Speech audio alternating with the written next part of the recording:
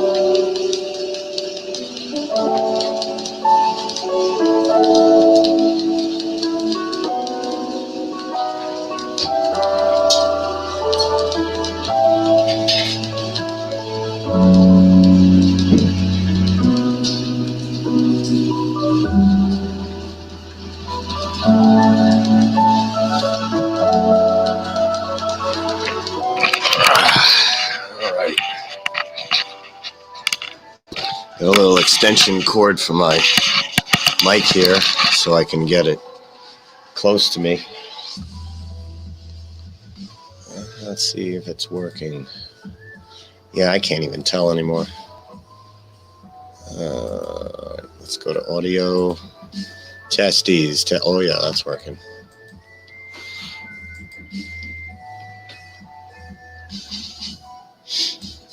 All right.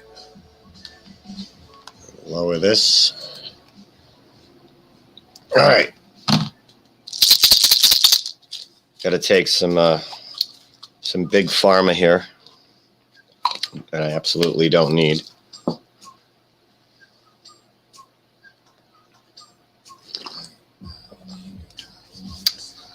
So today I'm using two cameras. I have this one pointed out the window, and I have this one I'm using next to me for the mic right here, which doesn't look like it's working. That's fine.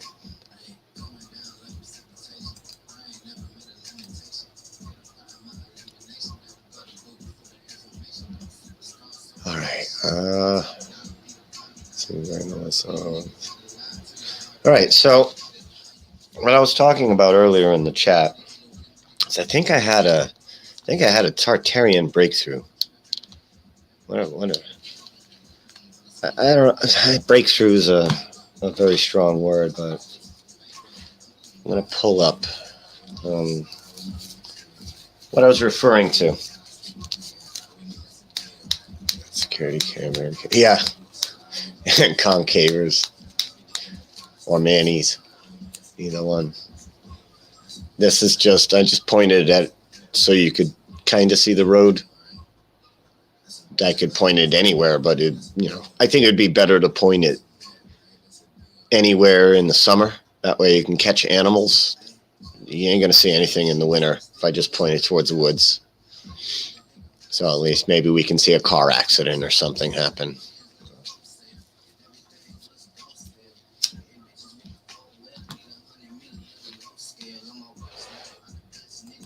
All right.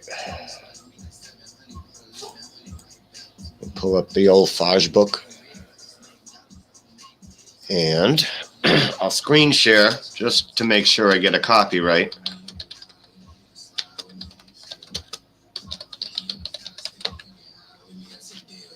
Yeah, so the last one was copyright struck for 1 minute of a video showing apes from the BBC. So stupid. All right, so thank you. It took 40 something years to find a good place to live, so it wasn't easy.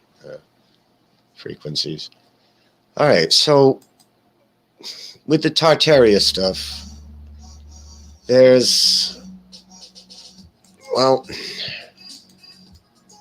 we don't know what's going on. I mean, I don't want to stay in the box with this stuff. We don't know how they built that shit. We don't know why they built that shit. We don't even know anything. I mean, we really, really don't. But it just appears to be like a machine.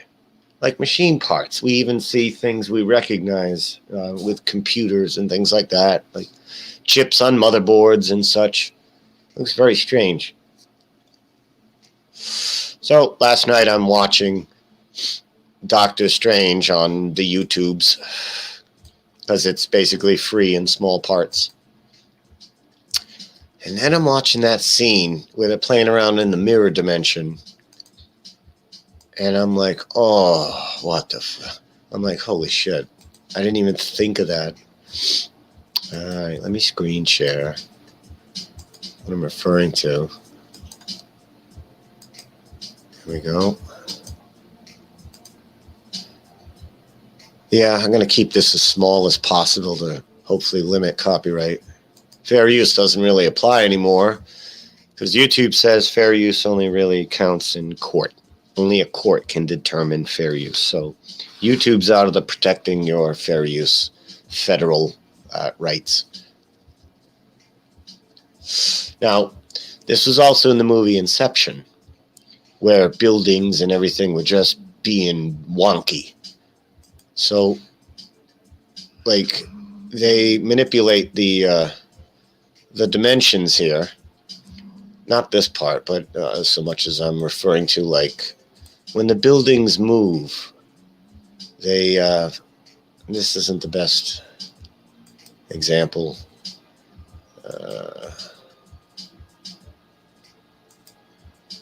Right here, just like stuff like this, where buildings are changing shape, they're moving. I know we don't, it's absolutely insane to think like brick and mortar can do such a thing. I understand that. What we have now, today, is brick and mortar. What were these things made out of that were all destroyed and burned? I don't think they were made of brick and mortar, but that's just my opinion. I don't think they had windows either, my opinion, as well. They like to show us this shit with moving buildings that don't make any sense. It's like, thanks for the free acid.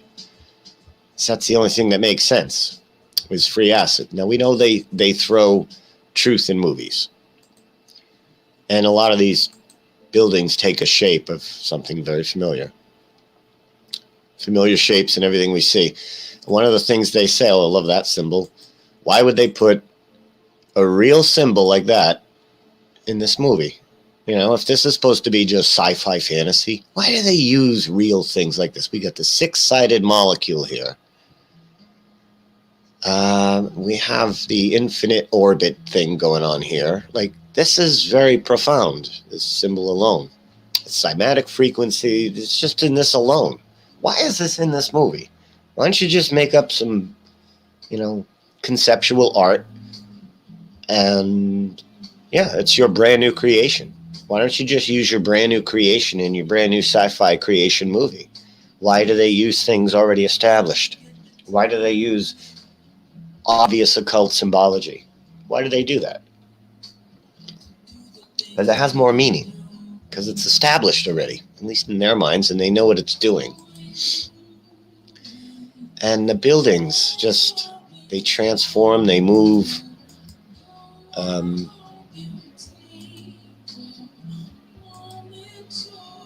Not so much the skyscrapers, but even that's weird. With the buildings, they move, they bend, they transform. This isn't the best clip. Let's try Inception.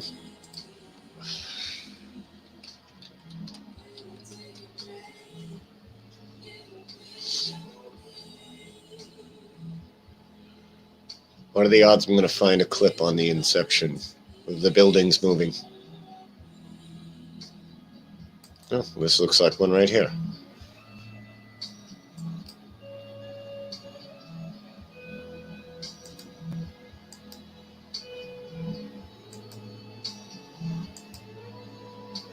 I could be mistaken.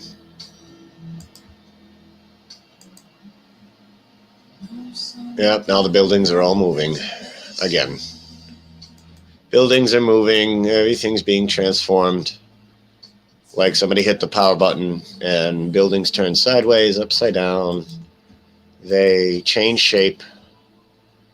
Of course, this is supposed to take place in the dream world.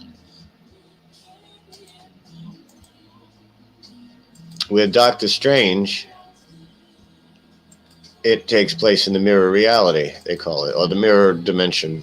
And it's explained in Doctor Strange, your thoughts shape the reality, which it does in your dream. Your thoughts shape your reality in your dreams.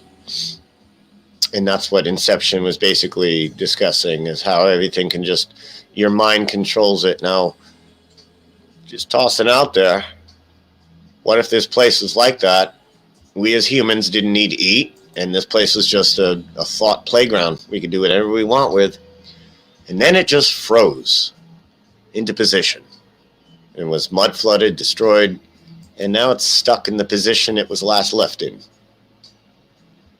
And then we made the best of it. We popped in windows and put in chimneys and wood heaters and fridges and toilets. There's no toilets, which is absolutely absurd, and everybody wants to keep forgetting there's no toilets in Tartaria. That's fine. Ignore it. I could care less, to be honest. I really could care less what anybody wants to believe or think. People like to stay trapped in their minds as a prisoner. I say free your mind. That's just me. I'm crazy. I'm not liked. I wouldn't have it any other way. And I'm just trying to figure out the mystery. What the hell is going on? But Tartarian machines moving around,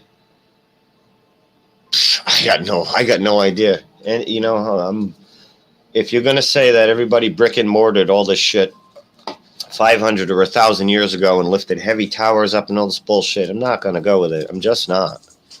You can make up excuses all day, and your excuses and your guesses are not facts that you can prove. They're just explanations. Well, they could have used many ropes and horses, and they could have done this, and they could have done that. That's fine. That's great. They could have. Did they? You don't know. And I still don't know, despite what they could have done. What's likely? No friggin' way, according to the mainstream narrative, that they could have lifted all that shit. You just can't. Sorry. You can't. You can't do it.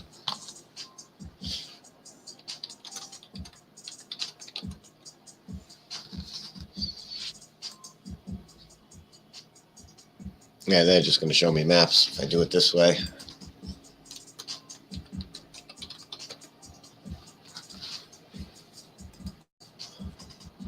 This almost looks tilted.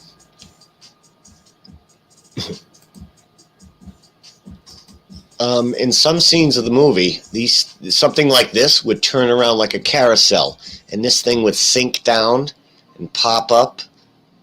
Now, underneath, a lot of things like this are giant, like, turnstiles.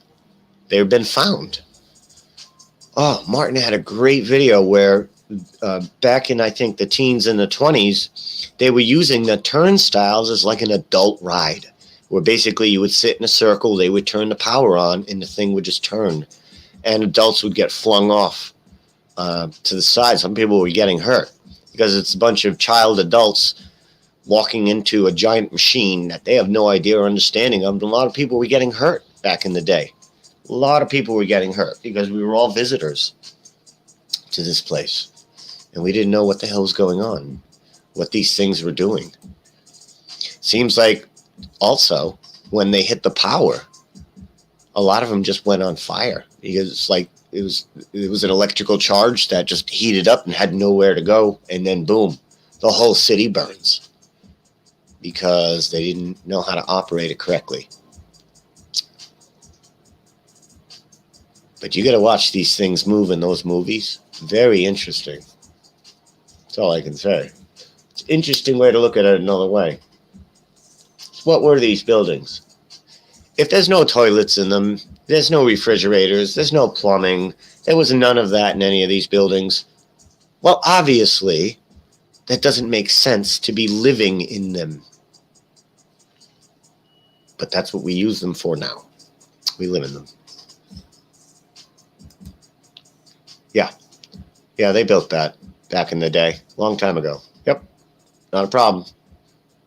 Oh, yeah, sure they did. Yep. Not a problem getting this piece up to the top here either, I'm sure. All you need is a few horses, and then you could just lift that right up. No, easy peasy. Oh, you could do that in the year 400,000 BC, apparently. Well, why not? Because I can think of an excuse. Well, you see, they just had mud and rope and wheels, and it was easy, and it's done, and stop thinking crazy. Okay. You keep your thoughts, I'll keep mine. But this interconnected building kind of thing, it's been found that they're interconnected under the ground. All of them. They're all interconnected underground. Under the buried part. Were these movable things at one time? Yeah, it's tough to conceive of something you've never seen in reality. But here's what we do see in reality. Impossible structures for the time period, according to the mainstream narrative. Impossible structures. Period. You want to think they're possible? Fine. I don't care. Really don't care. I'm not going to argue anymore with people. I just don't care. You can argue with people about what they believe and don't believe till, the end of time. And you're never going to get anywhere. Because they want to believe these things. They want to believe children die in all of these false flag shootings. Okay, then believe that. All of these things, they all have these antennas. Are they for collecting electricity? We're trying to make sense of it with what we know exists. And that's all we're doing, and we're running into dead ends. Like, okay, they're collecting all this power. For what? Your microwave and your fridge and your stove that don't exist? What's all electricity for? What are you going to use it for? You don't have appliances back then. So you got all this electricity for what? Heat and lights? How much power do you need for lights? You could just use the sun, solar panels. You don't even need electricity for lights. What about heat? All right, might need a little bit for that. To this degree. These are such elaborate structures for the time period of poverty and building up from nothing. You just invent the wheel, you do all this shit. And then you go right to this, and then you go backwards. Everybody forgets how to read. Nobody knows each other's language anymore. Forget universal architecture all over the world in every country. That's done. Why? How did we go from one to the other without a proper explanation?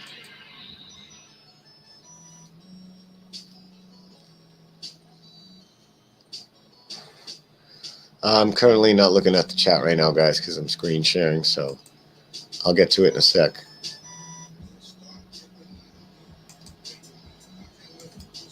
Lots of shit going on. Lots of fires early on. Back when we were establishing these cities, according to the narrative, a lot of the cities were, look at this. I mean, come on. Look at that. That is ground level. That's what's buried underneath. So you have this below, and these are what's on top. What the hell's going on? So not only did they build this up here fantastically, there's some shit down here too. That's a completely different design than what's above it seems.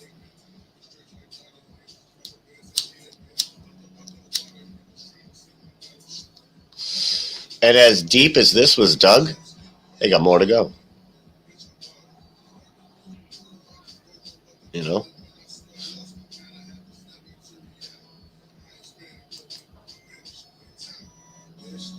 I know everything needs to have a makes sense story to it. I know. And if it doesn't, oh, it's so abrasive on the ears and mind, isn't it? Oh, you're saying something against the mainstream narrative. Oh, I don't like that. It makes me feel uncomfortable. But look at this. This is the layer underground.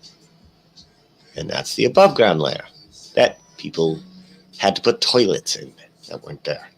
And we got all this shit down here. What's all this for? What was it for? What was it about? Let's just call it an ancient advanced civilization that we don't care about the details for, and let's just move forward and look ahead. Don't look back. Stop looking back. Stop trying to solve mysteries from the people who stole everything and tax you to fucking death. Let's not try to reestablish what was going on. Let's just keep it all black and white. Well, they built star forts for defense. Okay. Every country had a star fort that was stationary for defense. Okay. That makes sense, and you can just carry on. Okay. Don't care. I think there's something much, much more to this than your simple, basic, cut and dry explanation. That's just me.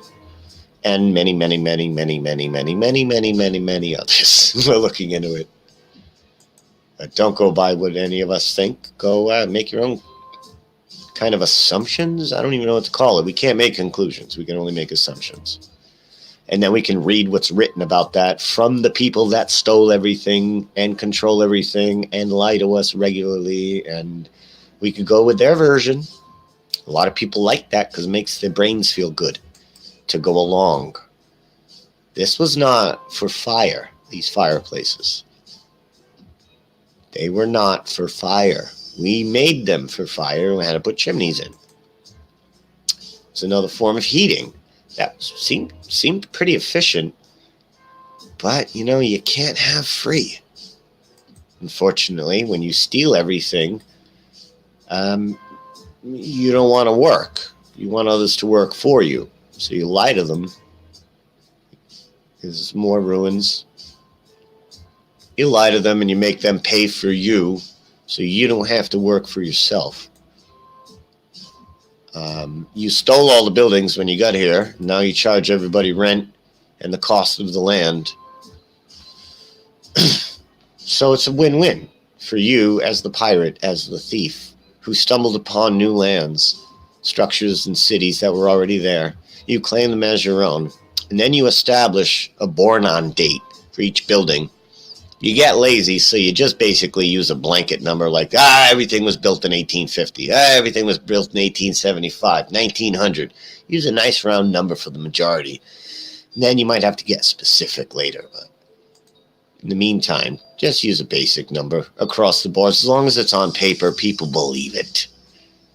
Right? People believe what is written down. And when you got people that gullible, the sky's the limit on what you can write down on paper that people are going to believe. So they're just going to go with it. Their brains feel good when they go along with what they're told by authorities. Oh, it feels so good to go along with it. Oh, I fucking love going along with mainstream. Makes me feel good. Yeah, everything's on the up and up. I love it. Everything's on the up and up. What I'm told is the truth. Like, give me a break. They had some schmuck in rags hundreds of years ago, sitting there putting every little piece on this thing, carving all this out perfectly, symmetrically, evenly, geometrically, all within perfect distance of one another in every aspect, all this fine detail. Give me a break. If you want to believe that shit, go ahead. Don't care. I really don't. This is why you never got anywhere in anything. It's because you just stay stuck in the lie, spinning your wheels in circles. So if we sit here spinning our wheels trying to figure out how they built this shit hundreds and hundreds of years ago, we may never get anywhere because we're thinking of it as they built it. Like with brick and mortar. I don't know what a lot of this once was, but it's been petrified into stone. As trees get petrified into stone. This could have been something else. It could have been carved wood. I don't know. If this was all carved wood and it became petrified, wouldn't it become stone? Maybe I'm off. I don't know. Oh, look, old guitar picks. Well, these mainstream people who were funded by Rockefeller, and they're very important people, they said this, that, and the other after much study and research. And therefore, it's all true. Okay? Well, you go with that. I'm not, and a lot of people aren't either. Because there's more to the story. There always is. What is this? Why is it so elaborate? And look at this ridiculousness. Why would poor pioneers want to build this? Yo, what's up, Jimmy? Oh, I just heard you there now. Oh, Artez is here. Oh man, okay, now you guys are here. Oh no, dude, I already clicked myself in. I thought that Artest was in the lobby for a reason. I thought he was just not ready I was screen sharing and I didn't I wasn't looking at the chat or anything, but yeah, no, then I heard somebody cough. You guys are here now. Yeah, But it's also cool that you could finish your narrative. Oh, yeah, dude, I was letting you finish your yeah, exactly. your monologue there. Did I have enough cursing in it? No. I'm mad. I'm mad I'm being lied to. And I'm not satisfied with the official story. Usually when you hear the truth, you feel this thing that resonates inside you. You're like, that feels right. That feels true. And yes, it's not scientific, but there is something to it. And when you're told bullshit, it don't feel right. And I don't know about you, but 99% of the time when it don't feel right, turns out that's for a reason, because it's not right, because it's a lie or an incomplete truth. Dude, it works for me. When you research something, right? Do you research it like the way everybody else does, or do you kind of You mean like this topic debunked? That's how most people research. Oh, it's a conspiracy. So this conspiracy debunked. Google. And then they go to the first two and they go, yep, I knew it was bullshit. Yeah. I mean, just because like you were saying, that the Rockefellers and whatever, like they have people that have researched and done it, right? Like, how the fuck do you know you can count on their research, dude? Like, well, because it's been confirmed by outside sources, also funded by the Rockefellers or some unknown thing, because nobody's going to dig that deep. So you'll have Rockefeller buy 3 or 4 groups, and they all stroke each other's cocks, saying the same shit. Like, yep, that's true. We confirm it, and that's all you got to do. If somebody questions anything, hire another group to do, call them independent, peer-reviewed, and then they come back with the same result, and that satisfies most people. That's all they need. Shit, give me the money and I could do that so easy and keep this shit going forever. Because I know how people think and I know what it takes to convince people of shit.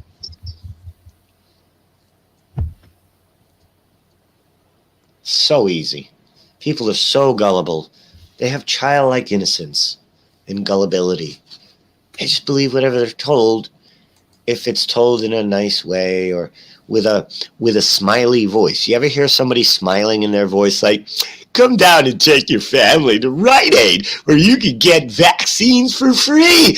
That's great. And you can hear the smile. That's all purposeful, manipulative marketing advertising, which already pisses me off because you're trying to manipulate me. I already don't like it.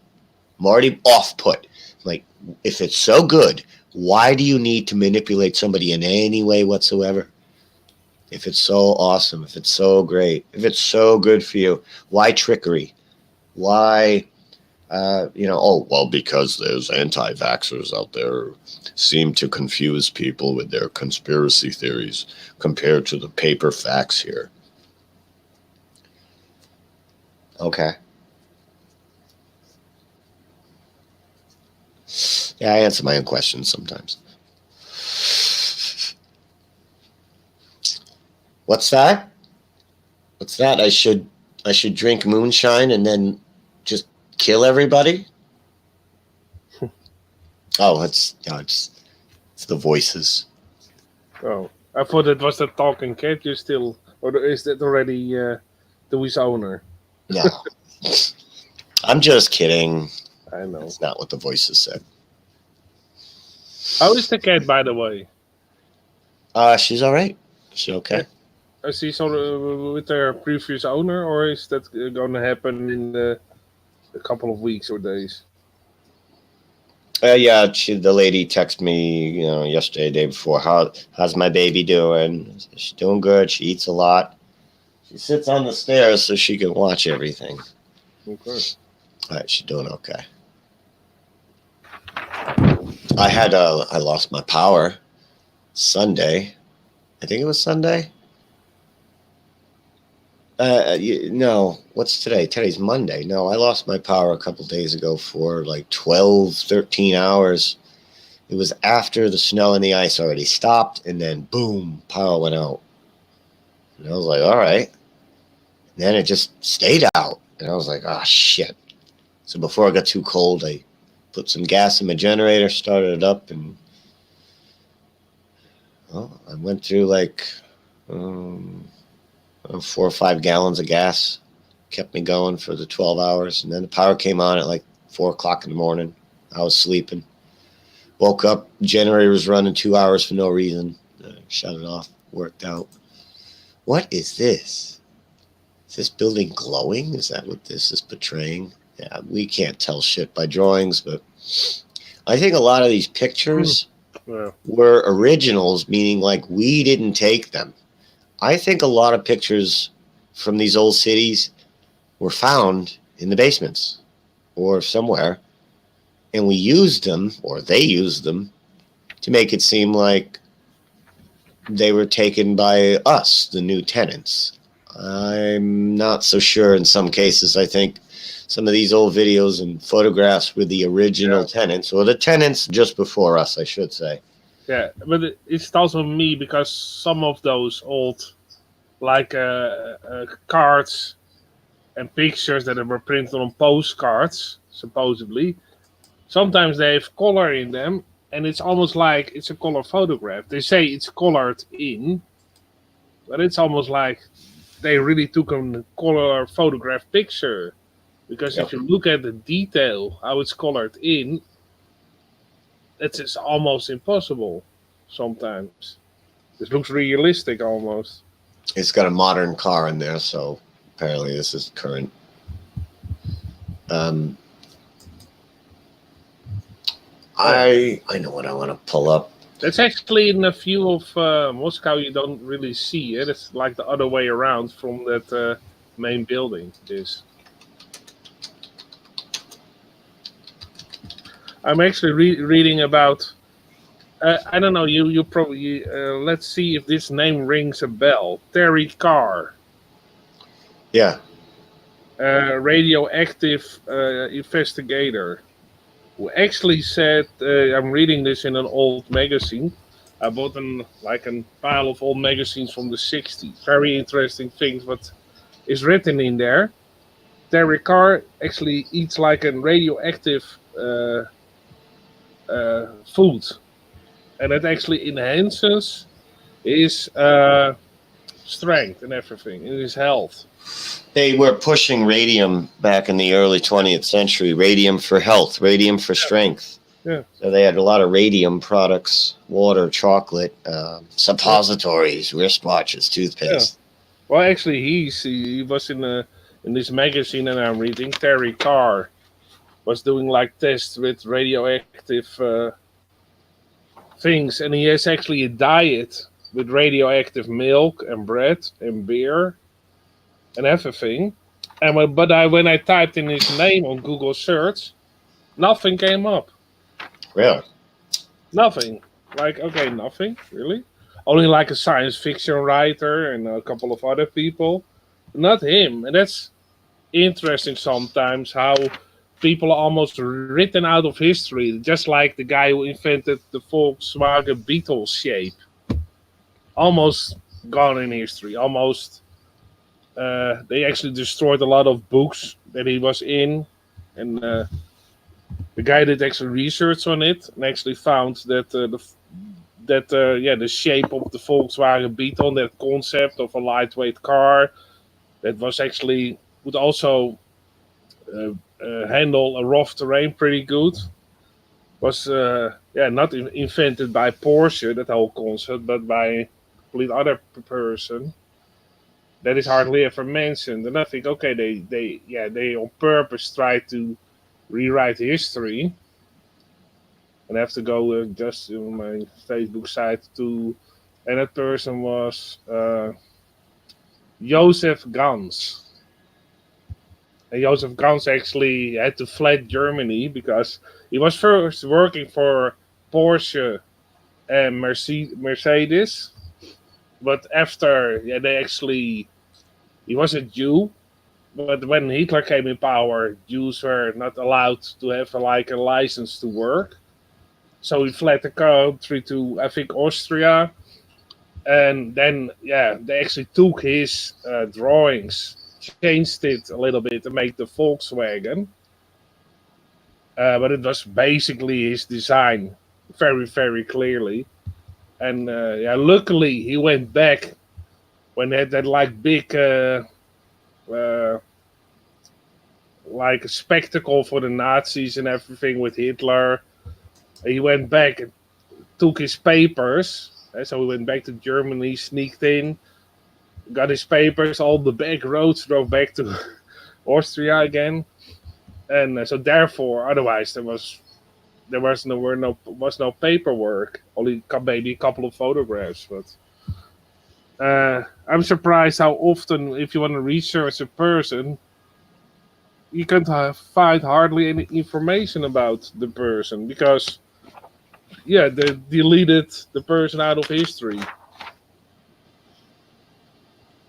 This, they're saying this was thought to be the oldest photograph of New York City. Now, I think it's 1820s. They had pretty much established photography and cameras and such. So it takes, now, New York City, like the most popular city in the world, pretty much, in America anyway.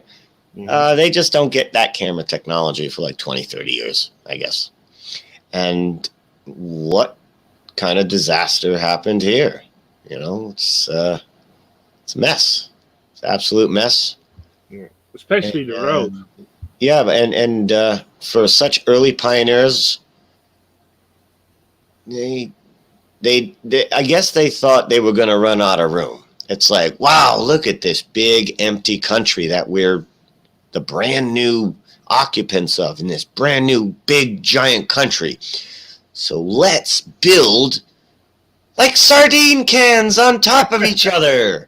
Why have your own home when you can live above someone else who lives above someone else who lives above someone else, and you can smell their cooking and lack of toilet shit, and that's what you would do when you're brand new somewhere. You wouldn't give yourself like an acre, and then you got a neighbor who's got a house and they got an acre, and then you got another neighbor who's got a house and then they got an acre, and then when the population starts to get too much, now you got to condense. Or do you start condensed and then spread out later? Does that make any sense? No. You start a new country living like a sardine can on top of each other? Yeah, if that makes sense to you, enjoy. Enjoy your cancer. That's coming, if you already got it. Everything's mud flooded, and when you're looking at old pictures, they all have the same commonality. Where the fuck is everybody? That's the theme of all old pictures. Where the fuck is everybody? We got 1, 2, 3, 4, maybe 5, maybe 6 people in this one. Well, even in Germany, when we went through that old book that I have, there were hardly any people in pictures. Yeah. Yeah, and that's the case in all of these things. And the excuse has been said, well, they informed everybody in the town that they were going to be taking a picture that day, so everybody stayed in, so the long exposure could be taken, so it wouldn't be blurred or whatever. But there were so many pictures taken with people around that weren't blurred whatsoever. By the way, why in other pictures you paste in people? Yeah, Like some you saw in was the showing book, they that they pasted pasted in people to make it look more crowded. That's what they did in a lot of pictures in old books. A lot. Toronto, yeah, I know. We should go over that again too. 1856. You're gonna build on top of each other, clearly.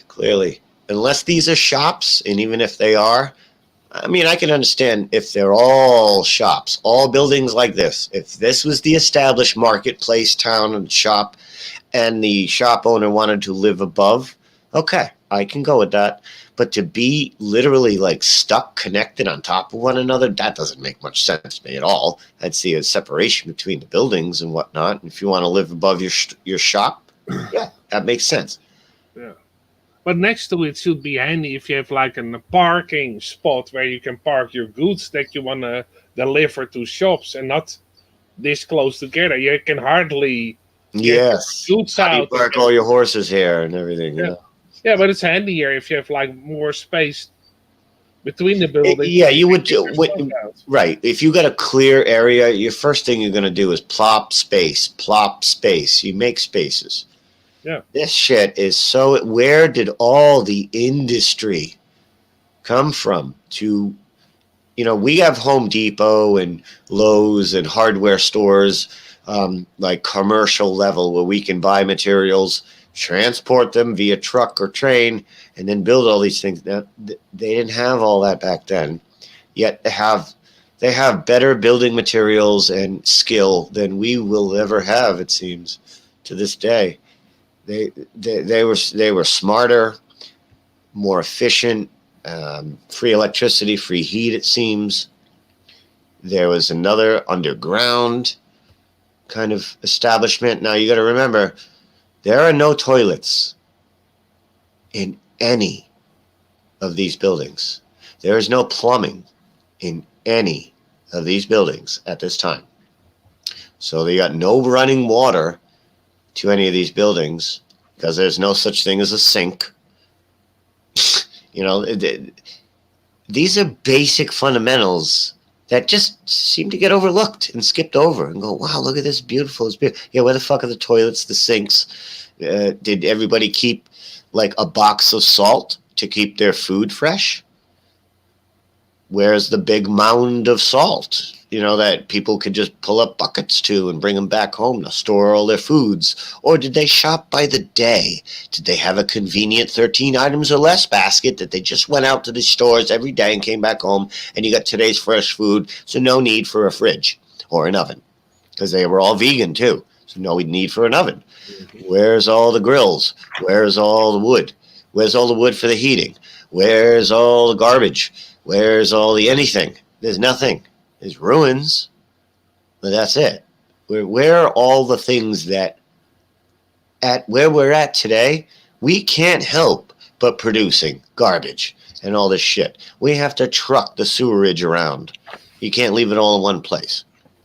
How the hell did they build this monstrosity back then?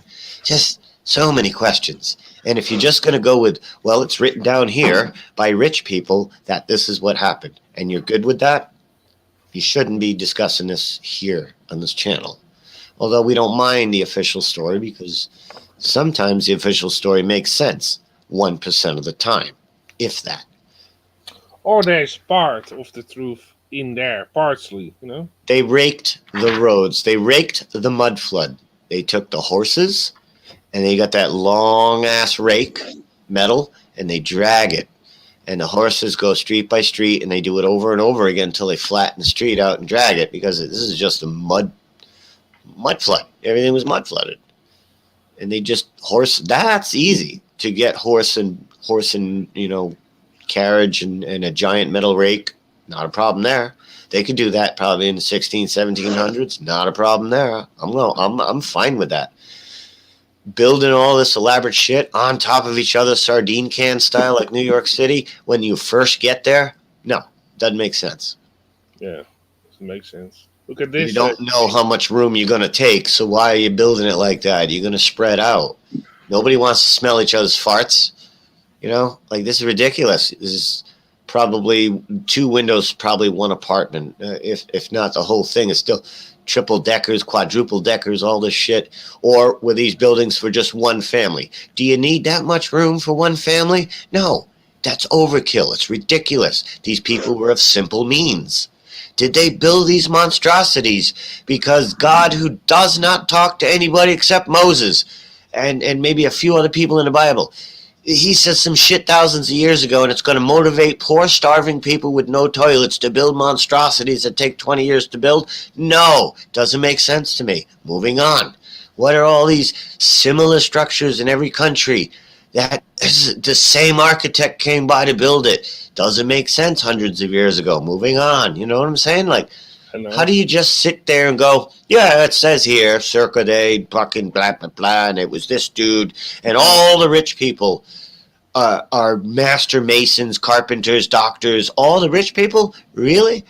They were all masters. They built multiple buildings and cities and town halls. Same dudes, right? Right? These masters of architecture who are just themselves are the masters.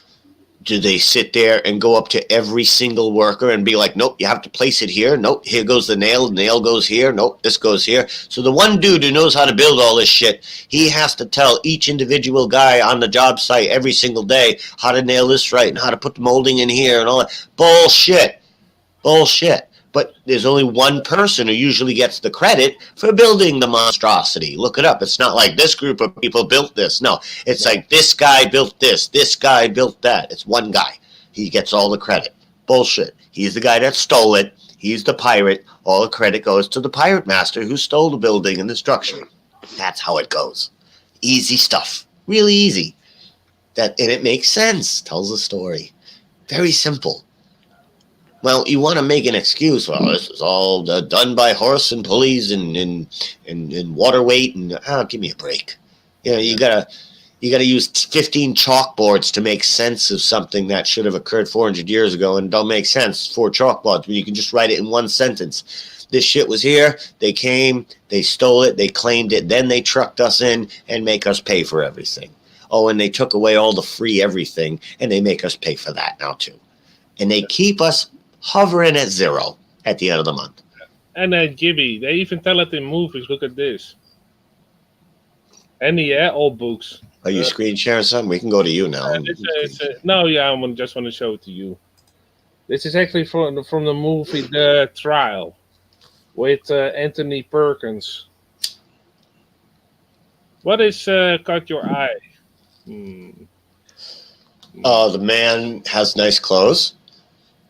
No. And he can't reach the doorknob. Yeah, the door is way too big. Well, they built it. I got to come up with an excuse that's going to be then verified as fact by me and going forward as an established claim. They built them that big so they could bring their horses inside. Yeah, that's how they're right inside their There's house. some big fucking horses. Yeah, this is actually from a movie, so it could be a pro. But it's actually interesting that they show it in a movie. A lot of people just, slept with their horses next to them. And, that's just what you did, right? Of course. Why weren't farmers doing that then to this day? Why do they have horses in their own kind of barn? There you go. Yo, hey, Jibby, was it you that brought up the I Love Lucy thing the other day? Yeah. I brought it up, but I wasn't the first to bring it up. But yeah. You're the one that brought it up the other day, though, find that right? clip anywhere. I love it. Hey, you know what, dude? Fuck you, because I've been on like a tear for the last 3 days now. I've watched 9 episodes of I Love Lucy. And you know what? It's weird because it's available to watch on, I think it's Hulu. Yeah, it's available to watch on Hulu. But some of the episodes are missing. Oh, that happens, yeah. like, even though it's got like 29 episodes in the season or whatever, right? They only have like 15 to 19 episodes up. Yeah. Now, That also sometimes with episodes. Actually, the episode that I'm looking for with the Chappelle show, even there are a couple of missing that you can't find. Yep, I noticed that too. Yeah. well, I'm Now, just Chappelle's curious. show, they can't use the excuse like, oh, it's an old film reel that got lost in the fire. And the Chappelle show, it's all digital. It should be 1 billion copies. No, Nobody has the Chappelle show recorded of that episode? there's one very bad copy of it, and that's it. Because it was a funny sketch in it that I wanted to find. You can't find it. Oh, here's what they did. They just parked their shit across the street, and then they went into the shop to buy just 1 day's worth of food because nobody had a fridge. And that makes sense. And while you don't have a fridge, you're not concentrating on that. You're concentrating on building a monstrosity to baby Jesus. Because that's your priority, baby Jesus. You're going to go to heaven if you build a monstrosity to baby Jesus. That's way, way outside your limits of technology and capability. But, it's beautiful, and God really likes it, so you get to go to heaven. Yeah, Really? that's what the Catholic Church was pushing to all of them. I know. And you know what? When you're dealing with children in adult bodies, yeah, pretty much anything you tell them can work as long as it's got pretty crayon colors. And they go, look at that. Hey, it's real. It's crayons. All right. But, realistically, these buildings are absolute beautiful monstrosities, well past the capability, we're told, of the time period. And then you got the layer underneath. That's also awesome. And also older than, here we go. His fresh fruit, right? Is that, what? Oh, this is foreign. Or not. That looks like Hebrew. Yeah. At the bottom. Am I missing something here? It's interesting, all those things. Even I'm going through this book. This is the Catholic illustration from the Netherlands that I showed previously. That's very fascinating because they go to cities, they go to certain countries in the 60s, where they also have certain customs they have that they practice, like here in in a city or part of Belgium. They have Giant Day when they go to the streets portraying as giants. It's a festival. You see what this Giant sign in the says? streets. Yeah, there you go. Giant in the streets. They portray themselves as giants. A great bankrupt That 15,000 stock men's furnishing goods must be sold within 15 days or what? And this sign is like, that's only a 15-day sign? Shit. Come to get bargains while sale is going on. And come and convince yourself, and that's going to say the same thing. And we got, what is this over here? We got attorneys, looks like, attorneys at law. definitely a Jewish neighborhood. We got, We got furniture. We got Dude, furniture. We got more furniture. The name on that awning right there is Friedman.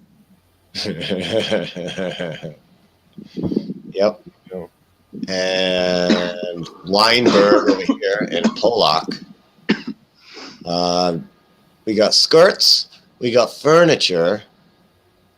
And we got no appliances. I don't see anything for food. Well, these are things that you need when you have empty Tartarian machines to go live inside of. Well, you got to furnish them, and you need your basic skirts. You need your clothing. You need your furniture. What about food? I don't know. I guess we don't need food. Weinberg. Tell me that's Weinberg. not Jewish. Weinberg. What the hell is this fucking... the button was stuck. Interesting. 1950s. Okay, yeah, that's not old.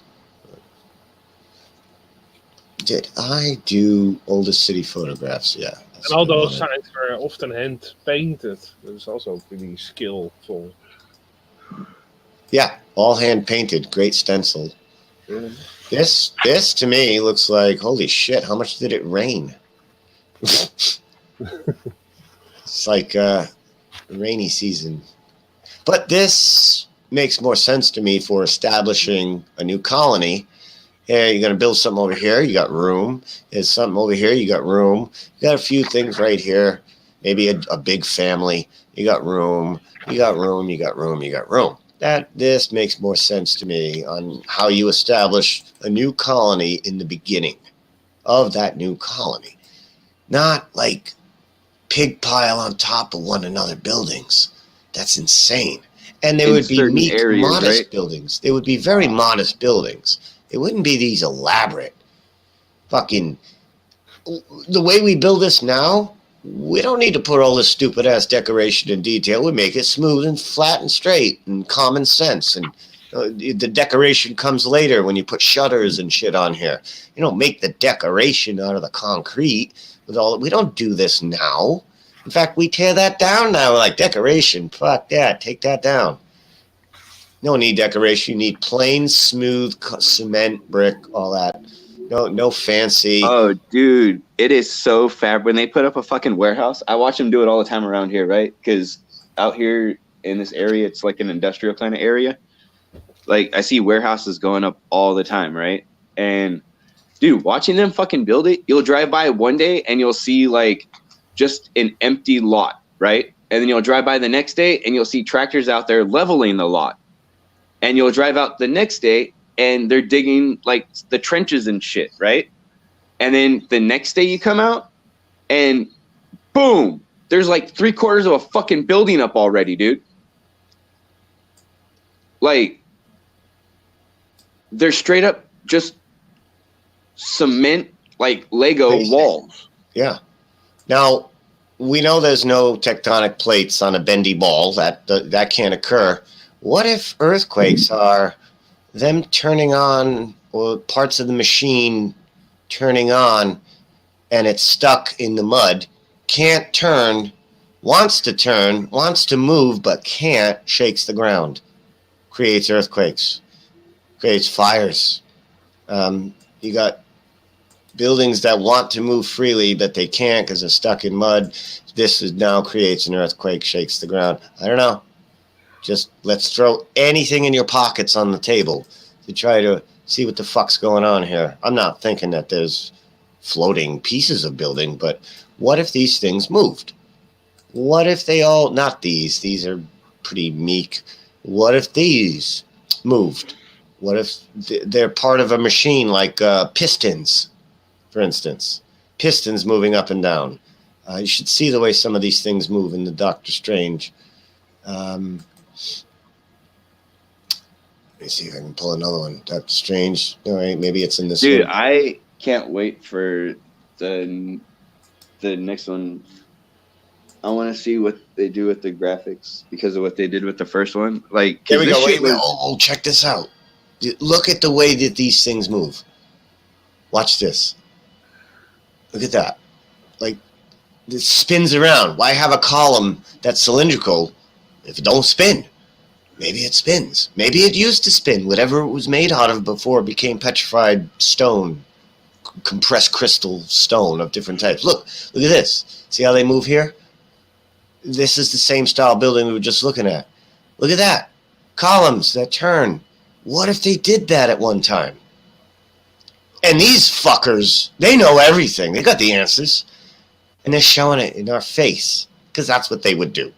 Look at the way these things move. That really struck me yesterday when I'm looking at this. Like, motherfucker.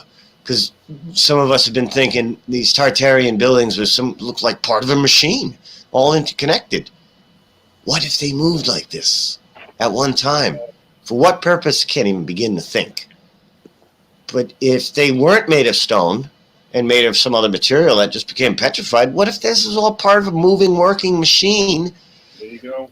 that we don't understand now and is frozen in place, kind of like an engine that you just pull the power on and it seizes up and freezes. Well, now put Windows in there, and go live in it. Go live inside that big engine. That's why I made that video about a year ago.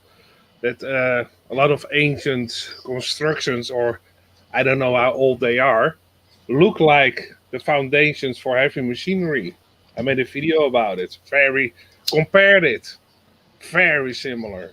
Okay, so what's buried underneath could be maybe the part of the machine that if we saw it, we might figure something out, but keep it buried.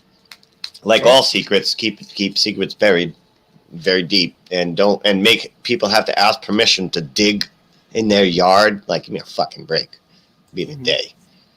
But these things, look at the way they just, it seems to, why would this be in this movie? Why would they make the buildings? They're like, you know how much it costs in CGI for this one part right here? In CGI, just to do that was like $6 million. Just to do that part. Was that part, was this necessary? If this part wasn't in this movie, would the movie be shit? But this part, that probably cost $4 to $6 million to make. Why? Because you have to tell it, because it's part of the whole thing you're trying to show. I ask why, and I used to get kicked out of class weekly for saying why too many times. Why? Until I get to something that makes sense, I keep asking why. What if these things did that? Why would they do that? Maybe they're transforming I have no idea. We're on fucking Cybertron, it seems. We're on Cybertron. Look at this. Watch this. Now it all goes back into place. And then, boom. Machine stops. Now go have orphans and shit. Go live in here. But what did it look like when it was moving? It looks like that now. When it's in mid-motion.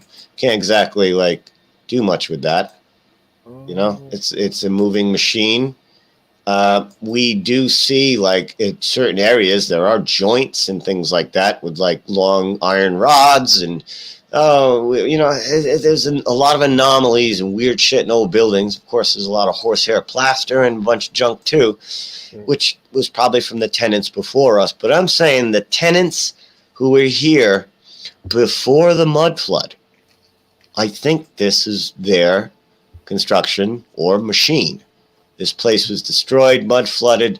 This is a broken machine that don't work anymore, but we've just turned it into shelter here in this broken place that just keeps getting worse and worse as we go.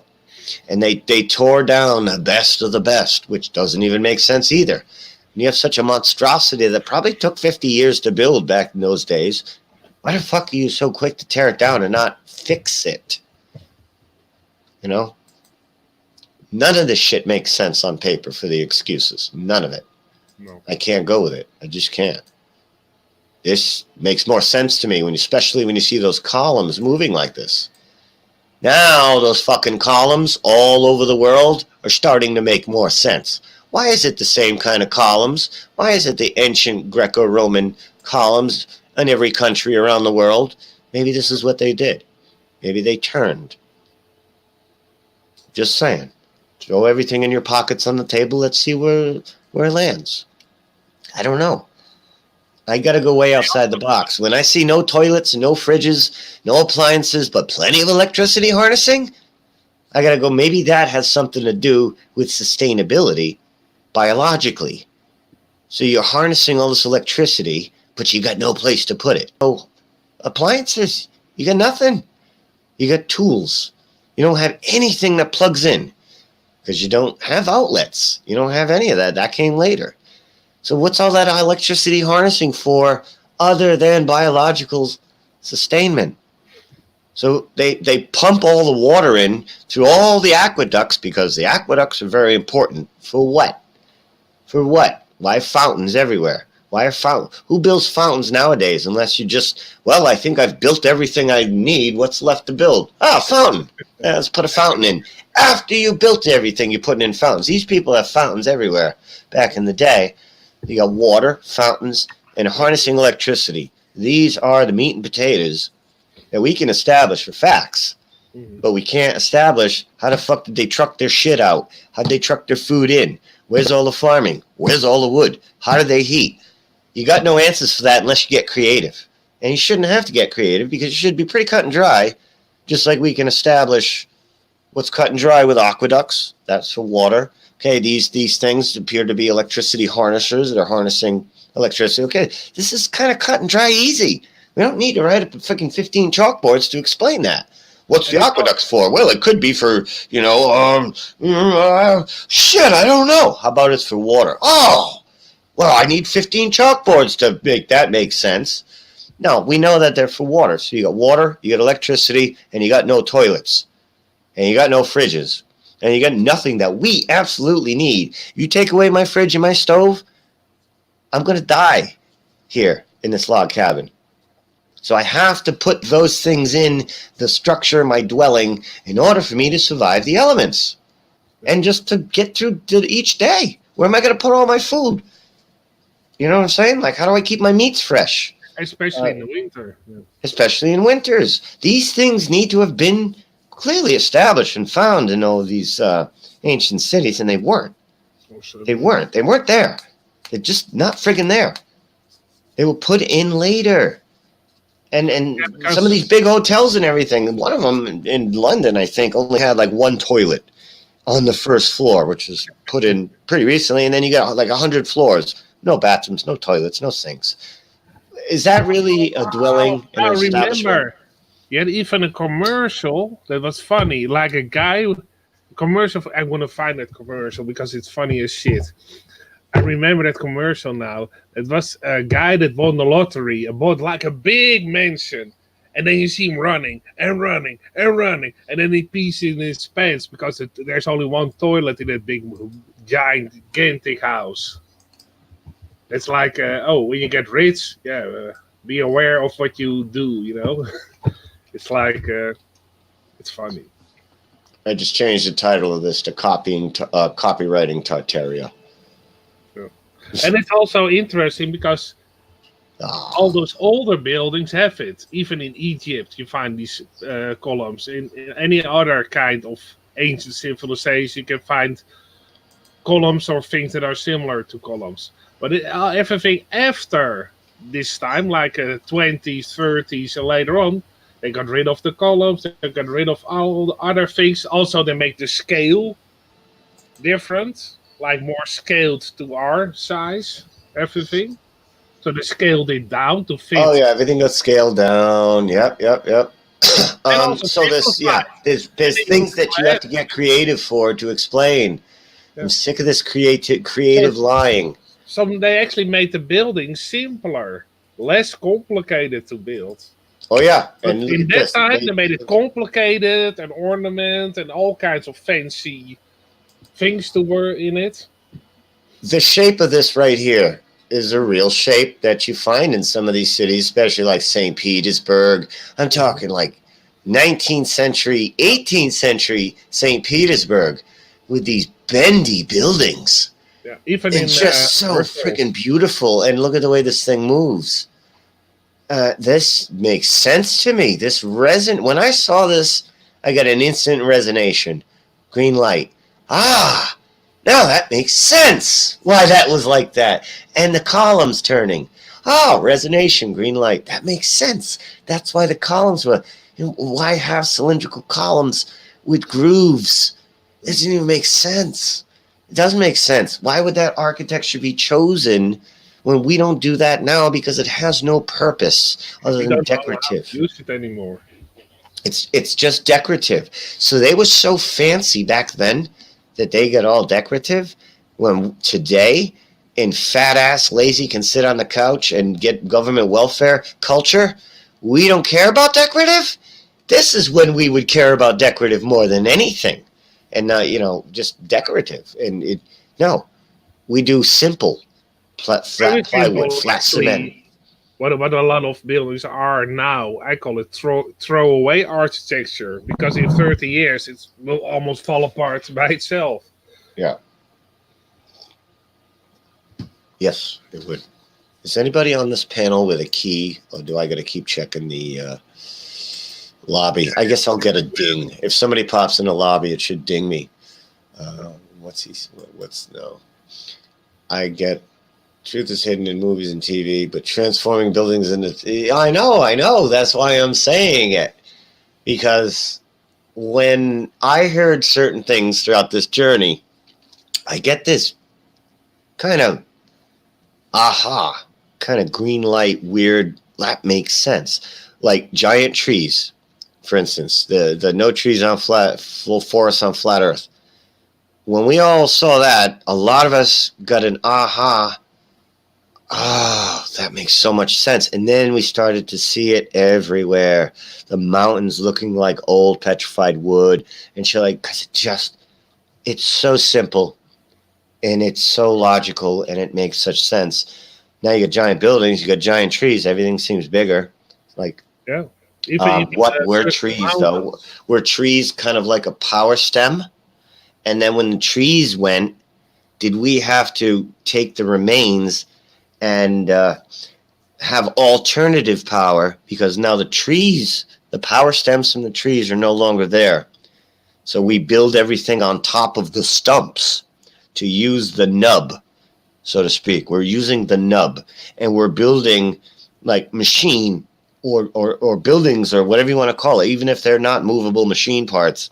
They're still buildings and whatnot on top of the nub of what was once a giant tree to get some of that remaining power that still exists in some weird form. This could be also explaining why a lot of these old ancient structures were burning down buildings back in the 1800s. How many city fires were there for people who didn't have a hell of a lot that could, like, how does your stone building burn down?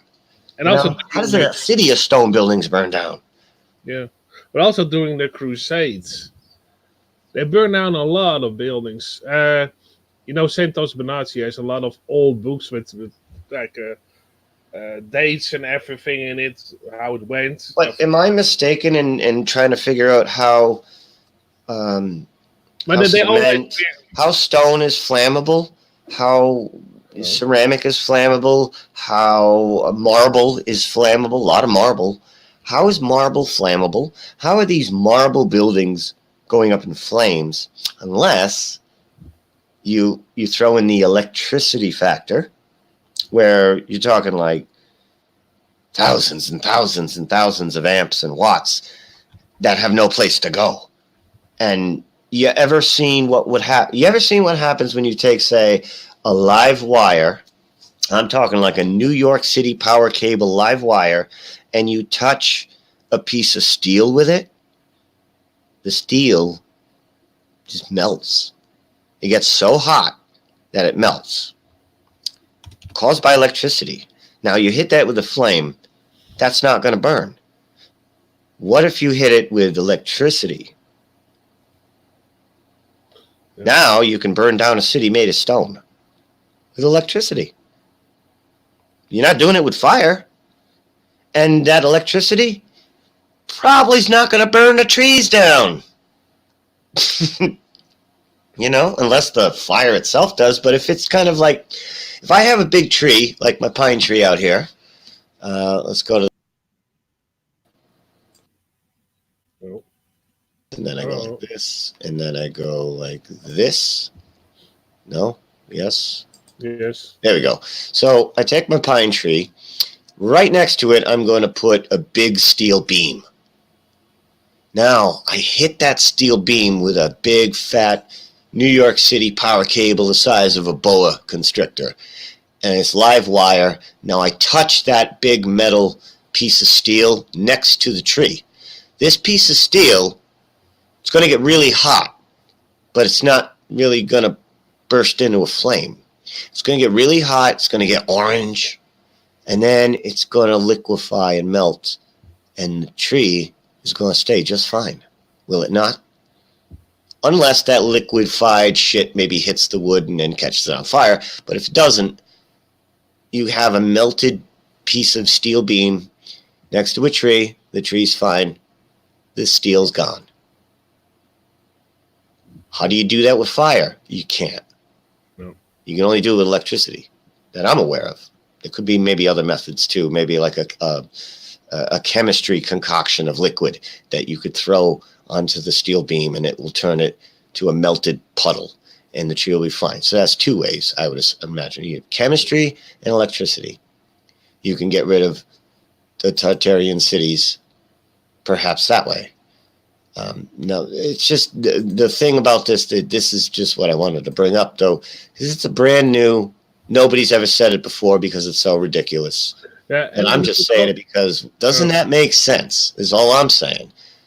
If this had some kind of other capability, some other purpose to it, because it doesn't seem to have a logical purpose for dwelling without any of those other amenities in it. It doesn't make sense for dwelling.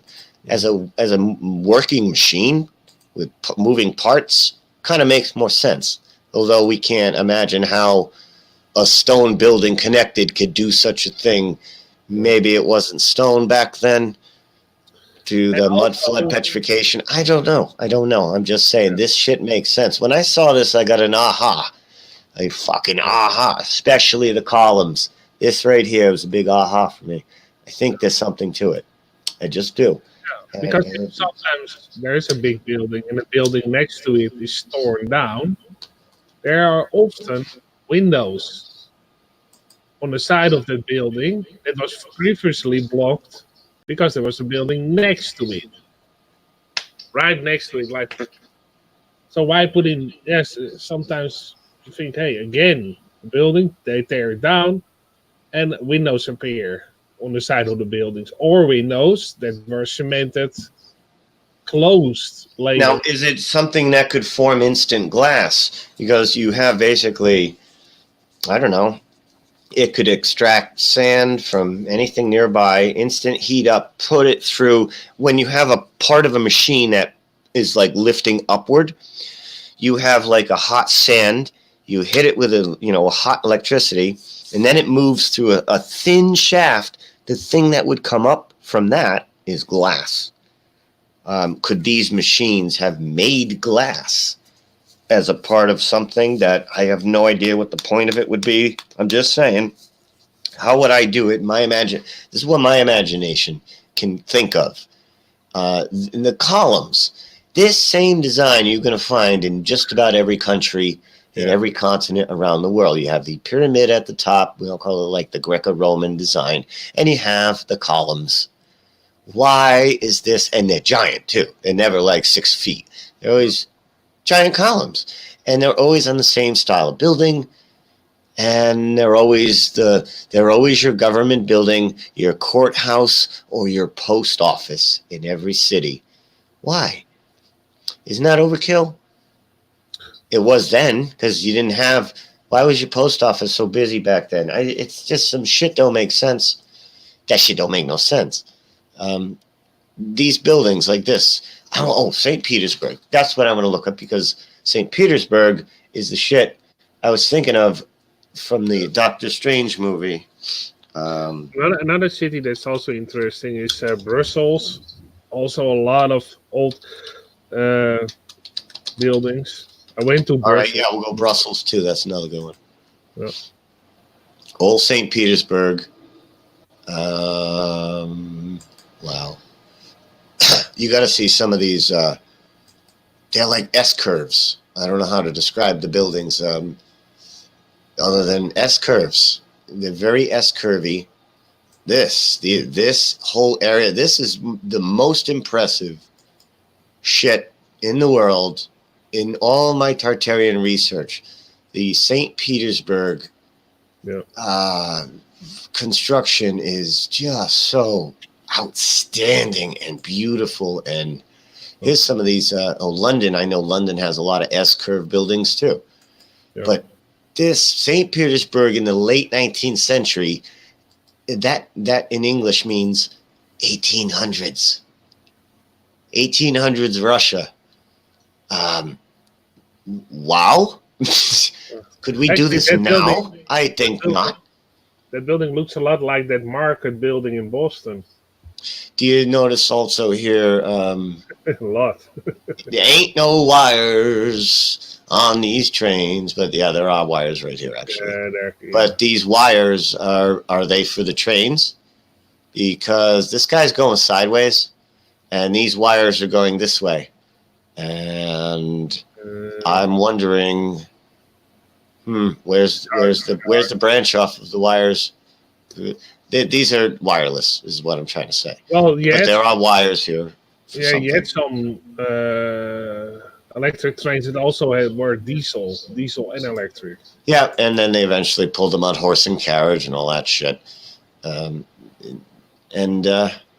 So this is your basic person's travel. You have these things, which I'm calling out that these bastards were already here when people got here, and they just fixed them up. And this is what they do. Oh, look at that! Everything's electricity, and oh wow, look at that! The whole city moves. You know what I'm saying? Like everything moves, everything's electric, but yet the people have to get around this way. So these are the people who are building this. What? This is what doesn't fit. Awesome engineering, horse and buggy, simple fucking needing animals. We need animals to get around, except when you have this, and you don't need animals. You telling me animals built this? Like horsepower, literal horsepower built this? Really? Back then? I mean, this shit looks weathered. This doesn't look like brand new, it's showroom. No, this looks a little beat, and look how vast. This thing in the columns, here we go with the column, like, why the detail on the bottom here? Well, I ask all the little dumb questions. Why the little railing up here? Why, what is this for? And all right, get out of the class. Go to the principal's office. That's the story of my life. Nobody likes all my little detailed questions because I want to know how shit works. Look at the way this thing puffs out. Do you see what I'm saying here? You got this piece puffs out, then this piece puffs out. Where did I see that? Where did I see pieces puffing out? I don't know. Where did I see that? I don't know. Where did I see pieces puffing out? You know what I'm saying? Did they hit pause? And the pieces were puffing actually, out? in this movie, it almost looks like that guy in that green yellow robe is fighting Tartarian kind of people. Were they dressed Tartarian? Little bit, could be. I don't know. Yeah, if you look at them, they look like they could be from that area. Actually, that was what also caught my eye. Look at the in a way, a little bit. This place was a lot, and you know, I could even toss out like, seeing how electricity was so prevalent back then. Could these be some kind of an electrical style weapon? That was probably a real thing back in the day, like a real electric Wonder Woman lassos, because that's pretty much what these things are. Everybody stole Wonder Woman's fucking lasso of truth. You know, are they just not creative? They're like, all right, if you're gonna have a long wire, you got to Wonder Woman it. You got to Wonder Woman it. That's it. It's the only way we're doing it. We don't have any. We ran out of Tartarian Jewish writers. They're all dead in mud floods. So now we just have the German Jewish writers to go by, and that's the best we can do. And like just okay. Now you got cha-ching. This piece pops out. Cha-ching. Why does this piece have to pop out? Why don't you just have it all smooth? Because that's the way we would build it now. We would have this section, maybe a column here for whatever fuck reason, but it wouldn't be all puffy. What's the point of why does this piece have to stick out? Because grandma's armoire has to go there? It doesn't even make sense. You know? What's the point? So I'm watching this shit, like that building moving around in those different ways, and then I remember all this Tartarian fucking architecture. I go, huh. And that's all I'm saying right now is, huh. I'm not saying I'm now establishing the facts of Tartaria. I'm just saying, huh. That's what went in my head. Huh. That's interesting. That's it. That's all I'm saying. Let's see where that goes from there. It makes sense. All of a sudden it clicks together. Oh, yeah, okay. Now it makes sense. That's it. That's all I'm saying is, huh. That's interesting. Yeah. I made a correlation. And we're working on a mystery here. magical, and for fuck's sake, Yeah, you know, come on. Yeah. Come on. And you know what's best is that every one of these little things are perfectly symmetrically placed. Like it's probably 3.3 centimeters from this part, which is 3.3 centimeters from this part, which is 3. You know what I'm saying? And it's like that throughout, as if designed by a sound frequency, not designed by a man with a ruler and pencil. Now you only get that like maybe within a 3D printer. Yeah, or I don't want to go with computer VR programming code, but sound frequency, when we see similar patterns, especially like the star fort patterns and whatnot. And we have this very prevalent symbol here, stolen by a certain group with a lot of money. And yeah, do you really need this to hold up your dumbass picture when you don't own a fridge, a toilet, a sink? You know what I'm saying? What doesn't make sense there? Is it all making sense to everybody else? Not me.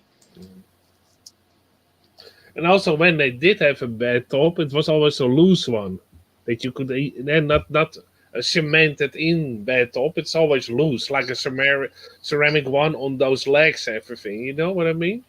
Never one that's built in the structure. No, it's always a loose one that you can move to another building. I've seen the same stone in Boston. Yeah, I know. They still preserve some streets to cobblestone, and it's like $20-25, and you can take a horse and buggy ride. I don't know if it's on Boylston Street or one of those streets, and it's a great little romantic thing to do with a girl on a date. Whew, they're yours. You get them on a horse and buggy ride in Boston. It's beautiful. And same cobblestone. I got, first-hand experience. Same exact shit. So other people on other channels have suggested, well, why can't the guy who designed this cobblestone have just come overseas and did it there? Well, it's in every fucking... This is St. Petersburg. You'll find this in Rome. You'll find this in Boston. You'll find this in Australia. In Germany, we have still a road like that. Got it in Germany. Yeah, doesn't matter. You got always this thing here. What's the point? Also, yeah. What is the point of this? You have even a pillar like that in America. I think the guy on top was added later, because I think it's the conquerors. They personify and celebrate themselves and their accomplishments. A lot of flagpoles. Did you know that the poles on top of a lot of these buildings, they repurposed them and they put a flag on them? But they weren't originally designed for flags. But now we can't think of a pole on top of a building without thinking, oh, a flag belongs on that. That's not what they were originally for flags. They use them for as flags. It's ridiculous. They don't use anything. These people, this is his car. For one, what comes first? Your awesome design of clothing or a means of transportation that doesn't require an animal? Fuck's sake, what if the animal's sick that day? You can't go to the store, What if your animal breaks its leg? It can happen. Well, how the fuck do you get to go get another horse? Your car broke down, so you're going to go walk 20, 30, 40 miles to the horse dealership to get another horse because you didn't have a spare horse, maybe. How many people did? Yeah, how did it go back then? And look at this shit. This is where you should see Porsches, Ferraris, and flying cars. Not horse and buggy, with cobblestones that's beautifully laid out. This is masterwork. Those electric trams fit in the scenery. Yeah, they do. It's very like the Jetsons. And we think of it as, oh, that's old, ancient. That's ancient garbage. Not ancient masterpieces, but we think it's ancient garbage. This friggin' thing. What's the point of this funhouse contraption? What is the point of this? It looks almost like Disney World. It does. It's like India Disney World. But this kind of architecture does tend to be in one general area. Like, I don't really see much of this in America, if at all. But it was back in the World's Fair days. It was, and then they took them down. Go look up all the shit that was around for the World's Fairs right before they destroyed it. And they had the official story that they just built all that shit for the World's Fair. It's called a convenient excuse for why this shit is in Detroit or Boston or Chicago. Why is this there next to a Chinese Hong Kong thing next to the... Oh, well, we just hired some guys in here and they spent a year or two building all this just so we could have a World's Fair for people who... Wait, this is before the Federal Reserve? Well, where are people getting all that? Oh, they must all be gold miners, I guess. Well, how do they have any wealth at all? Well, what's the point of building a World's Fair when you don't even have fiat currency to steal from it? None of this makes sense. You see what I'm saying? It's just, what the hell? You tell me this official story. I got issues. I got problems with it. It don't make any sense. I want to find those S-curves. You'll see exactly like from the movie. Yeah. It's crazy. You have a nice one in Hamburg with a nice S-curve. Hamburg? Hamburg, Germany. Let's do Hamburg. It's one of the... Yeah, but building will pop up pretty quickly. Is it ER or UR? No, it's UR. Or is it ER? UR. It's UR. Hamburg. Like you're right. You like the Hamburg. I know, but why is it ER sometimes? I don't know shit. Maybe that's in another. Look at this. Could you even tell you're in a different country? It's just like I'm pulling up the same pictures. How's the building already? Is this cobblestone? Well, what do you know? Cobblestone. Yeah. Again, horse. Wow, and fresh lacquered collars. Look at this. This is pristine. I think this is the previous tenants. Because look how clean it is. This may be the previous... No, because they got horse and buggy. That don't make sense. Yeah. Again, the similar... Again, the poles. What are you going to do with these poles? Stick a flag on them. That's what they made them for. Flags. Like, really? No. Ooh, there's kind of an S-curve, but it's from a distance. Another building. There's another S-curve, but at a distance. I want to see one up close. Look at this shit. I mean, yeah, the roof is shitty, but it's kind of like a silk hat on a pig. These roofs on top of beautiful architecture does not make any sense. But there's an S-curve, kind of, not the kind I want to highlight, but is that a remainder of a mud flood? And was this water already here? And they're like, you know what? There's where we build sardines on top of one another. It's right here. And this one looks even bendy. So we got a bendy here. What's going on here? We got a bendy. Yeah, I have one that has a lot of bendy. It's called the Sila House. It's CHILE and then HAUS.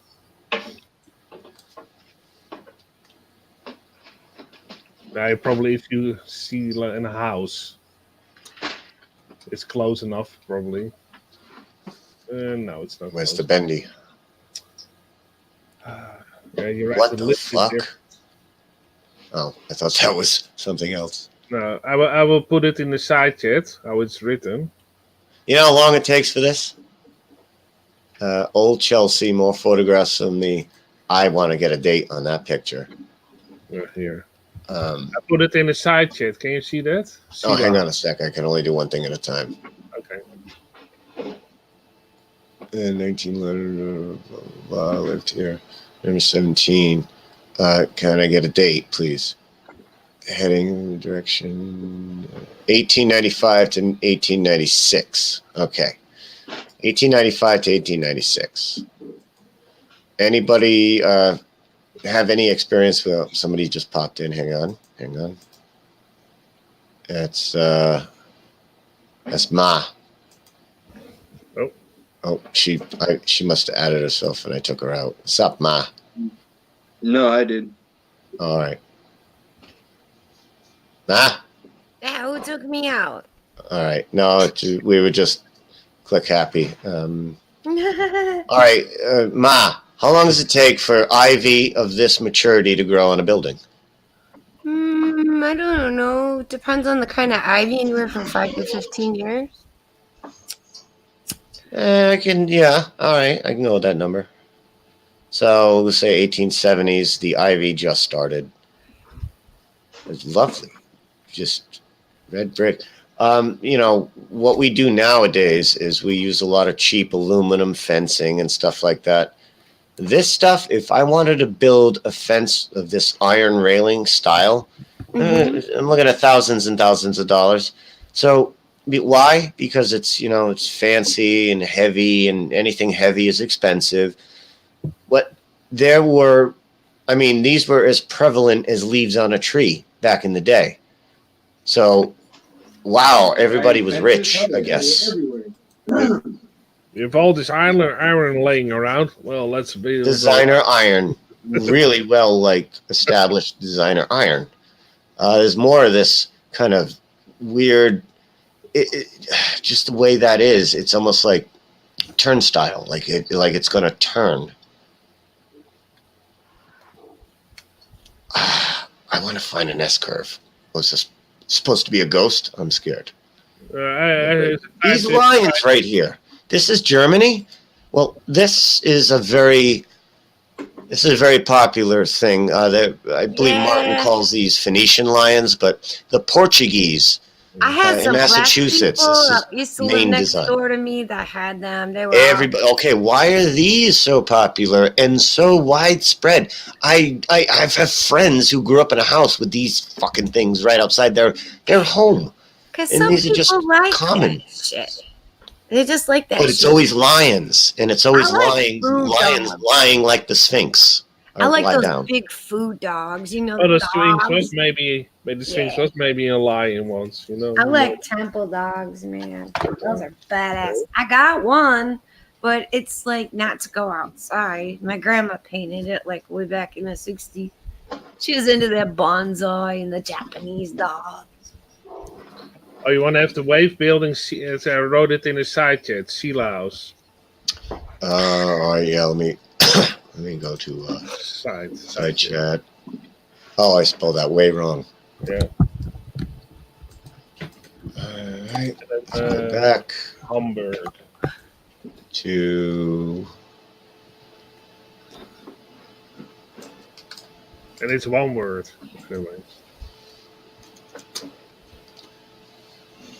What in the fuck? Yeah, I thought you would like see the wave. This is modern, no? No. This is not a modern building. No. What? Not really. They That's say the corner. from 18 or so from 19. Yes. They say it's from Detroit and see some of the shit built in the 20s, man. Wow. Yeah, man, and it was the same dudes that built it everywhere. Yeah, man, same dudes. They just talk to each other on the phone, and they're like, "No, you have to brush the stroke like this." Oh, okay, thank you, Australia. Now I'll get it right. Thank you, Germany. A lot of those are pre-molded. When? You can pre-mold them, concrete. You can now. I'm saying then. You gotta picture then, not now. Of course, we could do this shit now, maybe, partially, barely, but then, absolutely not. I mean, then when? Then when? I don't know. Why is this so bendy curvy? This doesn't even make sense. Yeah, this is fascia. That can be changed at any time. The back is even more curved than wavery, and the back has a really big door openings compared to the other openings. That's a cheese slice building. Generally, when you've got a town square, and they got them in downtown Detroit. Hell, there's one in Hillsdale. I just saw the other day driving through there. It's kind of like a cheese wedge shaped building. All right, Miss Official Story. Why is every building like this called the Flatiron Building in every town that one of these buildings are in every country, in every city around the world that has a building of this style? Why are they all called the Flatiron Building? You know what? The people in my town thought, oh, this is where they make flat iron. No. It looks like a flat iron. Because okay, the flat irons they used to throw it in the fire to heat it up, or you put it in the oven, hot oven, like a bread oven. Like if you have like a rocket stove or something, you put in that, heat it up, and yeah, it's like that's what it's shaped like. So it's. Do you think there's there's New York? Yeah, some are called wedge. Is Some are flat iron. flat iron building New York? Yeah. Uh, Check out wedge building. New York. There's a lot of them in New York. Yeah. They're in small towns all over America. It's just when, like Detroit, for example, was built like a wheel. So some of the buildings would do that. Some of them are torn down now. I don't even know if there's any wedge buildings left, but. Ooh, that's a good one. This one's a little fancier. Basically the same. Look at this shit. No. I'm thinking, but they took down the Tiller Hotel, the Stettler already. Yeah. Ooh. Yeah, they did this with ropes, wood, and Yes. hoses. Yep. Steam shovels. I'm Steam glad that cranes. makes your brain feel good. It doesn't make mine feel good. Yeah. They built it with steam cranes. Steam cranes. Yep. Makes your brain feel good. Fisher story. Oh, the Because guard you can go online and watch some of those be built. So you can replicate anything that was here before. I can replicate a rock. Hey, No, give me you- type Can I in not? the GAR building in Detroit. GAR building in Detroit. That's in a flat iron kind of building. Really old. That's not really flat iron, this one. Yeah, the shape. Yeah, it is. Yes, it They is. just use the turret as the corner. No, totally different. It's not the same. It's not the same because the flat iron buildings don't have the cylindrical edge to it. I'll put one that I grew up next to. Does. I'll put the one that I grew up next to. GAR building also has a pie shape. This is the one from my town where I grew up. Yeah. It's a smaller one. And now it's That's just where a you storage grew up. apartment. We're talking about Detroit. Look at the GAR building from Detroit. This is the same. The GAR building is only It's way just round. fancier. It's a turret. It's a turret where you would get the This more is flat. New They have a York. big turret. The GAR building is the same thing. Yes, it's a cheese wedge. Yeah. I don't see way this as the fancier. same thing as the GAR building. Yes, it is. Put it back on. Look closer. Look careful here. Take some time. Let it sink in. Let it sink in because there's probably And then see, something in oh, the it's historical society that shows you having the damn thing being built. You have to sink it in. Look past the fancy ornaments. There you go. There. Wow, it's like a mirror. It's the exact same thing with the Yeah. castle. And I remember seeing that in that other picture. It's exactly the same. It's a mirror image. It's like identical. I wouldn't even be able to tell them apart. They're like twins. No. Come on. Click on it and find out what They year. only put like a castle topping on it. That's if you take the castle topping off, same thing. Mm-hmm. We can see, look closer. See, If you take the castle topping off, which is all one piece, which means it's not a. There's no if. It's like, what does it look like in its originality compared to the other one? This is what it looks like in its originality, which is a It is different design. original. Or It is maybe Same they, kinda- maybe It's not even the maybe- same shape because it's more like a wall shape and not like No. a triangle shape. It is a triangle shape. Oh, it is? All right. Oh, Okay, all right, completely. that- It's the that's- most Telling you triangle you can find in Detroit. It's probably more triangle than the one in your. This is the one in Detroit. Yep. Okay, it's more triangle. The other one is a sharper triangle. See, this is where I get. It looks just like a wall building. But it's still a unique flat iron building because of the castle piece. Is what I'm saying. The castle piece is not really typical big the of doorway your is. usual flat iron building. Look how big the That's doorway is. Detroit. In Nothing. Detroit, everything is more fancy in Detroit. There's nothing typical in Detroit except for the houses and the subdivisions. Don't question my knowledge about Detroit. Do not question the knowledge of some place I can go drive to in 2 hours. I'm glad actually they restored that building. Very No glad. castle design here. No thing down. here. No thing here. These are the same ones. Down. It was once a castle. They took it down. They made it simpler. I'm just gonna see if I can find one with the same Gar building. There you go. You passed it. There's the one with the top on it right there. Yeah, same thing. Oh, what is that? Wooden Yeah, house? that's very close. And where is this? Wellington. I That would think be that's England, right? Toronto. Oh, Toronto. Yeah. Okay. See, that's Okay. close. All right, that's 2. I knew it was English. Oh, then you have more. But most of them are taken down. It's like the old. So everybody was on the same page. Detroit, Massachusetts, Toronto. They're like, that's the Flatiron Building. And they all agreed. And everyone that's shaped like that around the world is called the Flatiron Building. Yeah, look up Chicago. I bet you're going to find a couple there too. Okay, so everybody just agreed, though, before telephones, that we're just going to call it the Flatiron Building. You don't need telephones. They're like, wait a minute. Hey, you Massachusetts, you got the wrong name. You got to call it a Flatiron Building because that's what we're all calling it. So you got to call it a Flatiron Building. What you do need a cell phone. El Salvador. Well, Guillermo Salvador, Flatiron. You got to call that the Flatiron Building, okay? You people that speak another language, it's Flatiron Building. All right. Look at Chicago. What you do need a cell phone for is, hey, buddy, I put a stick in the ground at 2 o'clock. What's your stick say over there? 200 miles away. What's your stick say?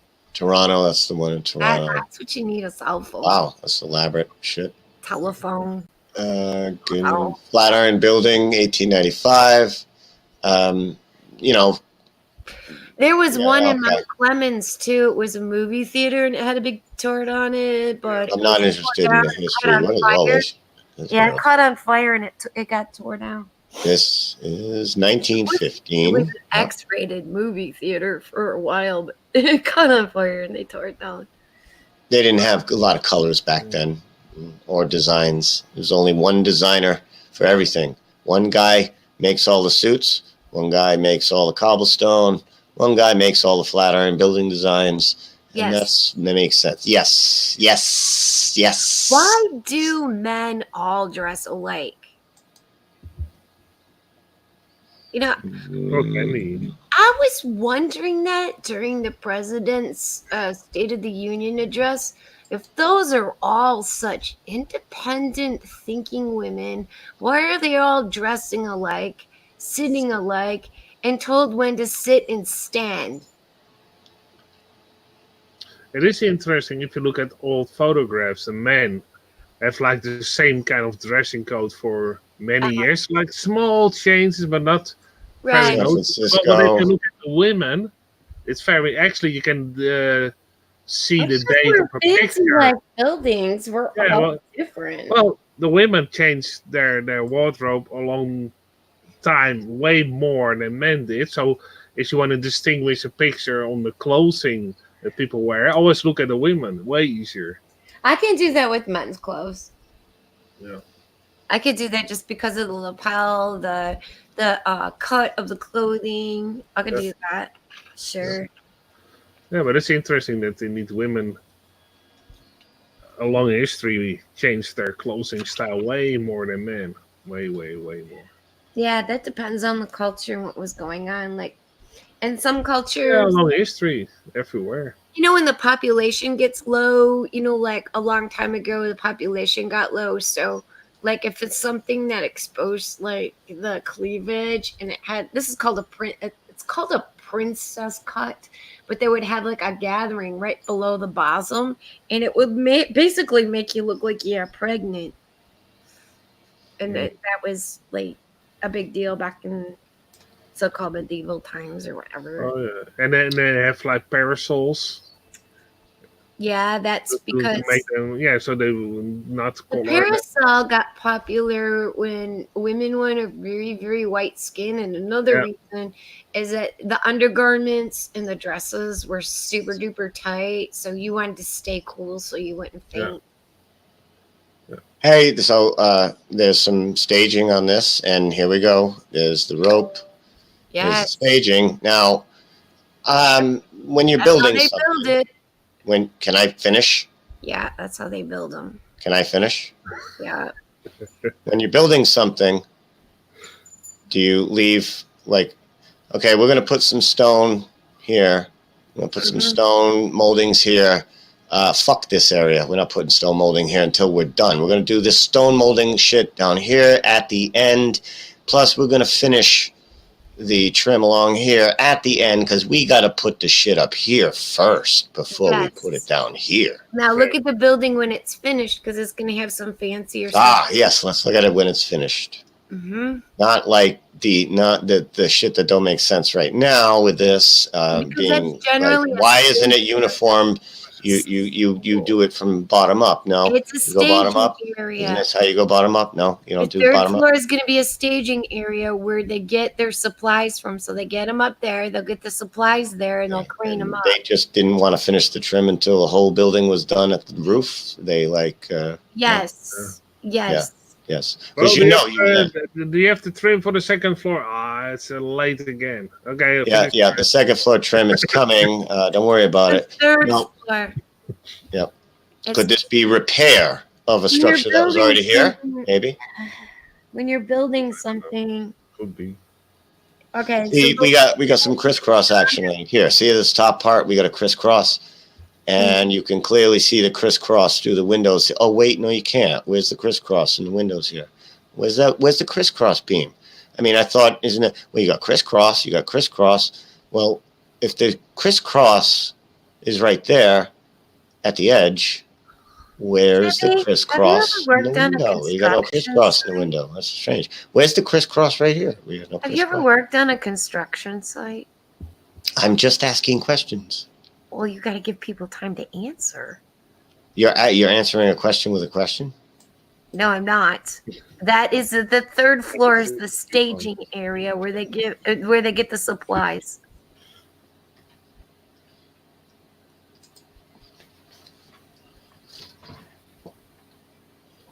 Do you know what staging is? Mm-hmm. Okay, so like when let's say you're working in a factory and you get a lot of supplies in all at one time. So you have what is called the staging area. And then all the parts that are in the staging areas go to their respective places. Flagpole. You gotta put a flag on that pole. Yes. Hey, you see that pole? Put a flag on it. Well, there's one without the flag further down the line. Yep. If you want to believe people shitting in a bucket built all this like 100 or 200 years before the date on this, enjoy yourself. There's cars there. Bucket shitters built it. Bucket shitters. Of course they did. There's cars there. There's cars there. See, look. No, this is modern. You see the lower floors are going to be the setup for staging areas where you get your that's the Chicago skyscraper. That's a modern skyscraper. It was? These are modern, yeah. How old? Those are 30s. It's 20th century. Yeah. Here's another thing. Let's do that again. Let's put the cement up here. We're going to skip this section, and then we're going to cement the beams up here. This don't make sense to me. I'm sorry. It's weird. That is the staging area during construction. Okay. It's very strange. That's the staging area. I would kind of want some cement support here for this fucking weight of the beam and the weight of the cement. Look inside the building. You can see that. Look inside. No, I don't understand. I'm not an engineer.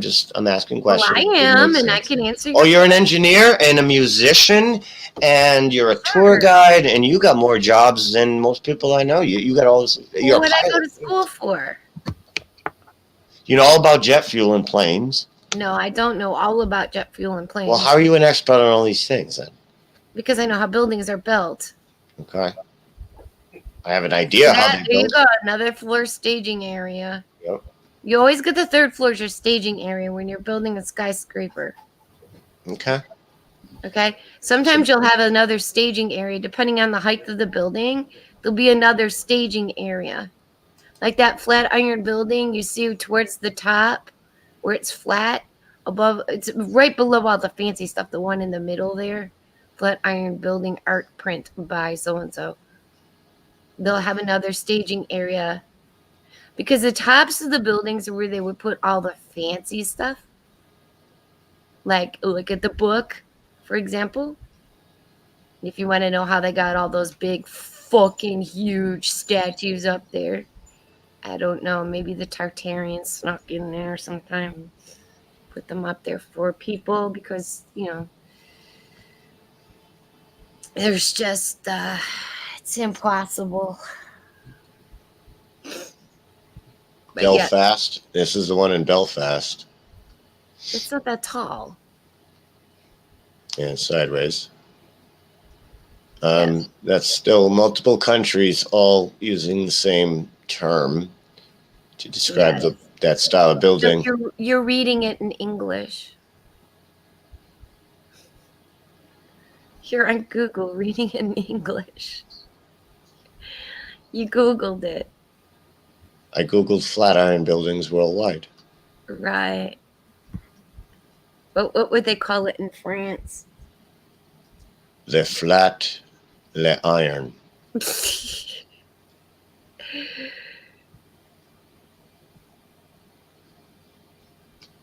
Yeah, always when you see something in construction, you're going to see that staging area. That's where the major supplies would go. A lot of them had elevators on the inside. So that's generally like where you're first going to go. They're not going to be like really pretty and ornate. Like, when you used to get in the old elevators and there'd be like those scissors doors and they'd be all like brass and, marble on the inside, parquet floors and all that stuff. That they would add that later after, because the first elevators that they're going to use on the inside are going to be like rope pulls, chain pulls. They're going to be very flat and very dangerous. They might have cages around them. So what are the points of the grooves here, Miss Engineer? Why are there grooves worldwide on these Greco-Roman columns? Why do they put the grooves? Why not just smooth? Water. Water that's under the No, to deflect water. Deflect water, I see. So everybody came to that conclusion worldwide in the same exact way. You got them in stacks like that. And everybody came to the same exact conclusion before phones and pigeons with notes on their legs. Yes. All right. Well, you can take over from here. All right, I will. Are you ready? Hang on a sec. Well, yeah, you're going to have to hang on a sec because I got to get my shit together. Let's go into this. And let me get rid of. I got some. I'm. Whoa. Let's see. Am I still on? All right. I'm gonna come back in StreamYard. I gotta share my screen, right? Yep. So the best thing to do is get to the screen that I want to share. And then you're all set from there. All right, then I'm all set from there. I gotta make sure it doesn't autoplay. Oh yeah, it's autoplayed. All right, so we're a few seconds in. Let's remove that to there. God dang it, stop playing.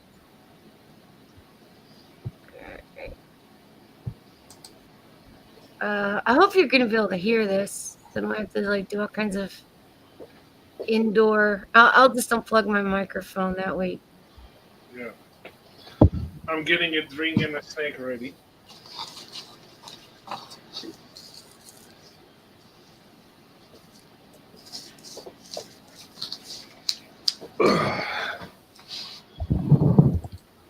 Hey, it's snowing at GB school. No, it isn't. It did. I got the high quality camera over at the window. The microphone doesn't work on it though for some reason. It's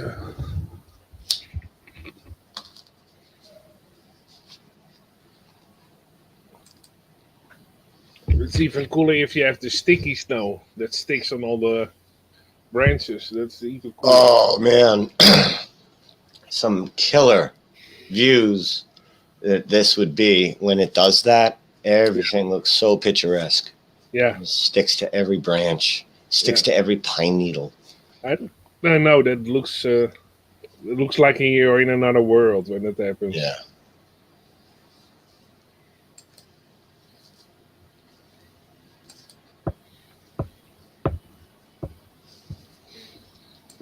I like the new name. Oh, the new there's cover the here. screen share. IP. Okay.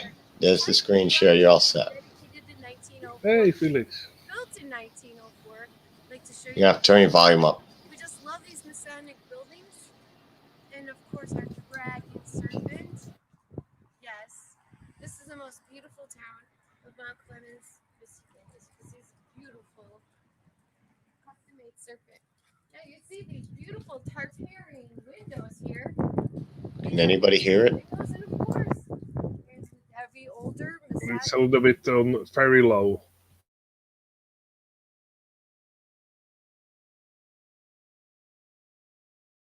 built building of the early 1900s. You have a basement.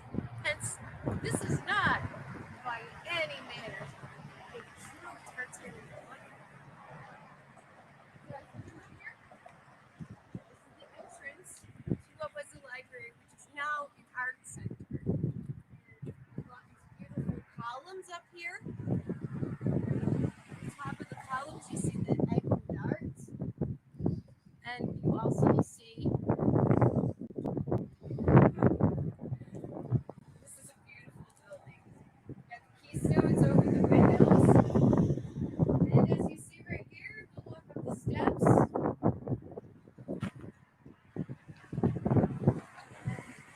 Historic 1904 Mount Clemens, Michigan. And yes, this is the former Carnegie Library in Mount Clemens, Michigan, which is now the Art Center. So, 125 Macomb Place.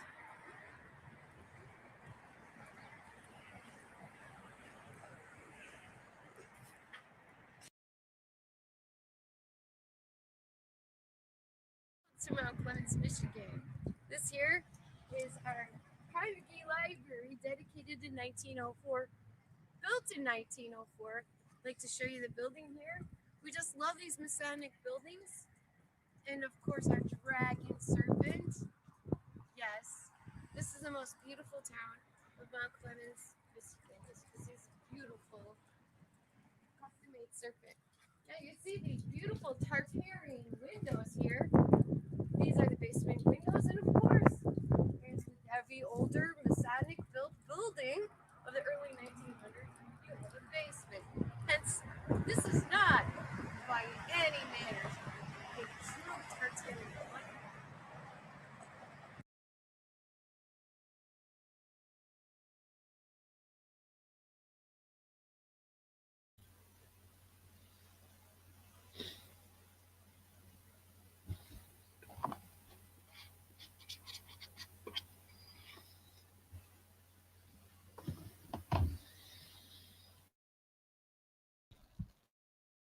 Did you get that?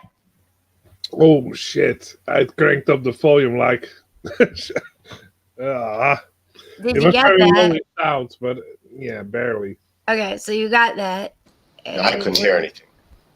Carnegie Library, built in 1904, has a basement, has basement windows, columns, triangle top, keystone windows, really huge, built on stone, built with brick. Oh man, when it was a library, oh man, everything in there, all the shelves, everything were all like I don't jerk cornerstone off to oak. official stories. You guys can enjoy them, but I'm just I don't jerk off to official stories from known Why liars. don't I that give know you an everything. official I just- story? Well, my story is official because I lived there for a really, really long time. And I used to go there. Cool story, babe. So you think that building's older than 1904? Likely, yeah. How is that older than 1904?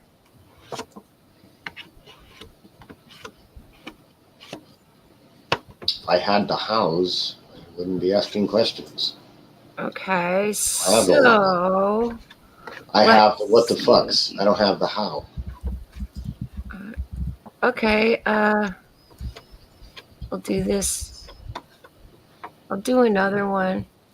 I don't know why my volume's not very loud inside of my computer. I really I don't. had to crank it up all the way. It is up all the way. Yeah, but I had to crank my shit up all the way. I did. Well, I how could much? even hear the static from the hangout, like. That's how I. Well, one last thing I would like to briefly mention would be the star forts. And Bob, the science guy, asked me what I thought star forts were, and I said they were some kind of like an old electric machine for processing water or something. And he said no, they were built as fortresses for defense. Okay. That's why in Europe they have almost all the time windmills. Mm-hmm. Well, maybe a couple of them were repurposed for that reason. That makes sense. Oh, You have this those are pretty awesome killer old. structure right at the shoreline, and you have invading armies or whatever. And you know what would be great? We'll put some cannons up here. Yeah, strategic use of the structure that is already there. I think some windmills are even older than star forts. Yeah. Oh yeah, because you have a lot of windmills that don't have a date. They do have when they do have a date, it's 1820, 1758. That's pretty old, or 1650. That old. Or some don't have a date. They don't know when they were built because they were always there.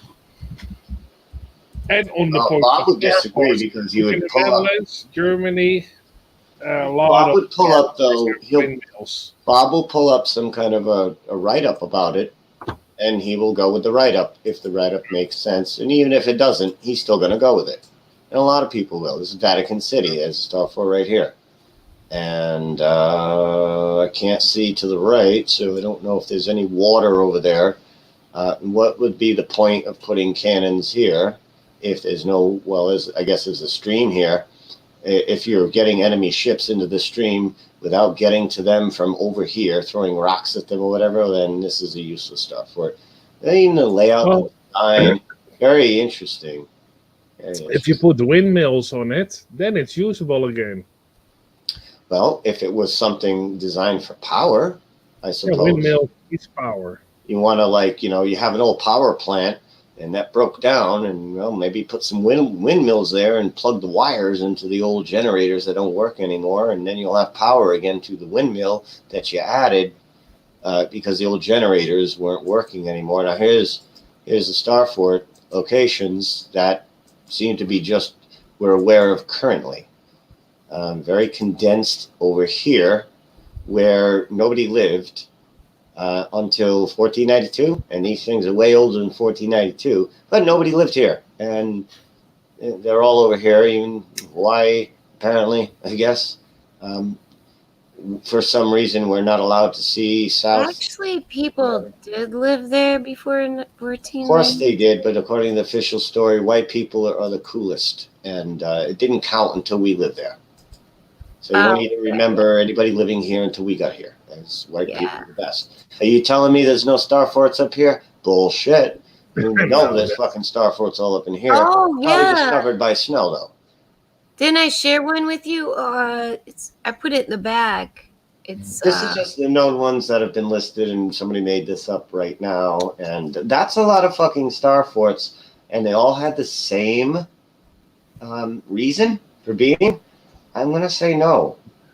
With the fortress for defense being the reason, I'm gonna call a no on that. I'm gonna say probably yes for certain locations. And then now when you see frozen snowflakes and frozen water crystals, just so happens to be this exact shape right down to the little sharp edges here along the arrow, which the engineers had no idea what frozen water crystals and snowflakes look like, really, to go, wait a minute, you got to chop this edge right here and make that sharp. It cannot go to a point. Though this is at a point, this cannot be a point. You stupid. Didn't you see the water crystal we've never seen yet because we don't have microscopes yet? And it's not just that. It's all these shapes. They're all the pattern of like frozen That's a pretty water. lame building to put there. You got this. I've seen this too. This exact design here in frozen water.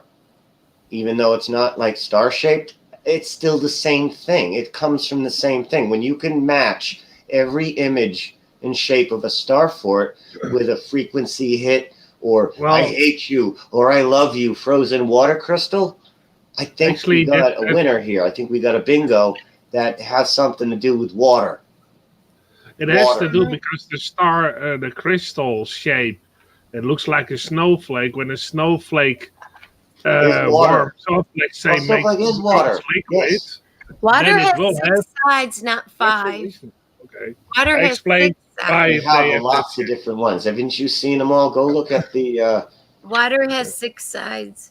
Go look at all of the frozen patterns of water crystals and the different cymatic frequency shapes these things take. And these are all the same shapes. Even right down to this sucker right here is one of them with the little things on the end. Mm-hmm. I've seen this one formed. This is a complex, higher frequency one. The higher the frequency, the more complex the shape. The lower the frequency, that's in Palmanova. The simpler the shape. This is basic cymatics. Look at where they're at. Palmanova. Inland, they're near the shore. They're all over. They're different shapes. These, you're telling me these are all for defense only? No. That's the only purpose? Not always. Well, now you know engineering of star forts. Okay, so some of them, you got to look at where they're built. I am. We are. Yeah. We're all over the world. No, but what location is what particular type of star fort? I have in my possession a book that is about... This one apparently right here. This one is to defend the big, major, bustling shopping center city. That's... Oh, wait a minute. Look in the center of it. Look what's in the center. A cathedral. Oh, so this was to honor baby Jesus and the moat. See, they built a moat here to protect the shopping malls and the right. I mean, what are you gonna do? What are you gonna do against marauding freaking Mongols? Felix, that invaded the whole world, a group of 20 of them, like the terrorists of today, that are going to take down every country, all 25 of them. Yeah. It's the same story. It's just recycled and updated. Same shit. 25 boogeymen are going to take over your city. It's the same shit because it works on these fucking gullible people. That's why. Hey, Yumi, look at this. Snow crystals. When they have certain... they have a certain shape. And I want to point out in the previous 2 pictures... look what we got here. Star forts. Those this is actually... I have 2,453 illustrations of snow crystals in this big book. Snow crystals also... I didn't see a star fort that looked like that. That was not a star fort. See? That's one that you showed. No, they're almost all 6-sided now, aren't they? See? I want to see a 5-sided. I want to see a 5-sided crystal. Show me a 5-sided crystal. Come on, keyboard again. Well, it's more than 6, so there seems to be various amounts. Yeah, this one. There's 5. That's still 6. Where's 5? They always come in even numbers. Wow. Look at these star forts. These are the exact same ones, all the designs. But they only come look at that. These are all the star forts I was just showing. What do they have in common? You were showing 5-sided star forts. So did ancient people catch a snowflake, immediately freeze it, put it under glass, and then took that as the blueprints all around the world to build the star forts? Here, use this snowflake pattern. Build a star fort after the snowflake. 6s. They're all in sixes. Or did the engineers just happen to pick a pattern of building mortar and brick and They're cement all that in- just happens to mirror the snowflakes and the water crystals? They're all in sixes. 1, 2, 3. No, they're not all in sixes. I saw Look in the eights. I center, saw like artist. Look in the center. you didn't see any eights. 1, 2, 3, 4, 5, 6. I saw eights. You can't argue with me. I'm fucking right. There's fours. There's threes. Connected There's is eights. 3. 3, Yep. 1, 2, 3, 1, 2, 3, 1, 2, 3. Look in the center. Always Three. look in the center. In the center, 3. 3.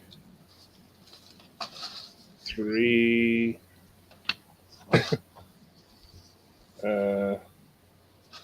3. Hey, This there's three. 6. No, that's 6. Felix says it's 6. So it's 6. This is very odd. different as 3. Look, this is star 4. This is 6, but odd shape. You Mm-hmm. know? I agree. This is 1, 2, 3. Are you just being oppositional defiance? I understand that. No. I just really don't really care. I made a very strong correlation of Starfort patterns with this is what he's showing right now. That's called a slam dunk correlation. I'm not saying it's That it not. cannot be uncorrelated. I'm not saying that it's not correlated. See, look at you got the veins that look like rivers. Yeah. Those Or like ones a that link look like veins that look like figure. tree veins, river veins. You know. What I all always have water crystals? All water crystals are 6 in the center. I'm talking about the edges. I'm not talking about the centers. I'm You can talking have about what how you many want. wings Yeah, each if one you want has. to get this book, it's Snow Fin. Crystals by W.A. Bentley and W. Humphreys. Nice book.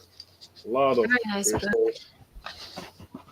And this is the guy who took like with this kind of camera. I don't know how he did it, but he did it. Well, they had those cameras apparently all around the world, hundreds and hundreds of years ago. Idyllic frequencies to make an actual crystal, an idyllic crystal frequency, no matter what it is, will add up to a 9, a 6, or a 3. add up to 9. Even the 6-sided ones add to 9. Oh wow!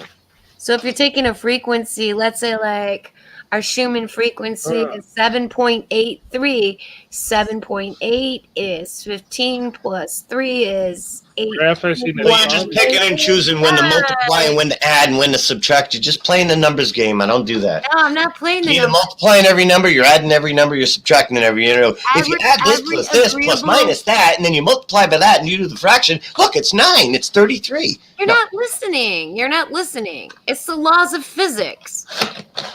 Yeah, a lot of things do add up to the 9 and the 6 and the 3 pattern. I know that. But when I hear you say, now if you just this times this and then plus What this, is no, the no, no, no, Schumann you just response? changed up mathematics there What to get is the number you Schumann wanted. response? What is the Schumann response? What frequency does the Earth operate at? Well, it's been going up, I heard, from the 7.8. I heard it's gone up and it's supposed to go up to 12. 8.3. Isn't it rising? No. No?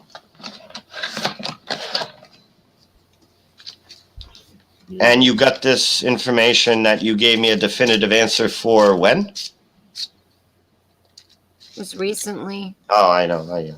I'm just making a point here. Like, you speak in fact when you don't have, like 100% verifiable facts. So that you should Well, say, then I just think, read what or Schumann last wrote. I read, or because you're just like, I have Well, all what the you need to answers in do is current write- real-time present tense. Well, then you really No. need to write what Schumann. You need to read what Schumann wrote.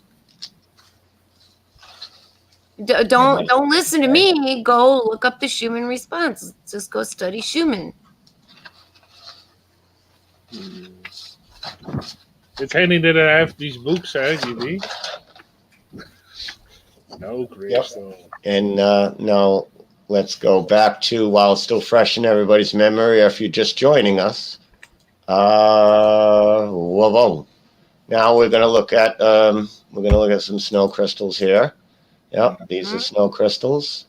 Look at all the pretty snow crystals. Mm-hmm. These are snow crystals. No, wait. These are forts for defense. Yes. That's not a snow crystal. That's not. Definitely not. These are definitely not water pattern snow crystals whatsoever. Absolutely not. These were built by fancy engineers. Yes, this is not anything to do with anything like that whatsoever. It had nothing to do with water, though there's water just about every star fort. There's a pool of water right near it. Or water going around it, and every single one, no matter how many sides all it of has. them are built by water ports. And different countries, for instance, they're still shaving off the little edge here at the arrow. They're all on the same page with that. Mm-hmm. Yeah, we're gonna all, and they're all in the water, and they're all doing the same thing. And this is just for defense. This is just common modern warfare. Some old of them warfare are like back in the day, mazes right? to get in because you can watch who's bringing in to the city. You can watch them from all points on high. Wow, So if it was an enemy, you could take your bow and arrow, how's that working for you? nuclear bomb or whatever, How's that working for you? Molotov cocktails, whatever you use. Yeah. Actually, the book I showed was from 1930. Mm-hmm. Wow, nice. Well, it was republished, but the original is from 1930. Yeah, I don't This see is any the water crystal patterns 1960s. whatsoever here. 1960s version. Are there any listed for the United States other than the Pentagon, which is What are you talking a about? What? five-sided building? What do you think the Statue of Liberty is standing on? Well, that's small. I'm just talking about like fortified areas. Well, let's do the Statue of Liberty. Yeah, but that's small. There's that one. But that's small. Yep. But when you look at it from the air, let's see if we can find an aerial. But it's small. It's really not. Yeah, there's a lot of small ones. A large. Oh, Fort Ontario. There you go. Yeah, and the Pentagon seems to be a star fort. Well, it's more modern, but I say seems to be because yeah. I can't say it's 100%, can I? But it is also built for defense. I mean, there's nothing to defend there. It's a bunch of offices, but you know where I'm going from on there.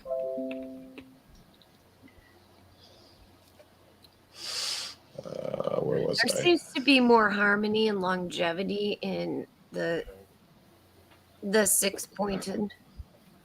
What is also interesting. Well, we had a flat Earth meetup on. Oh, look at this, Felix. There you go. Hey, deep sea life. Uh-huh. Hey. Look up Novgorod. That's really deep sea watch the life. one I Almost posted done, on and then you guys can go to town. This is the one in Massachusetts. This is where we had a flat Earth meetup. Cool. Castle Island. This is where the pictures of me in the Boston Globe were taken. Oh, sweet. This is they call it the fishbowl. Uh-huh. It's a pool of water around it, which is very common in these things around the world. Yeah. Apparently, it was found. The fishbowl thing. It's basically like a big pool of water next to the star fort. Very common. I'm not saying it's on every single one of them, but it is extremely common. Right. With the water, the ones that are not dried up or whatever. This is where we set up right here. Flat Earth signs and shit. So we were right here, and we felt, at least I can speak for me, I felt pretty charged, like energized. I was like in a good mood. I was doing like jump kick dances and stuff. We were feeling great. We had a great time. Everybody that came by were cool. Like nobody was like flat Earth. You people are no. Everybody was cool. They sat and listened. I recorded it. We went from like day to night. People were laughing. We're having a good time. People were having a wedding there that day. It's really Daytime, you nighttime. feel really good there. It's like I don't know. It's just like a vibe. I can't describe it. It's just a vibe. You feel really good. And where was it? Being that they're built up so high that I ended up finding I found that a gives cog. people a good point. I mean, now we've got radar and all kinds of things, but that gives a good line of sight for anybody who's coming to invade or bring supplies. Where's the dock? All right, right here, right at this beach area. And I have it on video. I have it on video right here. Let me zoom in as best. Do you have a lighthouse on the tail there? Lighthouse is 7 miles from the shore here. Now, right here is a bunch of rocks and boulders and shit. And right around here, now I'm walking down the dock, and I got the camera to my left, and it's kind of pointed down here. And as I'm walking, because Carl Stenbeck and I were walking down to the dock to go do some P900. Right here, I found there's a white stone with a cogwheel. I think it's 8-sided cogwheel shape embedded in the stone. Just sitting right here, a little cogwheel thing. Doesn't even make any sense. But it's like part of like ruins or debris. It's a cogwheel shape in the stone. Doesn't even make sense, but I caught it on no video. Explanation for it? Like it could have been like another building at time and it's just a footprint of a foundation? It's like kind of rocky debris, white stone, shit like that. But one of them had a cogwheel shape in it. And Josh Flatpool pointed it out to me. And I took still pictures. They're still on the P900. The still pictures that I took. And when I extract that, it'll be pretty cool. But there were people getting married up here. You can't go inside it. They weren't letting anybody inside it. Probably a foundation of something that got washed away in a bad flood, or sometimes they build the buildings out of wood and they just don't last that long, but their foundations will stay behind. Yeah, cogwheel stone. That makes sense. You're going to explain that away right now today. Okay. Sure.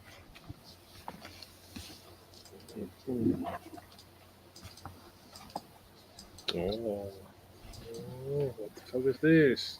I think you showed this almost in a. All right, show something. All right, so that's the only point I wanted to make was the correlation with water crystal patterns and star fort patterns. That's it. And deep sea life. And deep sea life? This is deep. You got another correlation? Art forms in nature, deep sea life. By Ernest Haeckel template. This is like what you find in sea life, in the deep sea life. Also cool. Oh yeah, they come out in like animals too. Yeah. But it's really deep sea life. You have to dive really deep to get to this and this. Thank God YouTube doesn't copyright shit in books yet, huh? No. Like we can still show books on camera. Yeah. For now. For now. Well, and these are books from the 30s, so good luck. YouTube. First test. These patterns. This one is Shout out to Shroomy.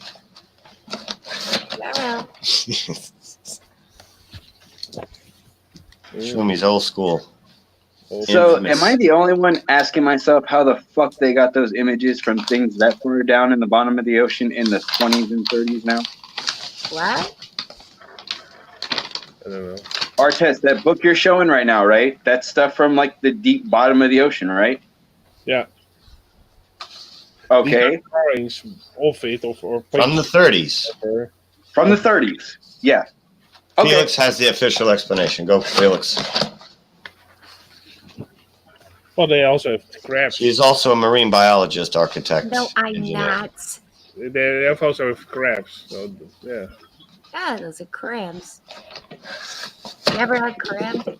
Deep sea crabs. And the fish, you have seen this on in real. Oh yeah, those fish. Poisonous fish. Yeah.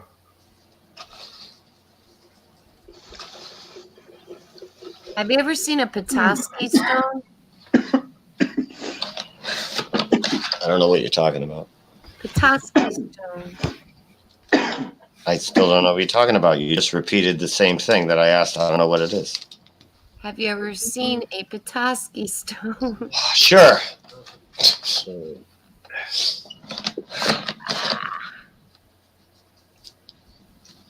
Felix, we don't even know what you're saying right now.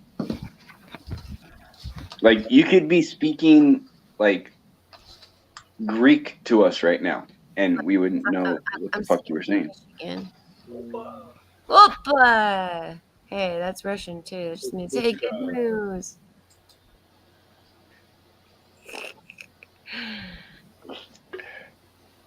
Yeah, sea life is interesting.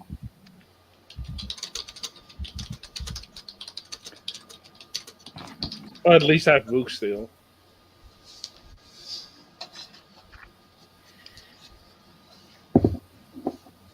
Yeah.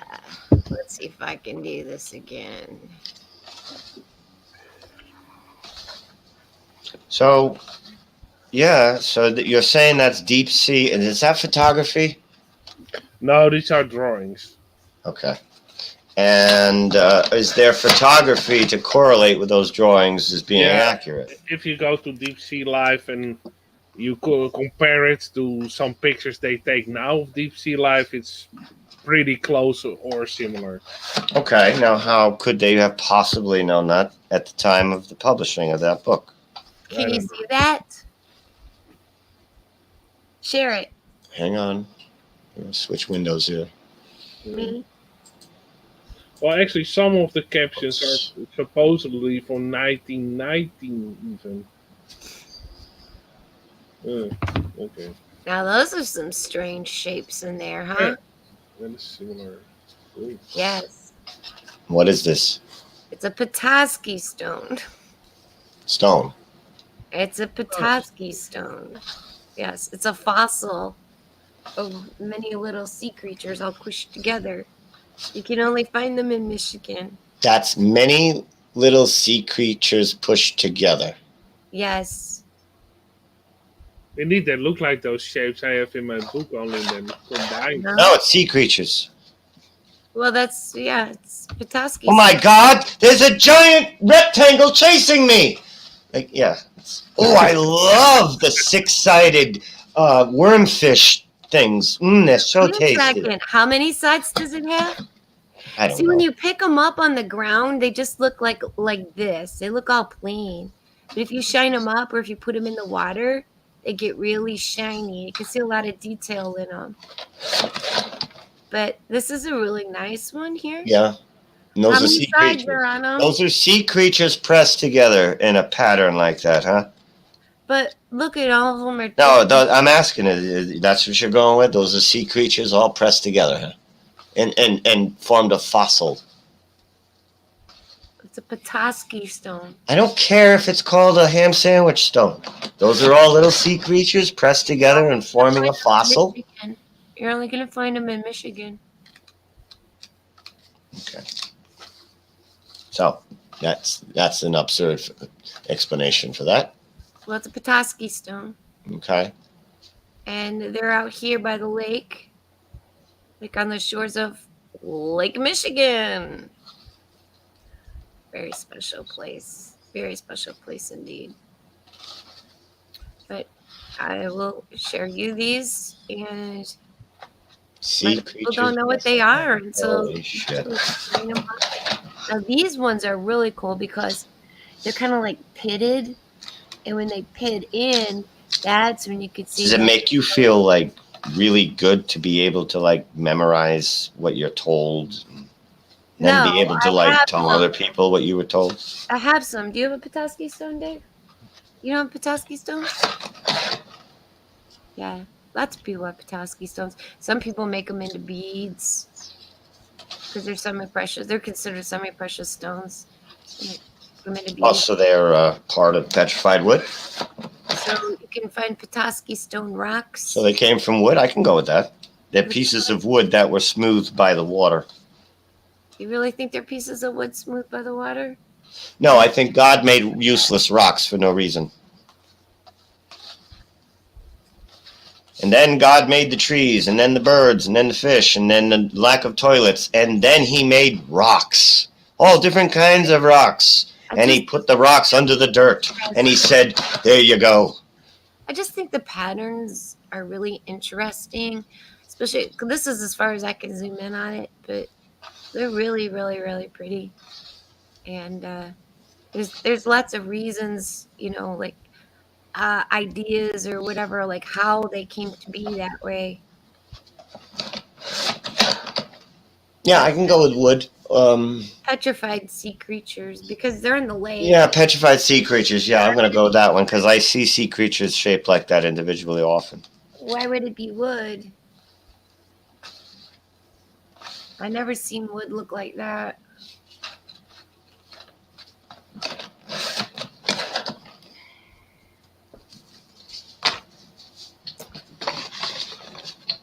I have to entertain all ideas when the official story is clearly bullshit. I'm like, okay, well, there's no answer in the official story that makes any goddamn sense. So let's go with theoretical something. But why is a water stone? See if it sticks to the wall, you know, because you know you're dealing with liars. So let's try to work with that and not use their lie as a base foundation for forming a new theory. Because your base foundation is bad, and anything you build off of it's going to be shit. Dude, it doesn't look like wood. You know how much stone looks like wood? That people blatantly, cold-faced say, no way, that's not wood. It never was wood. And it's just the mirror image of a fucking tree stump or some shit like that. The mirror image, and people are so like, there's absolutely no correlation whatsoever. Could be coral. Yeah, it could be a form of coral. Yeah. Yeah. Could be a correlation. If it's coral, then it would be a correlation. Looks Now you got something. Looks more like coral than it does wood. I don't. Oral Roberts. It's a correlation that preaches about Jesus. Coral Roberts. Out of it, you know, coral. You know. Nobody remembers Oral Roberts. Yeah, or crystals. It's crystalline. But as for wood, no, I wouldn't even go there. That's definitely a critter. It's critter. Definitely a critter. That was flash petrified and squished together with his buddies and formed great geometric patterns. Yeah. Yeah, that makes sense. Yes. Let's see if we can find a geologist's opinion on this. Oh, a geologist. I mean, a geologist learns from basically just working in the field. They don't learn anything from a book that somebody else wrote. They had to memorize and pass the test to get the job. This is about the average size that you're going to see. See how it's all stitched together like that? This is about the average size you'll see. So they're about, what? Oh, my God. A centimeter, 2 centimeters. Some of them are smaller. Some larger. Well, if it's not a bunch of sea creatures pressed together, then people would say, well, then what the hell is it? And then an answer would have to be given. Sea urchin. And so, yeah, instead of doing that, let's just call them sea creatures. Yeah, it looks like a sea urchin. I suppose, yeah. And, yep. Mm-hmm. I don't think that's not the same thing, though. That's not the stone, though, is it? Yes, it is. That's the stone on the left? That's the stone right there. But what is that? It's a sea creature. Oh, well, it doesn't look anything like the stone. It doesn't look like anything like that? No. You don't think a Petoskey stone looks like a sea creature at all? No. You think that looks like... No, that looks like the top of the Devil's Tower. That's what that looks like. Dude, they're so tiny. How could it... Okay, so there's no such thing as fractal patterns within patterns repeating themselves throughout nature in geometric pattern designs. So you're saying Petoskey stones are trees? Well, I'm seeing a correlation with, say, things like wood and like the Devil's Tower with the kind of little honeycomb-ish. Yeah, it's not quite honeycomb. It's different shapes or whatever, but yeah, it's a correlation as far as pattern design. These shores of Lake Michigan. Trees have roundness to them. Everything goes around and around and around. Like when you slice a carrot. Ah, they could be old carrots. I don't think so.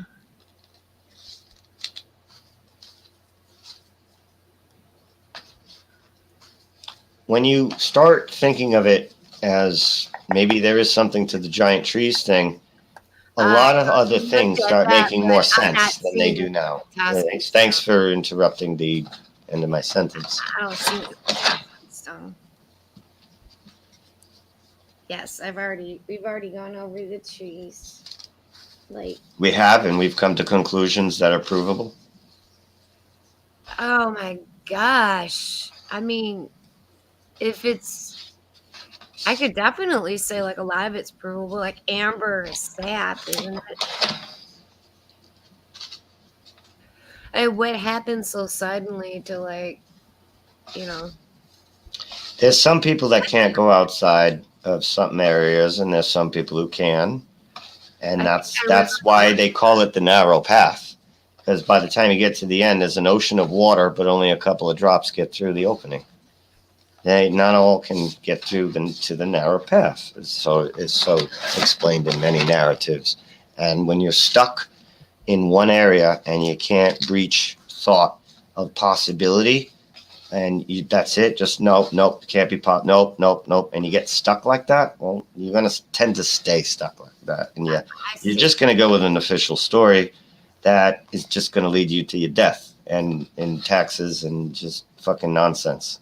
That this shit don't make sense. The world only makes sense when you force it to. And if you want to force it, by all means, force it. Force it to make sense. Sea creatures. Yeah, sea creatures. That's what it is. Yeah. No, they built that shit with rope and pulleys and really good effort, and no fridges or heat or chopped wood or toilets. But yeah, they can build that shit. If you want to force that to make sense, go right ahead. Why do you need a toilet? Why do you need to piss and shit in potable water? What's so special about shitting and pissing? Well, because for transportability through the underground pipes, that's why you do it in water. Well, otherwise, if you're just shitting in a dry toilet, well, how are you going to get that out of there? How are you going to get what out of where? Dry shit in the toilet or in a bucket or whatever. You got to put water or something in it, or you could just shit in a bucket without water and then dump it out your window and maybe bury it or whatever. You can't dig a hole. So, well, how are you going to keep burying your family shit while you're building the Taj Cathedral Mahal to baby Jesus? That's 17,000 stories high. You got to build that because then you're going to go to heaven. But you got to dig holes for your family shit and piss, and you got to keep all your salted meat No, seriously, from the bakery that doesn't exist. Put it into construction materials. Yes. Why don't take the waste and put it into construction materials? Yeah, like cow pies. I use petrified shit as a drink coaster. I mean, yeah, absolutely. Yeah, like cow pies. You can build the house of cow Yeah. pies. Hey, I got a septic system. That shit's expensive. I just take some shit sometimes and I make it into a patty and I let it harden and I put my drink on it. Sure. Why not? Yeah. What else are you gonna do with shit? Oh man, bottle stops. You can make lots of things out of Petoskey stones, but they're not trees. I just take my urine and I drink it because that's a hell of a walk to the. Well, everybody's got a well, I guess. Sure, and they're gone. Everybody's got wells, right? Ooh, look at this big motherfucking stone. Or did they have municipal water back then? No. How did they do it in the 1800s? Do you know the water in the Great Lakes was so clean at one time? You could just walk up and drink it. Yeah, a lot of the natives will tell you those stories. And like for instance, right here, there's, I'll drink it. I just don't know what's in it. No you more. got plenty of places for your heating wood, your food storage, your toilets, and that's not a problem in this kind of setup. before any of that existed, you could do just fine. All that could be in each apartment, not a problem. Not a problem. These people up here at the top floor, yep, they got their fridge and their stove and their toilets, and they're doing fine. They don't need, anything. All their needs are met. Just because the building's there, all their needs are met. That's it. It's a building. Look how fancy it is. That's it. All your needs are met. Right? The people who live here, where's their backyard for their wood? They don't need it. Probably didn't get cold. Right? I can just sit there and invent the truth. Maybe it didn't get cold, so they didn't need wood. Well, what about food? Maybe there was a store over here, so they didn't need to store food. Okay, what about piss and shit? Maybe there was a. We can do that. I'm trying to think about, okay, how does this colony work here? Okay, where's all the industry and the supplies, and how do you do this, and how do you do that back then? I have questions. Maybe there's answers that make sense. I'll give you. Even if the answers make sense, doesn't mean they're true. I'll give you one answer that makes a lot of sense. Now, shitting in buckets. The older the camera, generally they'd get people out of the way. Oh, look at all the snow here. Right, that's easy to put the shit in take the a snow. photograph, and it was a really big deal. Now, some of them, people move so fast, and you have to leave the lens of the camera open for so long. But there are lots of old pictures where there are people out there, and they weren't streaked around. They were fine. Right. There weren't that long exposure on some of those old cameras. You got to see them all. Yeah, those are newer pictures. The older. No, they're 1800s. Yeah. 1850s. Why do people just stand there so still and not make any expression on their face? That's for the solo photos, not like town photos and shit like that. But the solo ones, yeah. I had to sit there and not smile because I was a pain in the ass. I got family photos of everybody standing there. There's my mom in a blur because she's all wiggly. Hell, that was in the 40s. And maybe there's a store here, and maybe there's a toilet here, and maybe there's a thing here, and maybe there's a thing here. That's Chicago. Here's San Francisco. Mm-hmm. And obviously everybody's got plenty of room for their wood and their salt to store their food, and it's all in their apartments, clearly. Along with their driveway to park their horses, and that's what plenty of room. That's what San Francisco was built on. They took down all the trees. It was a mountain full of trees. That's strange. This ancient Syrian city, ISIS is destroying. Why would ISIS go to destroy an ancient city? What the hell? ISIS destroyed a lot of shit. Oh, you believe ISIS is a real terroristic threat, not have anything to do with our CIA or anything? There were also supposedly a couple of those ancient structures in Syria bombarded by both sides. Both sides are destroying the ancient structures in all these world wars. The structures seem to be the targets. Yep. Why? Erase the history. Some buildings in Syria are what so does isolated. An old brick building or what does an old stone building have to do with anything? Why would you do it? Why are you targeting that? It's a because building. like I said before, and I checked it out, there's no airport near it, no military base, no city sometimes, completely in the desert, and they bombed the shit out of an ancient structure. Like not one bomb, like a couple. Like, wow, they pretty much want to make sure it's level to the ground. Why would they do that? Erase history, very simple. Okay, so there's something about history then that needs to be a secret. So let's go with the official story of history. Oh, yeah, Palmyra was destroyed. That's terrible. Don't you people conspiracy? And it's not only one. It's not only on one occasion, no. In Syria, there are about at least 6 ancient structures that were bombarded. 6. So it's not like one mistake, no, 6. And they were raiding, from what I heard. Yeah, I can't say it's true or not, just what I heard, that, during the Iraq war, They were basically breaking into the museums and taking all of Iraq's Look at the fucking scale. cool Yeah. shit. Why? Sure did. And Why? look at the Because scale. the antiquities Those, market brings in a lot of money. Oh, they did it for money. They print money, but they stole it for money. Well, Yeah, when it comes that's to that kind of money, no. and one of the first one they actually did destroy was pretty big in scale, and there were giant feet depicted. Yep. what the Yeah. fuck. To make sure that was the first one to go. One of the first one to go. Oh, cool. Okay then, where the hell are we? What the fuck? You're going to learn something new every day. Where is this? Well, that's I Probably would Mexico. I would really like to visit this place. Probably Mexico. That's like Fucking artist- shit with the fucking pop-ups. Yeah, that's probably an artist impression from an ancient city. Well, this looks like a photograph. No, it's an artist. No, No. really? Nah, it's nah. That's a photograph, okay. Oh, did you see those ones in India? Well, even that I'm not sure. No. Yeah. No, because on the right you can actually see the lines, how it's built up still.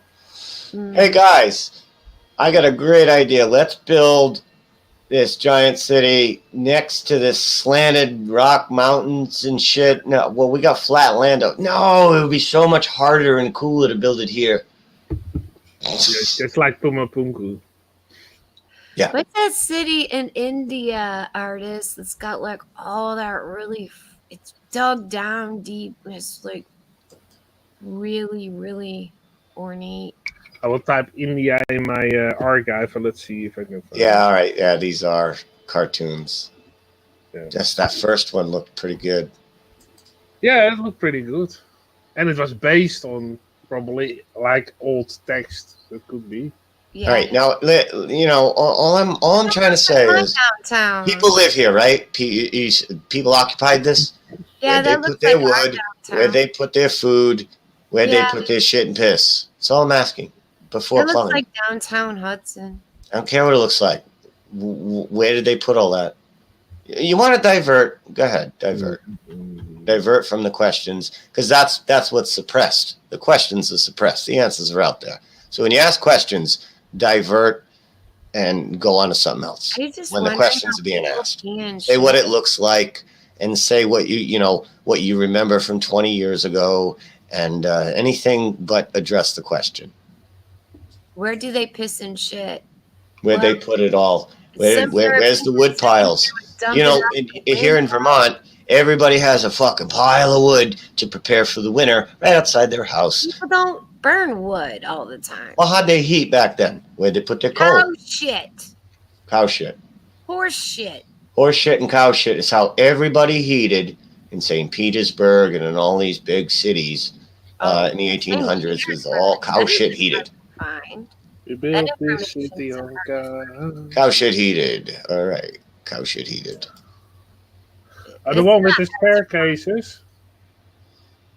You can't. It's Oh, you got some, Michelle? Cow shit heated. I All can the shit. write down what it's called. London, It's, cow shit horse heated. shit. there's Horse shit, cow shit, no wood needed, no fridges needed to store your food. Or did they shop with a little 13 items or less basket every day downstairs to the store? Apparently that was conveniently right downstairs, and they just shopped by the day. If they didn't shop by the day, then they would have to have stored their food in, from what I know, salt. So they all had Yes. boxes of salt and closets of salt. Okay. I've never heard of that being the case back then, but okay, I could go with that. They all had closet full of salt. And that's where they stored their long time food. All right, well, what did they do for bathroom breaks? Did they go outside, or did they have like the shitting room with buckets and then they just tossed it out the window Buckets. for 100 years? Buckets. They Yes. just peed over their food. That's just good enough. Yes. People were smelly. I'm kidding. If you type in, I think that's a picture Felix was referring to, a step well. The Native Americans built this In India. That's Romania. GB. What? The step well, so steps from a staircase step well, India. You probably will get the picture. A well is like a well of water. Yeah, there you go. That's the one. I think. Oh, this is like the Colosseum pattern. The Colosseum pattern's very, very similar Dude, just with exactly this type of stair Oh, shit you that were looks like it talking about- interlocks with something else. Yeah. Yeah, when you were talking about moving cities, that one looks actually like it could be moved forward. Moving cities? What the hell is a moving city? I have no idea what you're talking about. It's What you showed. absolutely insane. Are you telling me that this shit could have moved at one time? I can't believe that. I've never heard of that. Therefore, it can't be true because it's not in the Bible. Yeah, and if you look at that one, okay, that's close. It almost looks like something fits in here, Mhm. and it just interlocks and all that grooves. I don't know. That's one guess. It looks a little bit like a gearing like when you're system. looking at the square pattern, for instance. It's almost like, let's say an upside down pyramid comes to land, pa-chink, and it locks in. I don't know. It's kind of stupid. You'd only think it'd have one like chink lock. I have no idea what the fuck this is. How ridiculous is this? Absolutely insane. Probably all perfect measurements down to the millimeter, I'm sure, on everything. Oh yeah. Done by ancient people who shit in buckets, ate from salt packet closets, and heated with cow shit. But they had the time for that. You know, it's like this. This looks like something that, I don't know, might move around a little bit, maybe. Or, you know, have a weird kind of thing to it that we don't understand what the fuck is going on. But I don't know. I know that it's not making any sense, the story I'm being told, with all this shit in this style and design for brand new colonies to build this way and such grandeur and exquisite architecture. It's absolutely insane to me to believe that was the case. And then you look at this shit to correlate with the thing I just showed, and I gotta go, huh? That's all I'm saying. Huh? Yeah. Not like, that's it, it's definitely true. I'm just saying, huh? Interesting. Yeah. And it's not just a square shape. You got a lot of Colosseum shapes like this too. And I don't know, Martin's theory is that this was like a reserve water tank for the entire area. And there'd be water in here, and there's lead pipes that go out from under here, kind of like the town water supply in a way. But if you're living off of energized water, maybe this is a kind of system that you only drink the water and that's all you really need. I don't know. I just know where the fuck's the food storage? Where the hell were the markets? Where the hell, you know, we were hunting fucking buffalo deer, all this shit. We didn't have refrigerators. We have plenty of power, nothing to plug it into. Like this shit. For What instance. you can also do is actually take away, in a certain sense, in India and do ancient step well, because there are more. There's more. Of course. What? So ancient step well, and leave the India way. Ancient step well, and then leave India away. No India. Oh, no, Maybe. India. Not a specific country. There you go. There Fuck's should be sake. more. Crazy steps. Where have we seen this before? Anybody ever play? Labyrinth? What the hell's that video game? A movie, Labyrinth. I can't remember it, but it's based on this basically. You I can't should have remember the more. game.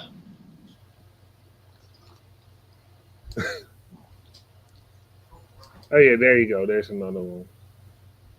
Yeah. This was for feeding Christians to the lions. I'm sure that's a good enough. We can stop there at anything like that. It's all about Christian persecution. Oh, you damn Christians! We just love feeding you to animals and setting up a very elaborate. Well, I don't even know where the seats are, but yeah, we'll just go with that. There you go. This one's. Oh, look, we got water in this one. Wow, what's going on here with water? Shouldn't this be like the blood of Christians? What's going on with water? in such an elaborate design of there's water here. Oh, that's strange. Exactly to the right level. That's cool. See, there are more. That's I always do it in a search engine like not We one. got square. We got, I don't know if that's GoPro square, but Mhm. yeah. And they always got the sandcastle Fred Flintstone thing going on here too with them. Yeah, a little bit. Yeah, there's another one. They had the time in between salting their meat, managing their piss and shit from their families, and gathering wood, cutting it, splitting it, stacking it, letting it season, or coal. They use coal, or they petrified cow shit, or they just shit everywhere and then just stack the shit up. And then they use that to burn and heat their homes. But while they were doing that, they had time to carve this. Yes, that's what life. Enjoy that. Enjoy that. That's what life is all about. Yeah. Yeah, you got to figure it out. I can tell. You know what the true meaning of life is? Your middle finger. Growing food, eating food, shitting food. And carving building a place crazy stairs. Right. Was that game maybe Tetris? Oh no, that's another game. No. There's the toilets. It's where right up here. There's the toilets up here. All the Romans, they would sit up top and shit. And see, here's the problem here. Where do people sit? Because now they're sitting in kind of like the fire safety lane here, where people need to walk around. Where do you sit? You squat. That's why people did not have ass cancer or hemorrhoids, because they squat down. Try it. Well, what happens when your knees get bad and old? Because squat down like a dog when you poop. Squat. You're probably like rooting around in cold water. That's going to create a lot of bad arthritis. Squat down when you poop. To squat down when you poop. Squat in a hole in the ground. So what was this for? Was this to show the premiere of the original Star Wars to the audience, or what was this for? Is this just to watch people get eaten because animals and people don't know how to climb stairs? What was this for?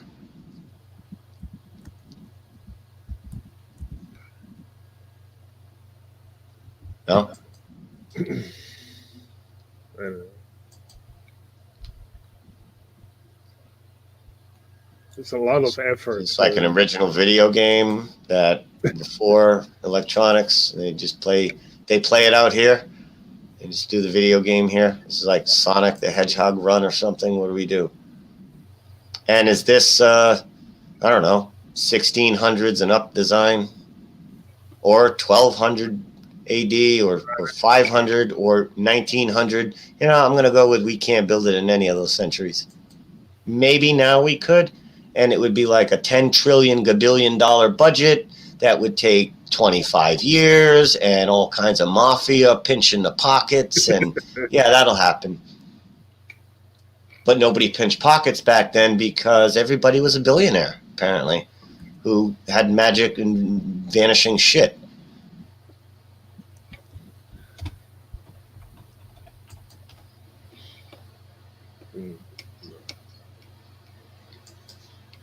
Like, what the fuck? A step well. Okay, so we've established well. We've established water. This has some dude water. That was one of the theories. So this is step well. So there's a well. So this could be like town water supply. Maybe trucked in through aqueducts or something. But why the steps? What's the point of the steps? I guess it's I guess you could say if the water levels go down, you can use the steps to go down. But why such a geometric synchronicity? Why not just fucking 3 rows of stairs that go down? Maybe they're slightly crooked. Nobody gives a shit. It's just about getting the water. It's about function, not fashion. No, this is to precision, to millimeters. Why?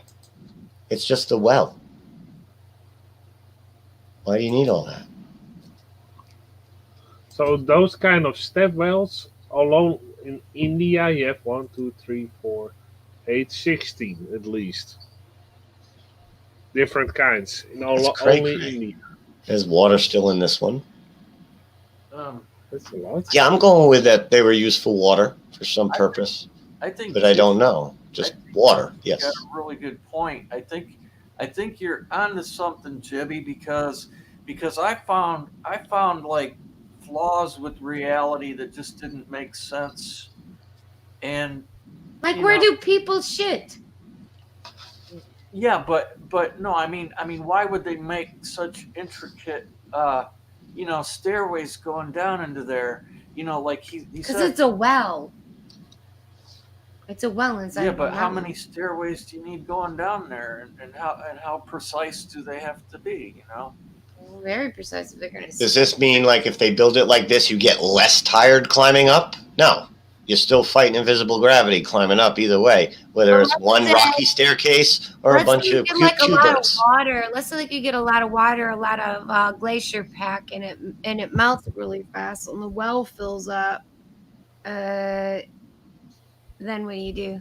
That precision to the millimeter is not Wow. like What if a you have a necessity. drought and you need to go down? Because it's a huge well, and obviously it's supplying a lot of people. That's A siphon pump Yeah, is not a the, new invention. yeah, that's the question, that got to me when I saw stuff like that, and I'm like, I mean, it kind of like made me like think Where does everybody poop? religious ways that the Oh, unexplainable God, your is kind of religion. like it's almost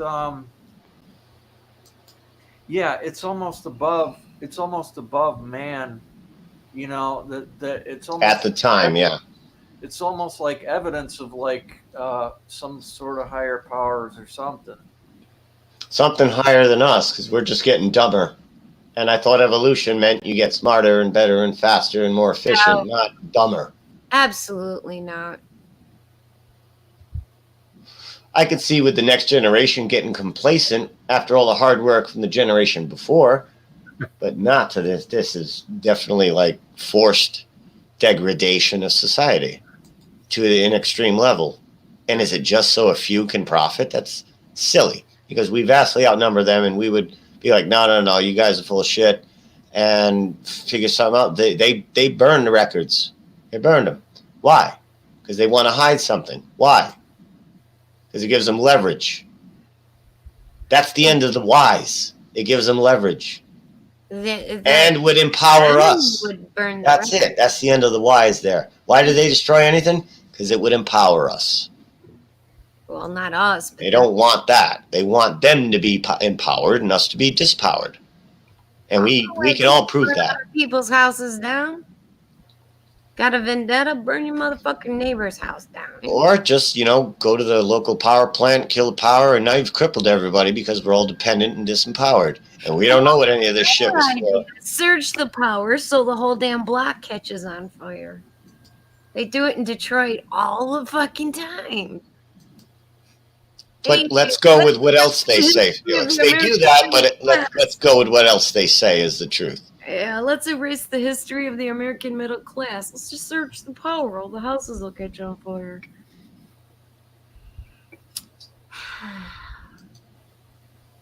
They do it in sets of 3.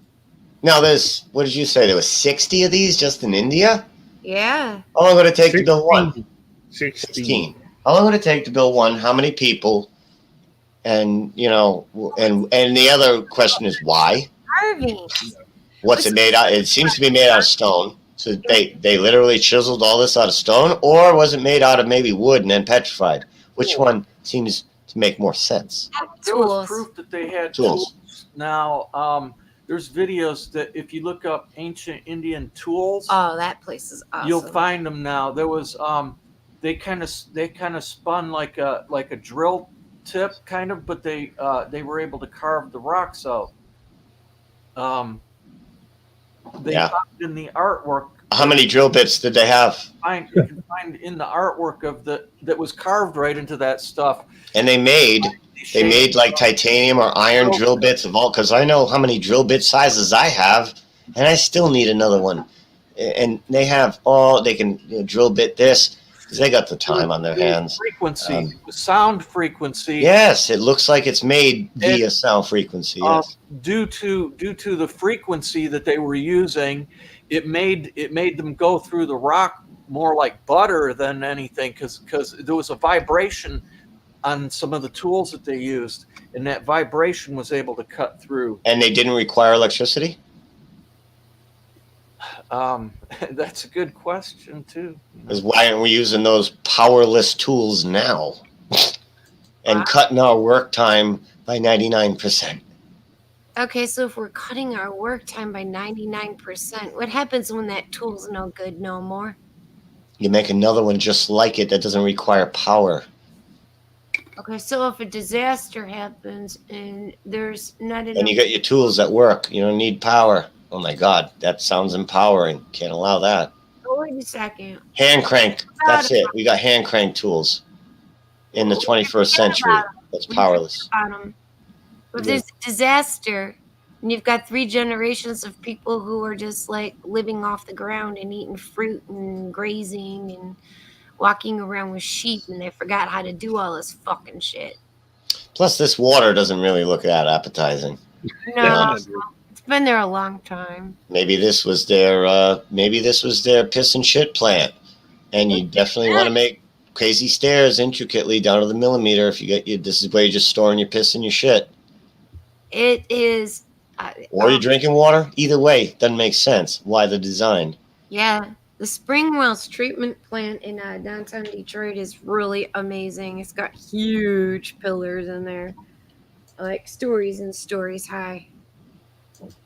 Yeah, and so everything here is on the up and up. And we built this shit in the past 500 or so years, but we've only had indoor plumbing for about 200, if that, and electricity for a little over 100, 150.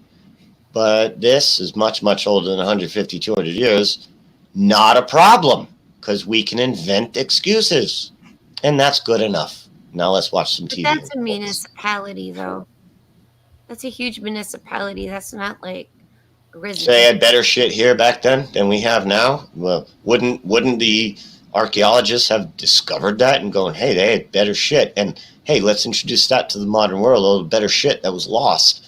And we can have that. No, we can't do that. Yeah. Can't do that. Because the electric rates have to go up every month.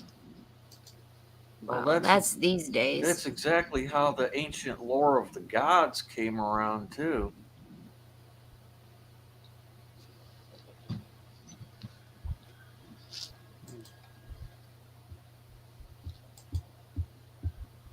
Yeah, but isn't that supposed to be mythology?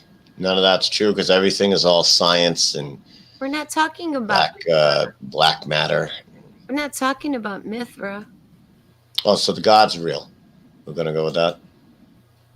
Were they human? Were they giant? Did they have angel wings? What's the drill bits that took to make this? There's some intricate drill bits here. Yeah. They swapped the drill bits when they were doing the railings, and then, all right, let's get the tiny ones here. Like, how long is it going to take you to make that wheel in stone? About 20 hours. That's fine. Your family's fine. They don't need you at home. Just, spend the next 20 hours. Well, 20 hours just to make this part. Well, what about the rest of it? Well, it's going to take like 4 weeks. Don't worry about it. We're packing your meat and salt, and your buckets of piss and shit are just fine without you being at home with your family. You got plenty of time. Like, I'm just thinking about how we would do this now, and we couldn't because we need bathroom breaks and food breaks, and we need shopping and industry, and we need commuting to work, and yeah. Where's their shopping and industry now? Where are these people sleeping? Who built this, and where are they eating? Compare that food with an stadium kind of structure. Check out Roman Theater at Bosra. I'm not spelling that. you can spell it and show. In fact, yeah, why don't you do some... Artez, take over the screen share so I can roll some butts. I'm a sucker at screen share. No, you're just fine at it. No, it takes forever. I paste it in the site shit. Roman Why Theater is that? This must have been a Jesus well. Well, actually, I also have a building that is actually completely opposite of that. You know, the one that was buried down in a big hole. Also, then plus sign on it. I It might- wonder where Escher got his ideas. He must Sure. have been there. And or that movie with Escher went there and went, what Yeah. if? I care if this was made of wood, never mind stone. If this was made of wood and this was on eBay, I'm going to go with about $20,000 at least. made of wood. Made of stone, 100,000 or 200,000. But not a problem back then for the billionaires who used to live here to do that and to spend the time and the craftsmanship. Maybe they didn't use money the way you And make it high enough. No, they so use can like back- threats, right? And whips. Yeah, you can whip me to do this. Yeah, I'll do that. Are you thinking that it's impossible for many people to come together? Saying what's likely. What's likely, not what's possible. You don't think it's possible for people to come together? They made all this for a reason, and the reason is, I don't know, because Oh, it's just, the reason they're telling us is bullshit. it's just a temple. It's Um, like an oasis. This is just for worshiping Buddha God or Blue Arms God. Well, you gotta remember. You gotta realize some of these places are like on trade routes, hundreds and hundreds of miles away from other trade routes. So when you got there, it was comfortable and beautiful, and just the whole awe. All I want to ask the Matrix right now is, after this next reset, can you please have me be the guy that writes the bullshit excuses for the remains for the next set of people? Because I could do a much better job of making the bullshit excuses than what's already been done by these lazy German English Jew cucks who are trying to explain this to the people, and how the idiot ancients who barely just invented the wheel and fire could make all How this do you shit. know they just barely invented the wheel? Isn't this thousands of years old and shit? Oh, wait, the wheel was Oh, wait invented a millions second, of wait years a ago. second. Millions of years that don't exist. Who's the German cuck that told you that fucking the wheel was invented like 200 BC or something? Who fucking told you nobody that? knows Why the the number. fuck did you even believe that shit in the first place? Nobody know. Well, I got to pick and choose what I want to believe, and it doesn't matter. Whatever I pick and choose subjectively of what I'm told will be the truth because I subjectively chose it. If now you've cut yourself into a corner and you're unable to see the possibility. Wow, this is like 175 different size drill bits to make this, at least. Oh yes. Fuck's sake. And then polishers on top of that. You got to polish all the Yes. sharp edges. And yeah, this go over quick just for decorative purposes. Yeah. I'm going to devote hundreds and thousands of hours of my time with my kids and family who only live to 30 years old, but I'll spend most of my How do time you know making they lived this. to 30 years old? Well, yeah, because, people didn't live long Because back they then. didn't have antibiotics. That's right. No antibiotics and a high infant mortality rate. And you never How do know you when know they your have a high family infant- member catches a cold or pink eye and they're dead. But it's okay because you were here making decorative designs to the baby Jesus blue arm gods all day long while you held in your shit for 6 months. You're a genius. I swear to God. I'm just putting it in the basic. Okay, so what you're saying is You're this. putting it in the That's how I describe it. context of your 20th century education. Well, That was people are living specially longer designed now to than keep ever you before, young. I heard. So That's that means somebody specially dedicated all their designed time to this one little to keep piece here, ignored their family, who's not going to live that long. Yeah. And they would rather do this and spend time with their family and making sure their family had heat, food, diapers, cleaning products, running How do you know water. people didn't retire at 112 and just, peel potatoes? I think people were just getting started at 112 before this place was broken. There you go. There you go. Now this sounds a little bit crazy. I'll just make it really short. Yeah, you were. I had this theory that things could be manifested. So that's all. Things could be manifested. What if this is a giant electrical style reactor type thing, and you could just put a seed in the ground and you'll have your plant within minutes or hours because the ground was so charged. Because this place was charged, it wasn't broken and stuck and just rotting and decaying like it is now, but it was a little bit more, I don't know, juiced. And you could just put a seed in the ground. And then you got strawberries and tomatoes that day because it grows fast because there's a high electrical charge in the soil. I don't know. That's a theory. This place is I know just in my lifetime, it takes longer and longer for me to grow the same yield that I did the year before, doing the same thing. Even if I had to spend an extra amount of money on compost and all that shit for the soil, I still get less yield every year. Takes a little longer. Shit, my tomatoes weren't turning red until I had to bring them in the house in November. Yeah, and they were turning red, in July or August sometimes. I know climate changes and all that shit. I'm just saying, the place is getting worse. The trees are dying. Yes. The trees are dying. You can blame them on chemtrails. Forest floor. No one's going around pulling it. They're going to cut down a really nice tree and use it for firewood instead of going to the forest, grabbing a horse and some chains and dragging that fucking shit out. And where do they store it? You're just leaving all the goddamn... Just store it in the middle of the goddamn farm field. Who the fuck cares where you store it? You don't store it on the forest floor.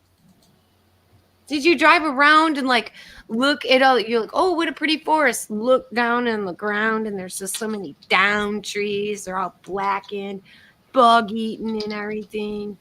Drag that shit out of there, man. I'm about ready to bust some fucking teeth open in my state capital because we have a lot of forests here and all I see is down trees from storms, from insects, just trees laying there on the floor. People didn't used to do that. They used to haul that shit out, chop it up, and fucking burn it. Nobody does that shit anymore. No, you know what? I have this pestilence tree that's growing too close to my house. Even though it's perfect, I'm going to take it down. You go to the parks, you're like, how come the parks are all really healthy looking and everything? Because everybody picks the dead. Trees and plants do not like to live with their dead. It freaks them out. It pulls down their immune system. They get infested by the bug too. Then they all end up dying. It's the truth. That's easy wood, man. That's fucking easy wood. That's already fouled. That's easy pickings. Just get in there, chop the lower brush so you don't get poked in the eye by a twig and drag that shit out of there. And then, we're surprised a forest fire happened. Dumb fucks. I swear to God. I really wish there was... Martin's got a really good set of the oldest photos. I want something old and clear of American City, because I can't speak of foreign countries. I can only speak of America because that's my experience. So I no idea what they were doing over there. There's lots of pictures of buildings being built in the process of being built or repaired. I've seen some, they're from the ground up, but some look like mostly like the staging is for repair. Well, yeah, people used to fix shit up. Maybe next year I'll get to show you some scaffolds on it. Wisconsin, oldest cities and towns. Like these places were pretty friggin' built up. I thought that was 1790 something. I was gonna say. The oldest photos of these towns are already like, boom, like, wow, like it's already that big, and it's the first photograph you took of the city, and it's already that big. The first one.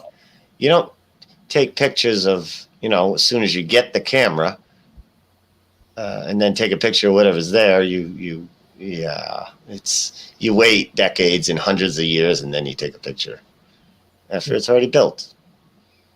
This is like this, for instance. I'm going to go with 1800s here. for the age of this, obviously, not 1900s, but I'll go with the 1800s. This is as far as the eye can see of fully developed kind of shit we still have today. And then back then, okay, now I got to ask, where's the grocery store? Where's the lumber yard? What are they using for heat? Yeah, none of that shows up in any of these photography like we know of them today, in today's modern times and standards and what we need to survive. This one's 1854. 1854, and it's as far as the eye can see, and it's just foggy up here. As far as the eye can see, all compacted on top of each other, pretty much the same shit we got, but it looks kind of wrecked in the streets. So is this where everybody gets their food? In this one building? Or did they sell food at Baby Jesus Church over here and over here? Where's all the markets? How are they storing long-term food? Things like that, like without refrigeration and ice boxes. How are they storing food to feed? You know how much food it would take to feed all these people just in this eye shot? It's going to take more than one Stop and Shop or Shaw's or whatever. It's going to take a lot. Look how as far as the eye can see. As far as the eye can see. All developed. How many grocery stores would it take to keep these people alive for 1 year? Where is the industry trucking in all that food like we have 18-wheelers constantly up and down for today's needs? Was there even a population big enough to fill all this? And if there was, what'd they do about the shit and piss? What'd they do for heat? What'd they do for food? And that's just the basics. It's just the basics. Where did all the shit go? Did they just fill this building up here with food? All those buildings have plumbing. Plumbing wasn't until the 1800s, no? No. No? Plumbing was 1200s? Plumbing's been around a long time. We had elbow joints and all that shit. And we had construction vehicles to dig the pipes underground and pipe them throughout the entire city. All underground pipes? No, there was no underground pipes back then. Are you kidding me? Well, if there were, who put them there before we had the capability to put them there? For who had the capability? Oh, don't get some numbskulls like that shit and pissed in water, and the only thing they could drink was fucking beer. And they came to America and built buildings and shit in brass buckets and tossed it out the window so everybody can get sick. Or they do like the Native Americans and just dig a hole in the ground and shit in it. Well, maybe if, possibly, mayhaps. And that's a fact. Definitely maybe. They still use outhouses and privies or whatever you want to call them. Hey, yeah, case closed. Closed on this mystery. Way out in the fucking far out places in the steppes, they still piss and shit and outhouses, and so do the Amish people. These are some of the first photos ever taken of Londoners. Mm-hmm. That's a man. That's a tranny. You got the bunch of one of the first pictures of London. Okay, where is the shittery? Where is the wood burningery? Where's the marketery? Where is the anything here? This is all like all these people that live in this shit today. They have to go downstairs, say hi to the doorman, get in their car that's paying $20 an hour to park, go drive to the grocery store, get in traffic, come back, bring the groceries up the stairs. Is that what all these people were doing back then? They were doing that, and they had the time to make and wear their finest. So everybody's going to the market in a beautiful dress and three-piece suit, top hat, whole thing pressed, neat, clean. Don't worry about it. Nobody had work clothes, apparently. It's just all formal wear. and maybe there was two guys. They Uber. They Ubered everybody their food. That was how they did it. Look up Uber water delivery. towers. Uh, Look up water towers. This imagine looks having, correct. This looks old- correct. This is what people should be, just sitting in mud and shit, and just it's group effort, and we're just farming all fucking day. Because farmers, they only farm from like 7:30 to like 7:45, and then they got the rest of the day to carve Tartaria, right? Come on. Hey, Jimmy, just an idea. Maybe you type in like 1800 food market and see what you get. Look at this shit. Where is all the survival requirements for a city that fills all this back before all this modern transportation and everything? Yeah, let's do what you said. Let's look up what 1800. Yeah, or whatever. 1800 food market. Let's see what you get. If you get nothing, okay. Yeah. Now these are supposed to be able to feed entire giant cities. Okay, not a lot. Okay. Okay. Detroit's Eastern Market. That's a I good know. place to look. It's one of the oldest, so yeah, okay. Mm-hmm. But they don't look in the city, or this one does. Yes, They got a they're lot of this shit outside. Yep. in the city.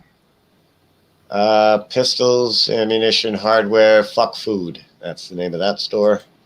For food. Not a lot, okay. Not a It's just basic carts and local farmers' produce. They get it there. How'd they do it in the winter? Same way they do it in the fucking summer. Oh, with their refrigerators and giant freezers and commercial-sized freezers to You eat freeze all that processed food to food. fill the town that's lot. this massive. Most of the markets where you need like farmers coming to the city. Yeah, this would be an all-day event if you're going here to shop for food. It's going to take you all day to maneuver through this, and then how are you going to transport all that food? I guess you're just taking your turn with your All horse those and carriage. wagons You, with you load it up. Now where are you storing it? In your salt pile closet? See all the wagons the horses are pulling? Yep. I don't see the market food. I just see a bunch of friggin' traffic jam. Wow, that's really amazing. Market system. Yes.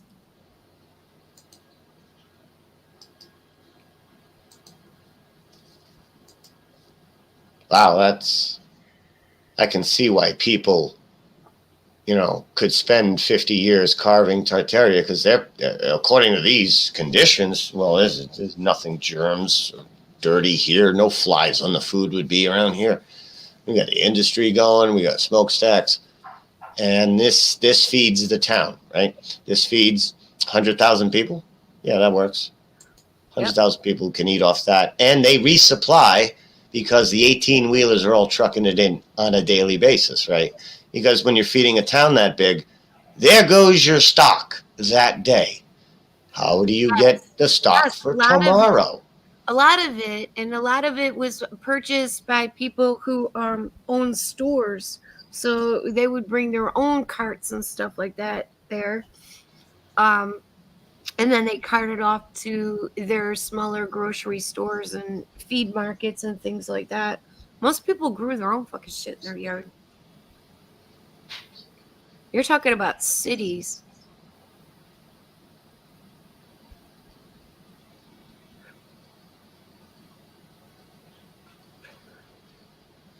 Modern cities with extremely exquisite architecture. Trains came around. That's And when cities really started building up because you could bring a lot of food on trains. Mhm. And where did everybody keep their food? I don't know. The In people these cities, there's all these tenants. Were these just office buildings and people were already banging out stock market shit and whatever in the 1800s? They're sitting there, buy, sell, buy, sell.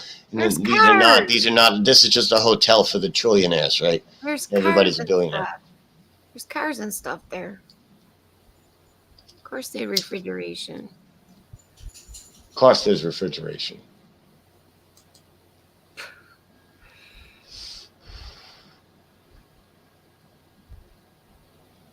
And is this just a hotel that has no bathrooms? Oh, yes, it is. It is a hotel that has no bathrooms. But it's still a hotel because when you have to pee, not a problem to go from this room up here to the staircase, run outside, and now you got to find a private place to shit. Or you just shit in the room. Now you got to find a place to throw it. Where the hell do you throw it? There's plumbing in there. That's Philadelphia. There's plumbing in there. Okay. There's plumbing in there. 1900? Are you joking? What about the ones that are 1800s? Still had plumbing. Yeah. Okay. I got coffee. Be right back. I ain't seen any marketplace pictures of old. That was, what is this? This looks like he pulled his shit from inside of his brand new Tartarian house. Vendors, yes. That was mud flooded, and now he's using that for a display. Street vendors, street market vendors. They would pull everything around. They were doing that up into the late 70s in USSR. I'd put milk in a big tank and pull it by a horse, and people would leave their houses and go outside and with a container, and they'd open the spigot on there and they'd fill it up and take it home.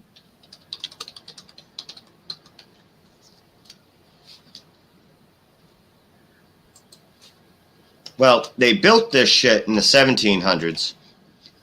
So that seems to be what I need to see. Oh, this fish and crab.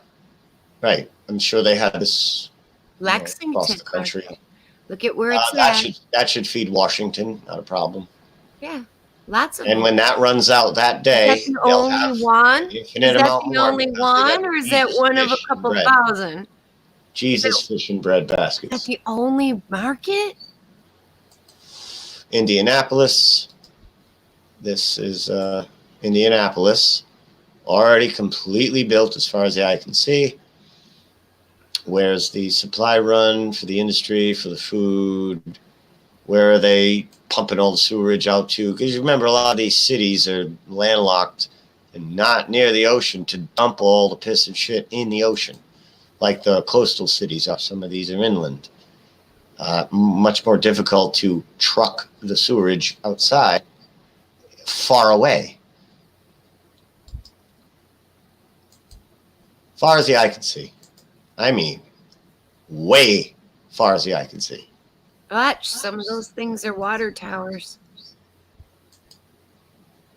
Way, way, way, way, way, way as far as the eye can see.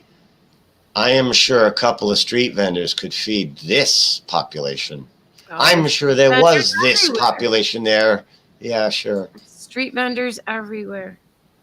Everywhere. There they are, everywhere. Yes.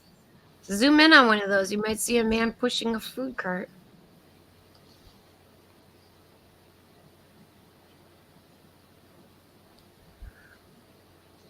They'll probably be on the sidewalk, not in the middle of the road. I know, I'm looking, and it seems to be just pedestrians. Just going somewhere to do something. No Markets, food on this street. markets are usually on the first floor. Then if you want millineries, stuff like that, those are on They seem more concerned about decorating your empty Tartarian bungalow than about eating. It's just about, pick out your curtains, pick out your dress, pick out your furniture. Where's all the food signs? You're not looking at the foods. Hardware. Yeah. Right So down in on this the ground, right next in to this it. photograph, I'm not seeing any vendors here. There's probably a bakery in there, one of those Oh, storefronts. Definitely, maybe, Oh, definitely for sure. mayhaps, possibly. Definitely for sure. I can see everybody's Definitely. got for their sure. five or six cords of wood right in their Don't need invisible wood. yard to Heated get them things through with the steam. cold winter. They heated Oh, 5 things cords with it takes. steam. They heated things with steam. Steam power. That's right, they Underneath did. the basements of the big giant Tartarian buildings are big boilers. That's right, they did. Exactly. coal. They used And it goes steam. through the pipe. Right. It goes through the pipes. Yep. But the piss and shit didn't go through the pipes. The heat did. Yes, all the pipes were put in there. Still nothing for food. Oh well, this whole area doesn't get to eat. What, is that pancakes? Nope, it's painless dentistry. No Yes. pancakes though. Hmm. But they put the things, they instead of like a lot of signs cluttering up the cities, they would paint them on the buildings. What the hell's going on over here? Is that a fire? They're burning coal. Well, good. I hope they can heat up the whole town. Very good. You're getting smart. Yeah. Oh yeah. No toilets, not a problem. I have toilets. No, I didn't. That's not an old picture. Yeah, it looks like early 1900s, could be late 1800s. Looks like maybe But let's just say to me. that not every single apartment has a toilet, a sink, and a fridge. I think it's pretty safe. Yes, to you include had one that down the hall. down the hall. Mm-hmm. Do you work for NASA? Nope. You should. No, because they still live that way in Petersburg. Oh, what's at the bottom? Oh my Well, we God. got more hardware and Yeah. furniture. Just, don't really need food. That's 1907. Nobody needs any food. Fuck food. Fuck food. Gudenstagen wares and hardware. Ooh, Clemens Vonnegut. Bakery! Finally. Crack and bakeries. Correct? I think. I mean, I got the word bake here. Well, correct. Why is crack here? people Crack, will eat. crack bakery? People will eat something that they really don't eat very much anymore, and that's called bulgur, B-U-L-G-U-R, bulgur, or cracked wheat. It was pretty much your breakfast, man. Cracked wheat with some hot water and maybe Oh, they're some wearing their work clothes. from the night before or whatever. They're wearing their work clothes and their formal wear. That's just the way people dressed. Yeah, of course. Because that's practical for manual Why labor. would, if they looked at us, they would be looking at us like, why are you wearing those ill-fitting clothes? Why do you go and buy those springy, spongy, ugly, sweaty, smelly 1878. polyester shit? 1878. Yeah, that's not that long. I'm going to safely say plumbing and toilets are not there yet. That picture's newer than my house. I'm going to say there's no plumbing toilets up here. That picture's newer than my house.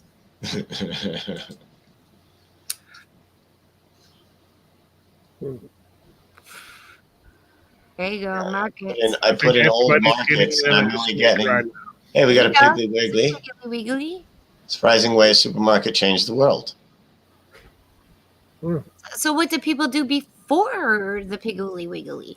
I don't know, but this is September 11th, 1916. The Piggly Wiggly opened the first Piggly Wiggly, and how supermarket changed the world.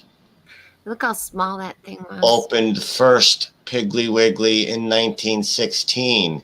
So you this put changed all the your world. food now. in one Well, bag. they were already gigantic cities as far as the eye can see Right, prior to Piggly Wiggly's. right. And now they have a market here.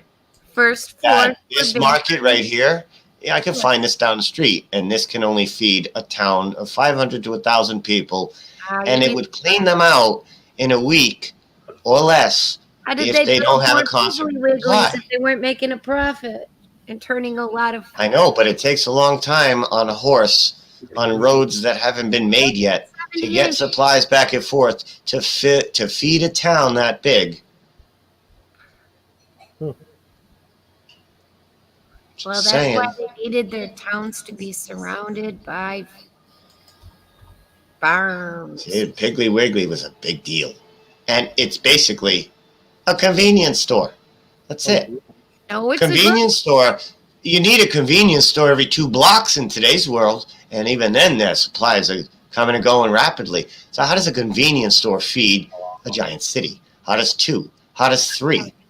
Okay. How does 10? How does 20? You can't. Okay. People who lived in my house, who built this house, they were from Baden, Germany. They were butchers. And so there was 2 brothers. A house across the street from mine kind of looks the same. And on Main Street, right here, there's a building, and it says at the top of it, Steger. And you know what that was? That's where they sold the meat. You know what's below it? The old refrigerators. Now, let me explain something to you about old refrigerators. Oh, look at that. Hanging meat. Yep, this can feed 100,000 people, those meats. Well, And how long is it going to take to skin and cut and kill it'll feed a 6 couple more hundred. animals to feed 100,000 people? And then It'll do it feed a again couple tomorrow and hundred. tomorrow and tomorrow and tomorrow. Actually, no, you need a It'll feed a couple supermarket. hundred. I mean, you eat a hamburger. What's that? 100,000 people Ounces of meat? that eat more than once a day. All right. So, you I know, don't you think slice that's things cutting up. it. You make them into sausages. Sausages can be cured and dried. Even that butcher had a top hat in the Yes. picture. Ooh. Practical. Let me explain something to you about an old refrigerator. Okay, this guy and I we were going to go into business, but it was a real bad time in 2008 to do this because of the economy. And this building that we looked at had a huge freezer in it, and it was probably about 2.5 to 3 feet thick. It was lined with steel, and in between the steel and the outer walls, the steel and the steel, was sawdust. It was all built up with sawdust, which is your best insulator. So it's that fucking thick. Now, they would haul the ice in there. How do they get ice? There's real easy ways to get ice. And if you look at how do people get ice in the 1800s or 1600s, you'll find out how they got ice. Ice can be made. It's chemistry. That's a huge fucking market. As far as vegetables go, you eat what you can and can what you can't. Well, I've made my point. So did I. To those who are not into the excuse department shit. Yes, there's toilets. Yes, of course. Of course. Yep.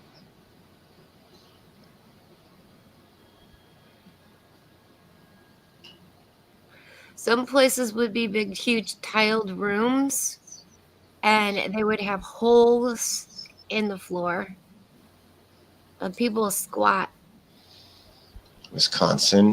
They weren't very clean. They weren't very clean places. Everything stunk. Everybody stunk. No one had that. No one had deodorant. 1930. Yeah, Of 1930. course. Of course. But that's just Wisconsin. Just Wisconsin. That's just Wisconsin. Yeah. And it's already all built, as far as the eye can see, in 1930. Yes. Yep.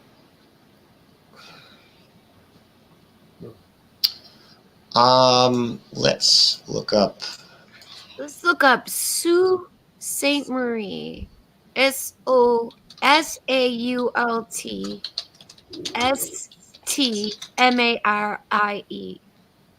There's one of your oldest Hang on, I gotta look at something in else. America. History of plumbing timeline.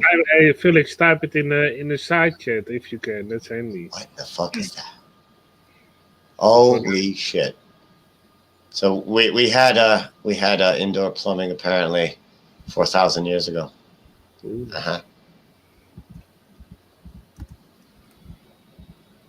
Wow, this is fantastic. 1775, the prototype of the modern toilet was first developed. Scottish engineer. 1775. Now, some of those pictures of buildings I was showing were like from the 1840s and 50s. As far as the eye can see, all built. Says? And now, how heavy is a toilet? How many toilets can you fit on one horse and buggy cart? Read it. And how many toilets will it take to France fill up ordered the the town of that? construction. Read the oldest Oh, one. you also need the plumbing too to go with the toilet. You can't just Read have the the toilet. oldest You gotta one. have the plumbing too. Read the oldest one. The very oldest one. Hey, George. Okay. Yeah. Now go to like our modern. Look at those are cross sections of fucking pipes, sewer pipes. It's cross sections. Okay. So you got a 1596. We got like a paragraph to describe the plumbing 1596. over different. This is a started 500-year explanation of toilets and plumbing in a paragraph. Yeah. Of Who course. invented the first shower? Look. Go. 1644. King Louis of France ordered the construction of cast-iron main plumbing line. The line I'm so shocked. It was a 15 royal who was in charge miles of from a everything. plumbing station to the palace fountains as well as Because nobody else could do it except for the royals. They were the bestest, smartest, coolest. Well, he was the one that ordered it. He's the one that ordered it. You say it's like a Sir John Harrington's water closet was able to flush, but it did not have a water trap. Cummings' prototype included an S-trap, which sliding valve between it allowed some water into the bowl. As a result, the water no longer smelled like sewerage, and the bowl could easily be cleaned after every use. How did they go to For city, 1804, Philadelphia was the first city to switch entirely to cast iron pipes to create their new system of water delivery. Water delivery, not water, get the fuck out of here, sewerage, escape, just delivery. That other stuff had already been invented.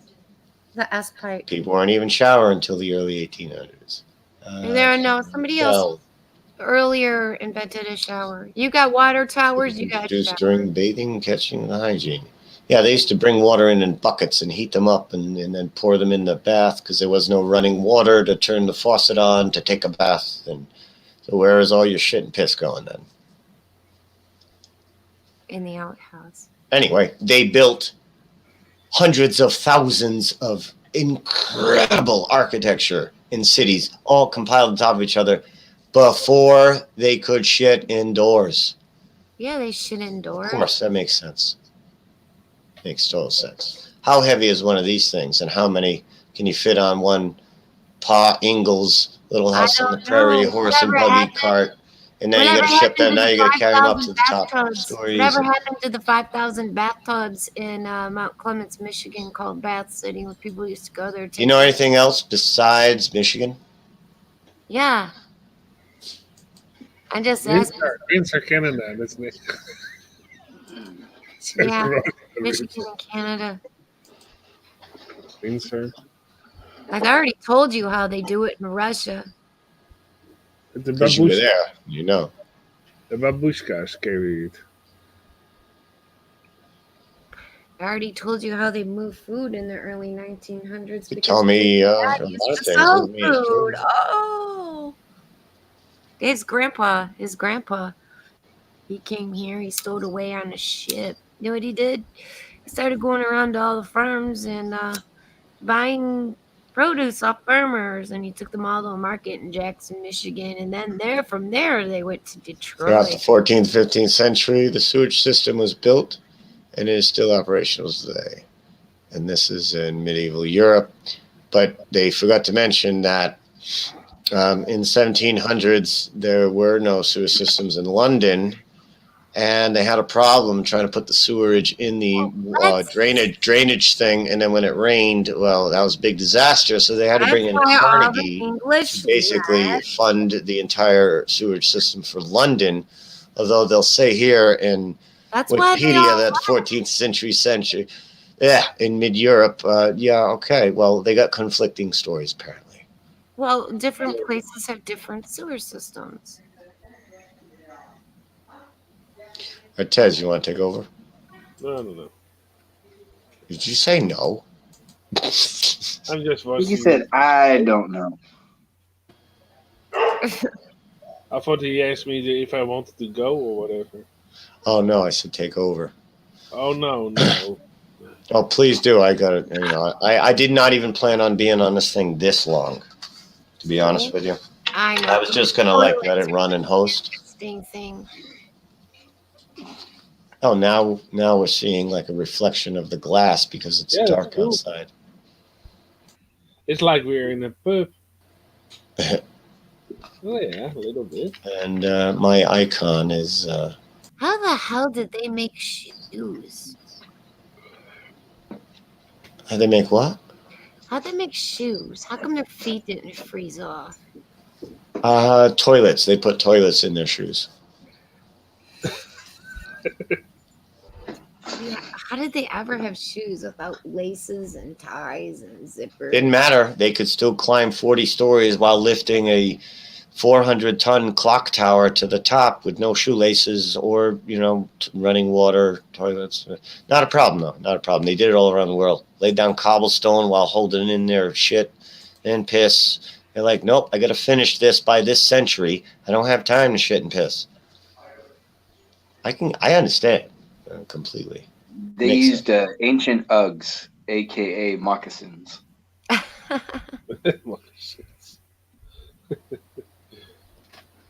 The fuck is my...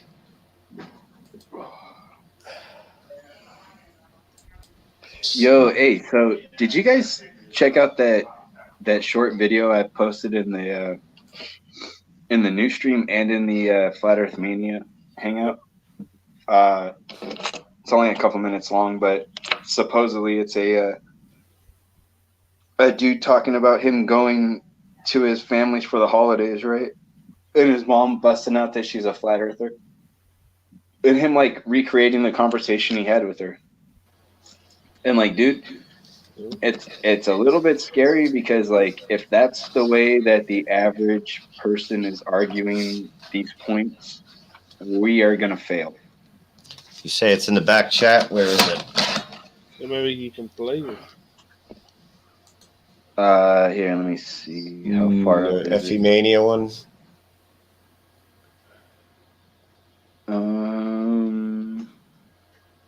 It's here. Why flat earthers are dead wrong? That's the one. Okay, we can take a look at it, maybe. All right, let's give it a look. And off to the races.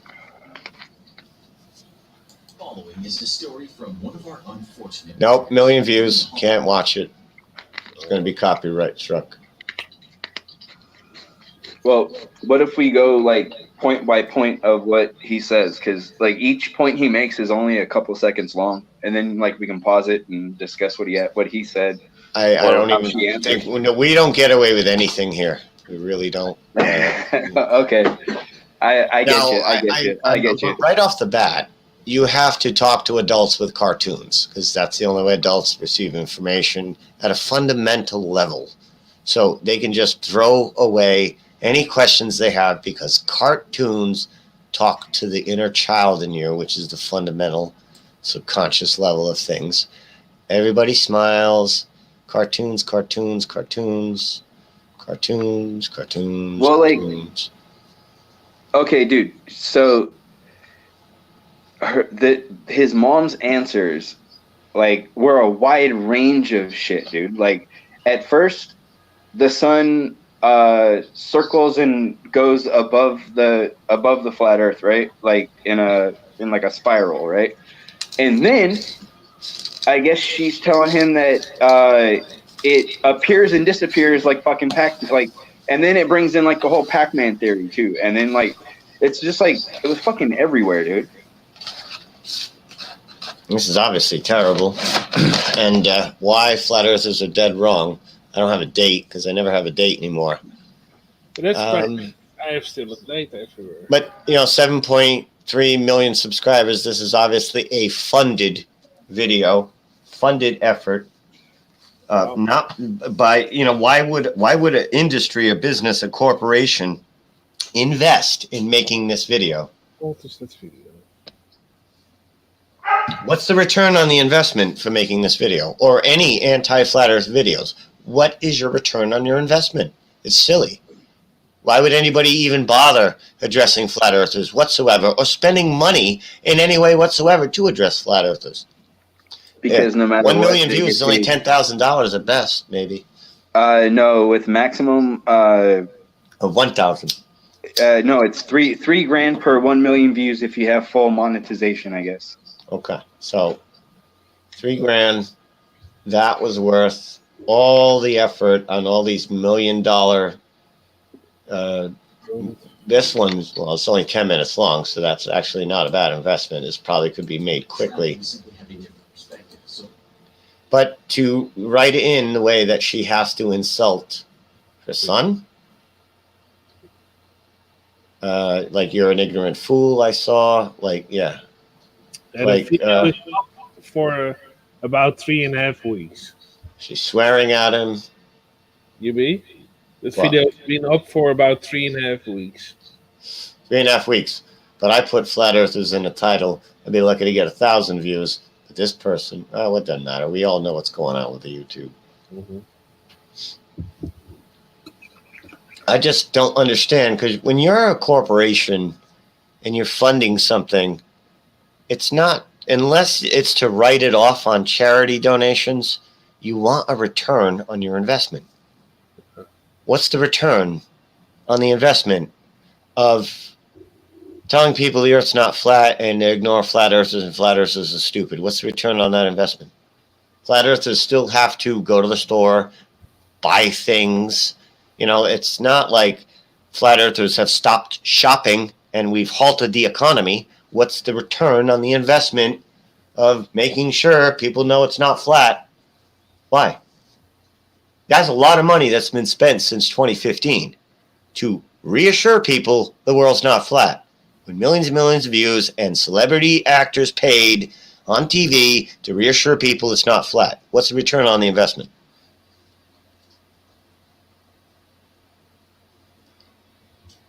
And also, that video, that cartoon, probably cost a lot of money to make. Yeah, it looks like it doesn't, though. I mean, Well, I don't know how to do. Well, I mean, it's kind of basic cartoons. They're not animated. They're just kind of still. oh, they're stills. They're stills. They're not. Oh well, no, it's just head bops. It looks like. Yeah, Like, see, The, head bops. okay, so like so the peop- cheapest graphics possible. Yeah, okay, that's right. I thought it was So- more animated. a channel like this infographic show, right? With 7 million subscribers, the fact that this is a show could possibly mean that they have a team behind it. But dude, there's a chick out there who's got like 11 million fucking subs, right? Most of her videos get like 5 to 8 million fucking views on it, all right? And all she does is like, not necessarily like reaction videos, but she, like, kind of like reaction videos or whatever, you know, where like, pointing out like shit that's in pictures that shouldn't be in pictures, like looking up pictures that have like funny fucking photo bombs in the background or something like that, right? Yeah. And apparently she's got a shit ton of people that'll sit there and fucking watch her videos all day, man. And Does that make sense? Well, that's what fluoridation in the water does to the general public. It also helps when you own things like YouTube, or your buddy does, or you're all working on the same team, and you're like, "Hey, I got my guy. He did this video. Can you crank it up?" Okay, yeah. He's already got 1 million views. Oh, all right, cool. He just uploaded it 5 minutes ago. Thank you. That's it. Yeah, that's insane. Oh, can you get it on the YouTube front page, please? Oh, yeah, absolutely. Yeah.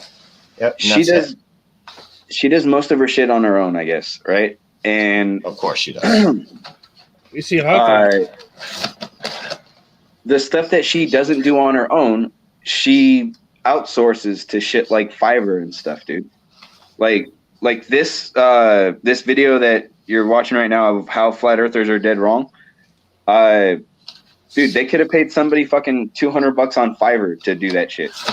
Yep. What's the return on that investment? And Yeah. why is the point of the investment? The fact that they made $3,000 off the video already, and it's only got 1 million views. Oh, well, they couldn't have done that. How many other topics would have? How about Star Wars or Minecraft or why even bother look, with check flat this Earth? out. Most expensive works of art destroyed by tourists. 1.2 million views by the same channel. Why astronauts were almost trapped on the moon forever.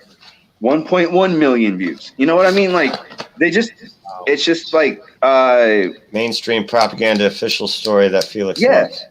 Why you should never visit the dark web. 4 million views. See, they made $12,000 off of why you shouldn't visit the dark web. Dude. What was their reasons? I don't know. I have to watch the video, but you want to There's free music and videos and movies on there. Stay away. It's bad. There's black people smoking marijuanas. They're gonna stab your wife. Come on. Here, Jibby, just for you, here is the link to the dark web video, man. It's got a Reddit dude crying in the thumbnail. Copy. Okay.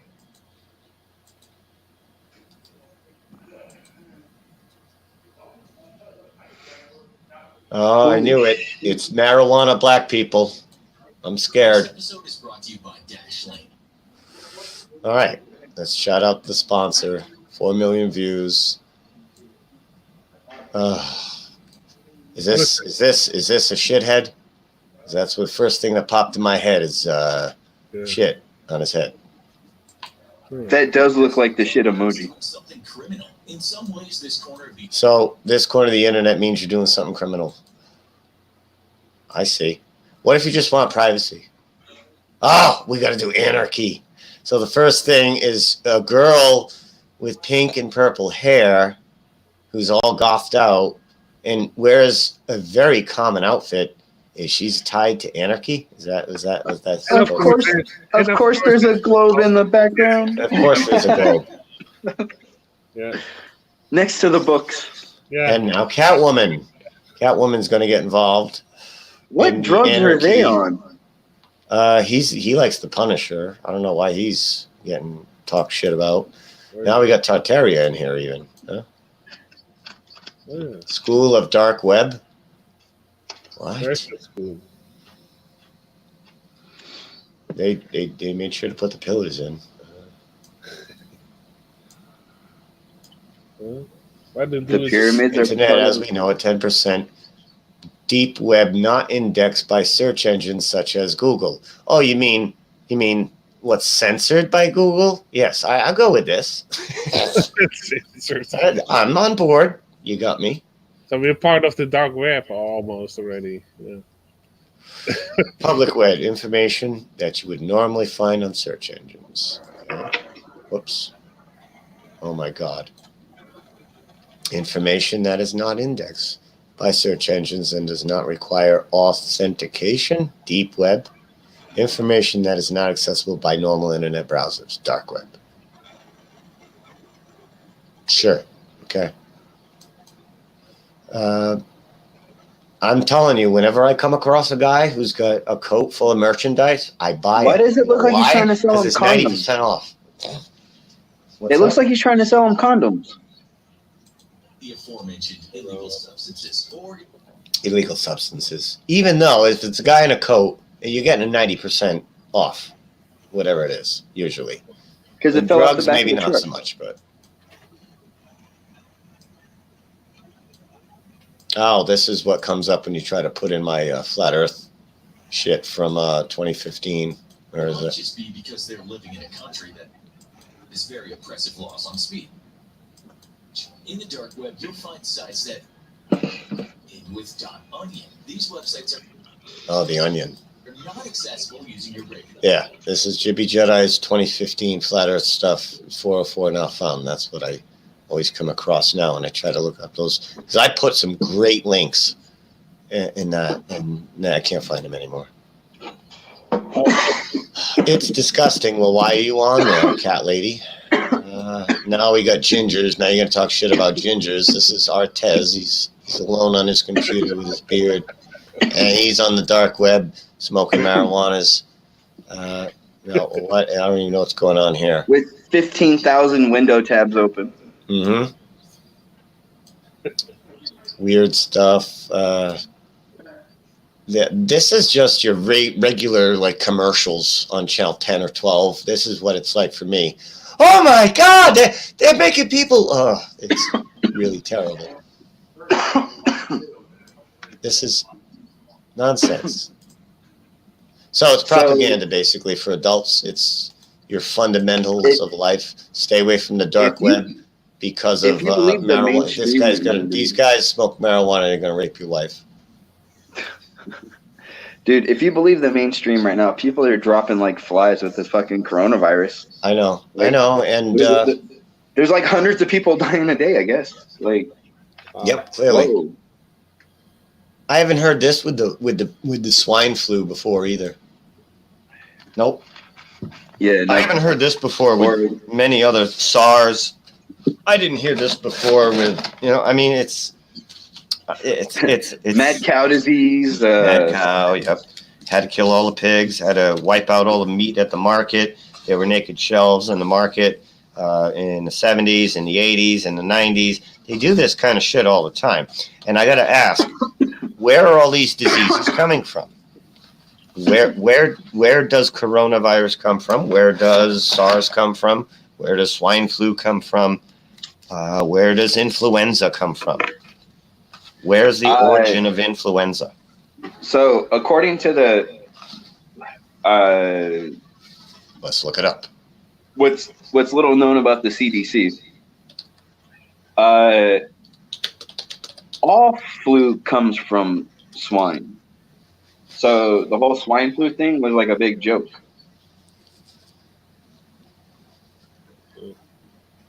Influence of the stars. That's where it comes from. So if you believe in the stars, you get the flu. No wonder why I haven't had the flu in years. So wait, so if you're influenced by the stars, you end up with influenza? Apparently. Wow. The first pandemic, worldwide epidemic, clearly fits the description of influenza, was in the 1580s. All right, where did it come from? That's what I'm asking. So let's see what their alma mater, I like that term QE uses. We'll go to your alma mater, Wiki. All right, numbnuts. All right, let's see here. And then, all right, so I want to see I just want to know where it comes from. Commonly known as blah, blah, blah, 3-4 types, blah, blah, blah, frequent, blah, blah, blah. Where's the origin? I want to know origin. I want to know where it came from because from my understanding, from my basic education in Jesuit Catholic schools, I was first taught that a lot of these diseases came from the rainforest. When we were deforesting and cutting trees down, it was kind of like the earth was releasing viruses. And that's kind of really it's like the first impression and information I got as a child of where diseases come from. And now Kind of like that movie, The Happening, where like they just died, right? Like it just came from nature and they died. It was nature getting back at them. Yeah. Which is kind of the explanation for this, is what I got as a kid. And now actually they're doing the opposite thing. They're finding the cure in the rainforest.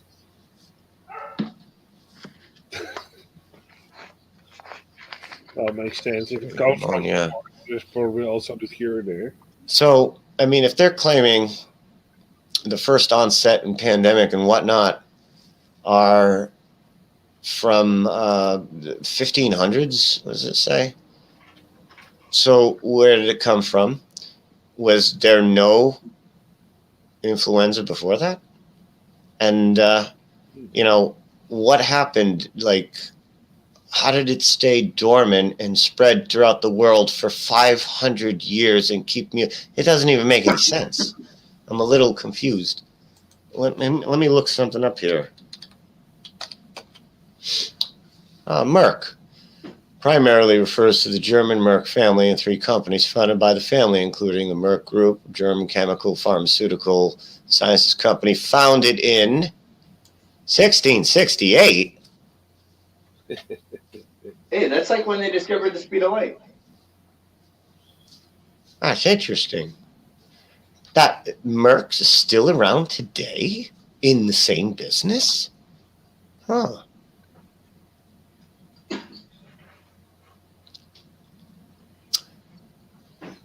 And It's also interesting that they also called it like Merck, Sharp, and Dome.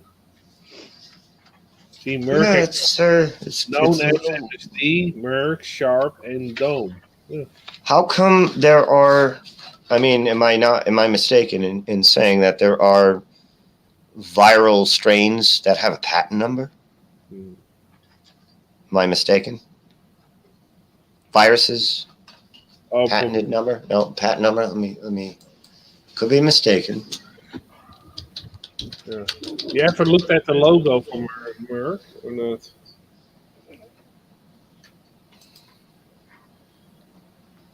Fox News.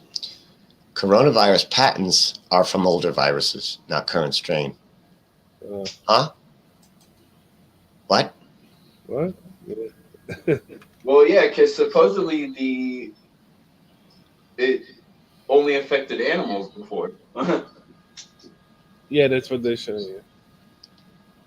All right. So, man is creating diseases, and patents issues related to influenza viruses and the genes, intellectual properties and such for viruses. Where do we live? That's what I want to know. You know what? Where are Let's try to find the patents for the viruses. I bet you there's a patent for the viruses, dude. we have patents for viruses, which means I think we all know that people are viruses, patents, patent applications. We make an application for patent. Viruses, patents, class. Arena virus inhibiting peptides. Oh, well, I can't wait for arena virus to come out in the news. It's something bad. And Marina, that sounds like. well, it's a kind of a new virus that was patented, arena virus. It's filed date of patent 2015, so we can expect that to hit. An antivirus, it's cell membrane fusion treating. Maybe it's a treatment for something, viral fusion protein treatments. Mitochondrial protein process producing. Rubella, E1. Develop protein variants in their direction, anti-rubella antibodies. These seem like patents for treatments of viruses more than the creation.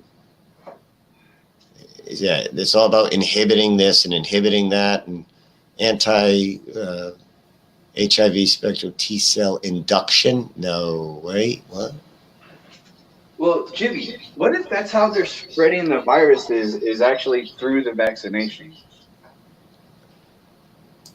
Like, what if there is no issue before and they just tell you there's an issue and you're like, oh, wow, do you have anything that can prevent that? And they're like, yeah, here, take this.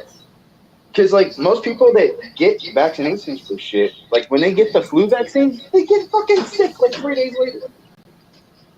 Like, it gives them the fucking flu. I don't understand why anybody gets that shit. Because, like, 80% of the people I know that get the fucking flu vaccine, they all know that they're going to feel like shit a couple of days later. Like, they have the fucking flu.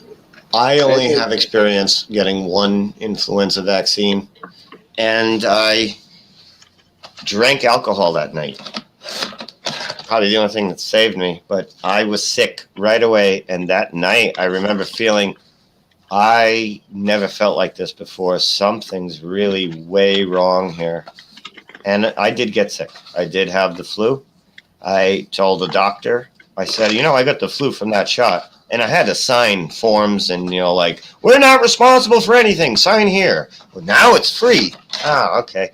And the doctor said, well, sometimes you are already sick and the symptoms just haven't onset yet, and you got the vaccine too late. And then he explained to me how the vaccine is just a basic guess of the top 5 strains, but from the season prior. Yeah. To me, that sounds like it's pretty fucking useless. And you're getting sick at the same time. And I had another doctor tell me when I said, what about thimerosal and all that? And he says, they don't put that shit in there anymore. Turns out they do. So my doctor lied. And my doctor also said, vaccines are healthy. That was pretty much the end of that. Hey, Jimmy, my parents actually took vaccinations, and they took it like 2 years in a row, way back years ago. And both times they got really sick. And my dad actually, when they had like a double virus, whatever, then he took another one. He was almost sick for a year to recover from that. Wow. Year. He was like not feeling himself, and he was low on magnesium, low on vitamin C, and all of a sudden, after that shot, before never a problem in his life. Then he took the like magnesium pills and everything and recovered. Now they never take a flu shot because of that anymore, and they hardly get sick. Like a cold, maybe a small cold for a couple of days, and that's it. And they're now in their 70s. And he only got that problems like with first he got like almost sick for a year, and then had the other flu shot. He got a lung infection, and only when he took those flu shots. Before, never. After that, never. Only in that area time when they took like a flu shot. Okay, you get sick both times, and then before that and after that, never. So there for them, it's clearly, and also what my dad takes as medication now is only propolis. That's his own only medication he takes. Propolis, nothing besides that, and he's hardly ever sick, and he's 75. No medication. When he went to the hospital a couple of years ago, they were surprised he didn't have any medication. Like, what? You're 75, no medication? What the fuck? They hardly couldn't believe. My mom, same thing. Healthy diet, uses propolis, especially in the winter months when it's flu season, as he hardly gets ever sick. The last time my mom was sick, I don't even remember. Yeah, only when she got the flu shot. Then she became sick for 2 years. Yeah, thank you. So that's very clear to me. Everybody I know who gets the flu shot gets sick, because I always ask. I'm like, so what happened after the flu shot? I was sick. Yeah. Oh, There you wow, go. I'm shocked. Yeah.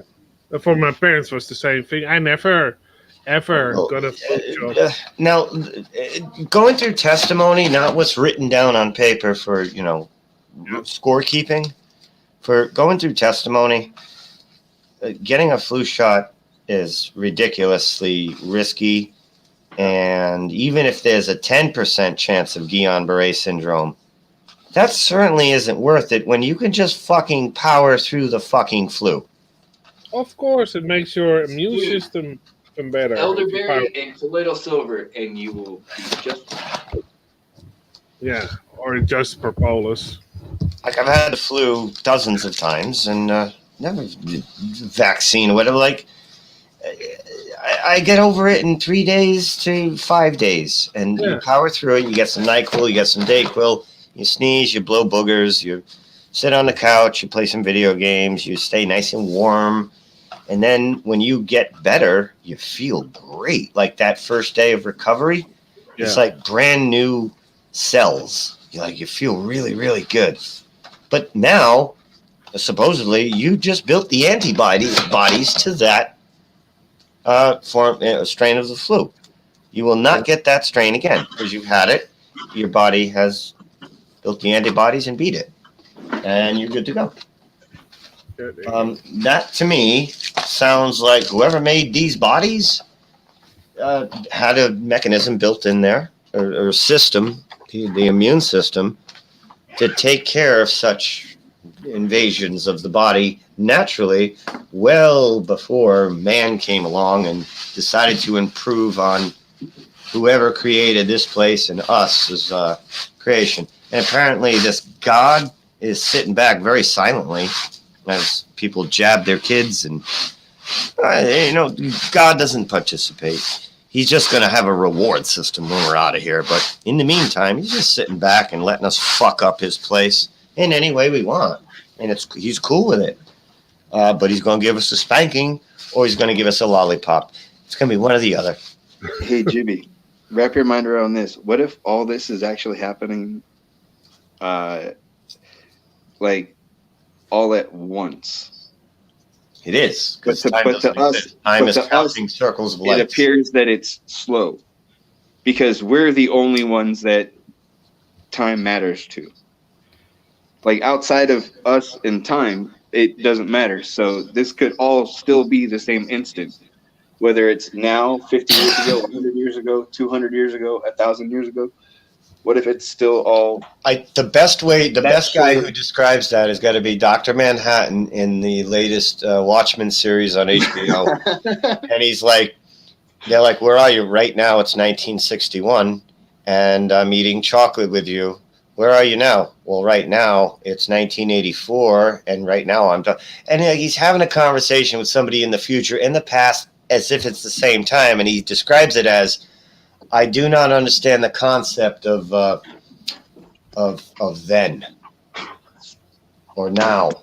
It's just, well, then I should say I forgot how he said it, but he said it perfectly, where he's experiencing every moment simultaneously. He just kind of narrows his attention at that one period of time of interaction or wherever he is, but he's still in the moment. Every moment, all simultaneously at the same time, as if time doesn't exist, because he doesn't exist in time. He's outside of time. So he's doing all those things at once, and he can just shift his focus to go back to 1961. Now he's in 1961, and it's present to him. And he can go to 1980s, and it's present to him. And he's doing it all at the same time. Crazy, right? That was pretty good, that series on HBO. No, they're going to do a season 2, but it wasn't as bad as I was expecting. Son of a bitch. Tess, please take over. I mean, if you guys don't want to take over, I can just shut it down. You guys can go to Hitch's or Kenny's or whatever. Or I can just leave it running. You guys can come and go and whatever. I can actually go. I'm going to bed because it's already almost 2:00 in the morning. All right. So I'm going actually. I will be going in a couple of minutes. All right. So, what does anybody else want to do, Larry, or you guys want to come on chit chat? I know Uber was saying something yesterday. You wanted to fire something up to talk about? Yeah.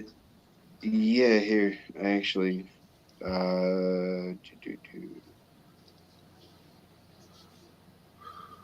Yo, so have you caught what because you listen to Nathan's and stuff, so that whole black swan thing, right? Yeah. That shit that we've been talking about for a while, though. I know, and that's what they said too. They're like, don't we have enough black swans? We've been talking about it forever. What's one black swan more important than the other for? Blah, blah, blah, blah, blah. I don't know. I don't get it. Like, we've brought that up because we've seen it in a bunch of stuff, and they're examples of curvature. We're like, wait, but you can still see water behind it. Like, how does that work? Like, what happened to your curvature there? Are you like in a fucking dimple? Yeah, and they're saying that the horizon is an actual physical horizon when the horizon, the very definition, is the apparent horizon, which is not necessarily physical. And you can't get to an apparent horizon.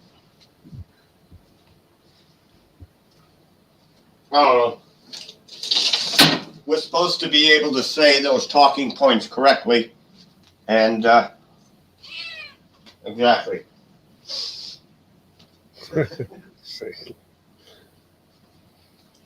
Gonna be my co-host. Me and a kitty. You like Tartaria? Well, now you're not gonna talk. Oh, she's yawning. So is everybody else, kitty. Yeah. Like, dude, wherever you're standing, if it is a ball, there would be a physical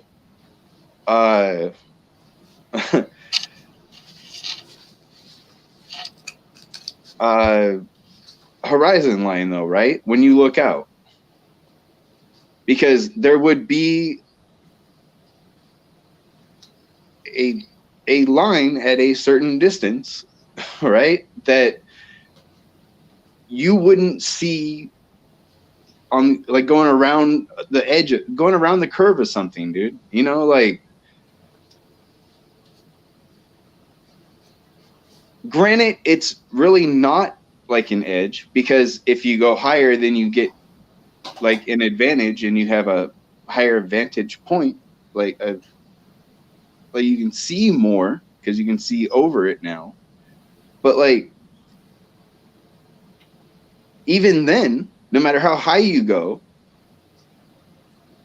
because you're looking at a shape, right? Like, there is a line you do see because of your perspective, though, right? Because, like, dude, they keep getting into this thing that it's actually bigger. It's just bigger than you think. And it's like, no, get the fuck out of here. Like, there's a measurement for it. Like, no matter what, there's a measurement for it. And your shit doesn't match up. Because we can see at way too great a distances at different times, you know? Yep. Especially depending on the conditions. Mainly depending on the conditions, actually. But, dude, yeah, that's something we've been talking about for a while. Why the hell is everyone all up in arms over that now? That's not anything fucking special. Over what? They're, like, why the hell is that whole black swan thing everywhere now? Like, that's really not anything I'm special. so sick of community memes.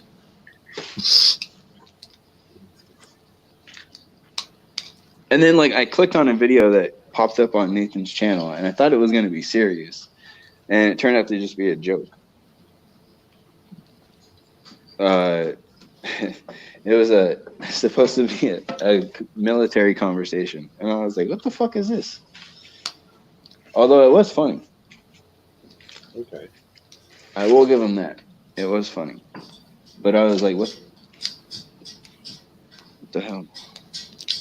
And then there was something else that I was going to bring up.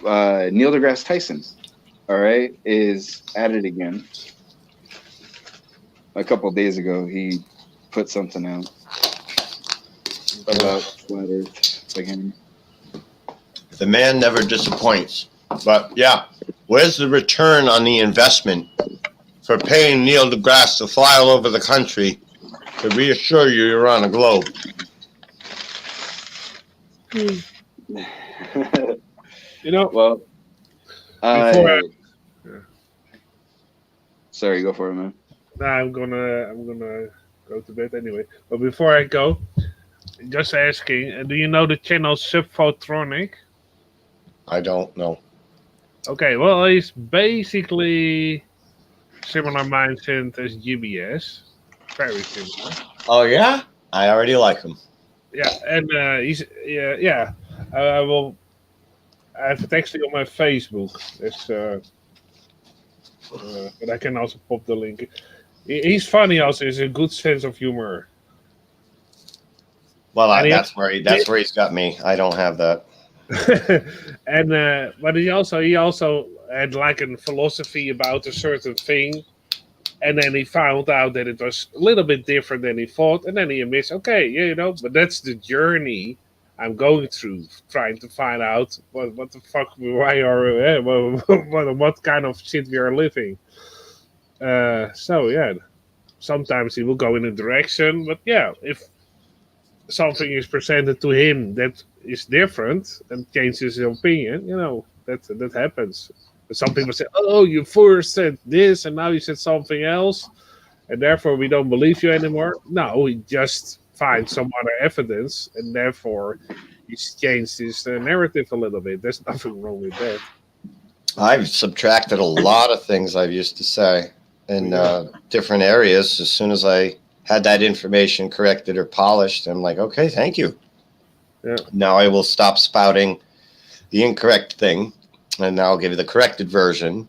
I don't mind that at all. Like, the last thing I want to do is repeat the same thing over and over again, like Poncho, being 1,000% incorrect every time and not letting anybody correct my mistaken perceptions.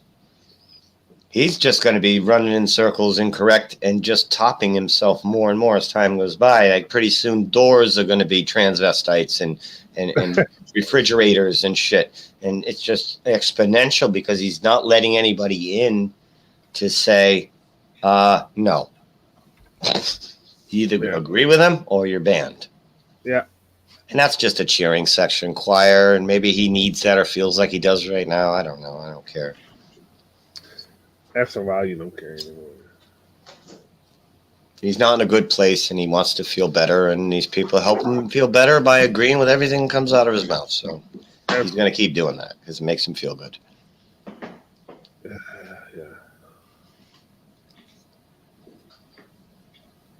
So I will post, I will put it in the side chat, and I will put the channel.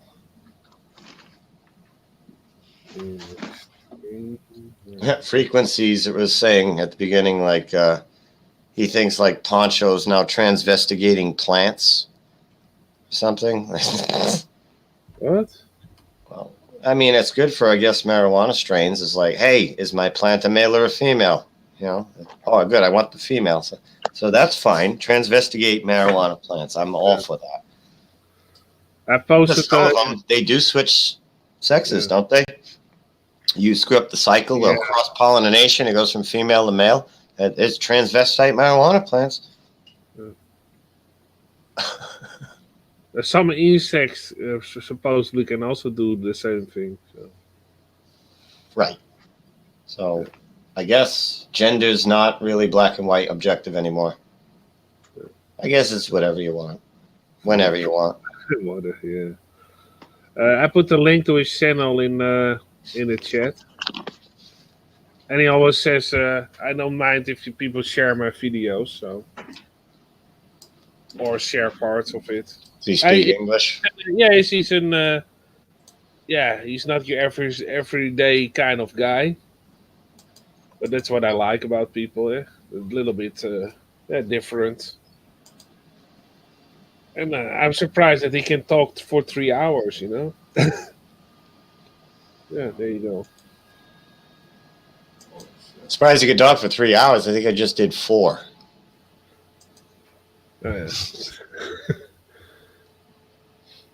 Fine, here's evidence of bricks melting. Ah, really? Bricks melting. Yeah. And he like also has butter. Oh, you don't say. Could that be done to high electrical voltage, perhaps? Yeah, he has cool videos on his channel. I thought if you don't know, fire doesn't do that to brick, right? No, it looks like it was melted like a candle. Yeah, could this be done by electricity? Maybe.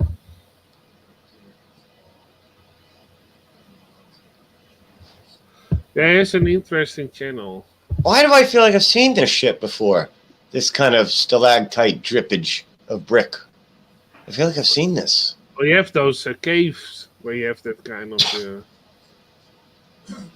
actually, that kind of draping style you have in a theater that was bombarded in the Second World War in Berlin. Yeah. That's crazy. They made it. If you... There's a tire sitting down here. What the hell? Yeah. Good place for a tire. Yeah. But this looks like a burn mark. Whoa. This looks like, What is this? This is like a burn mark in the floor. Am I seeing Or it things? collapsed because there's something under it. Like, what melted the floor? Yeah.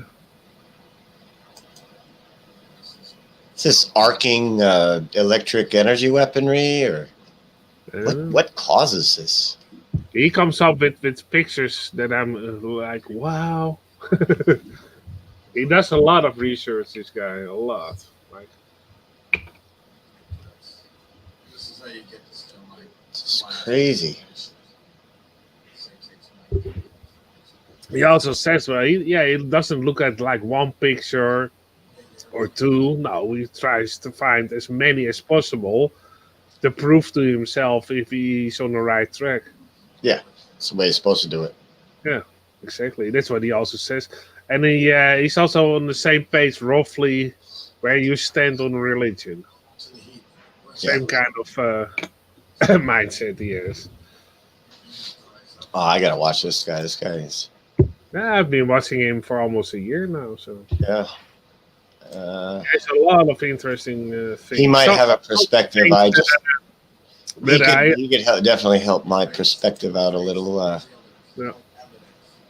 That he could fill in some blanks for me because I still have blanks, but I do like to just toss out stuff that makes me go, huh?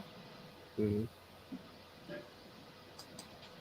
Yeah, some things that I don't agree with 100%, but at least he's researching and trying to investigate it.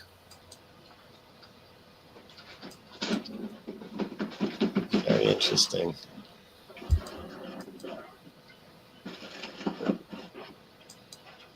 So, okay, I'm getting too tired. Yeah, thanks for a nice hangout, Jimmy. Yeah, interesting. And I will see you next time around. Yes. Thanks for coming by. Yeah, Good night, Artis. yeah, thank you. Good night, everybody. Till next time.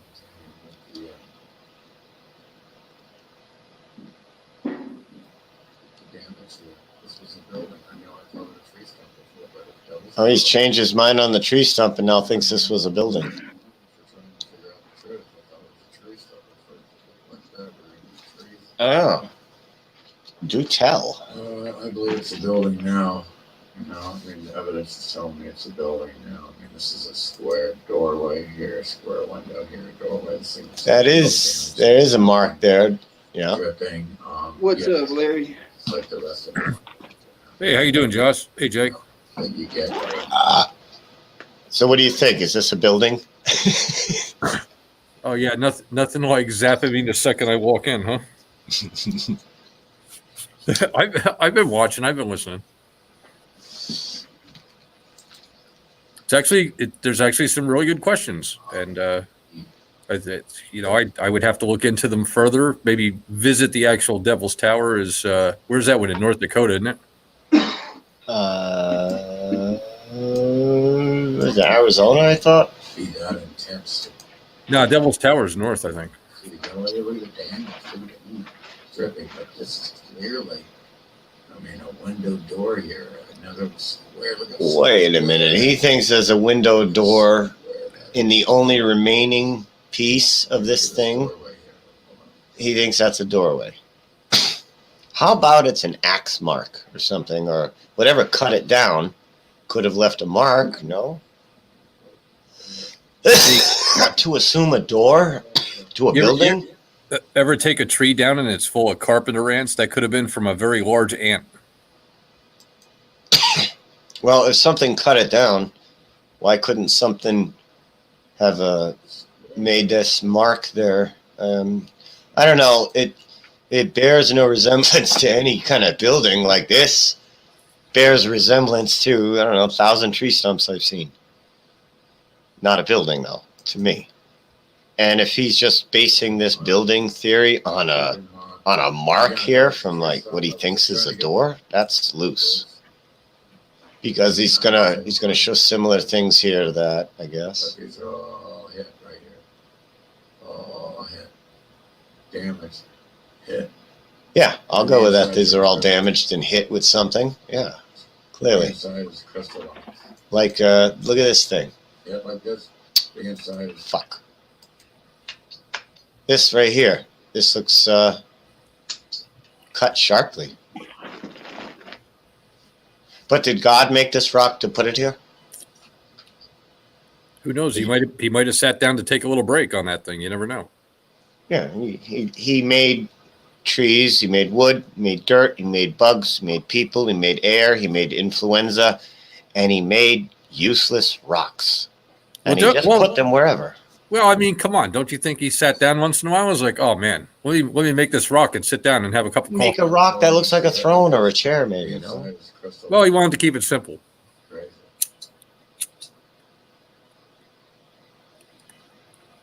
I can't go. Oh, I see what he's doing here. He's building the frame of the building. Like these are all like pillars of the grandest building that has ever existed, apparently. Clearly. This is clearly. And it's not clearly. He keeps saying it's clearly this. I say no, it's not clearly. Now there's so you walk away with more questions than you do answers. Slow here. Look at the mud slow here. Look at the mud here. Yeah, somewhere there's an answer catalog, and we're just not privy to the information. That's all. No, we're privy to whatever sport is ending this season and whatever next one is starting. Yeah, we're privy to the speculation. That's about as close as we can get. Now, do you think that people carved this out of rock, or was this mud flooded onto a building and then all petrified, and now it's all rock? Or I don't know. With the circles, I thought we were looking for Waldo. Waldo's here. Well, Carmen Sandiego. What? She's brown, so she don't count. Carmen Sandiego. Describe this love.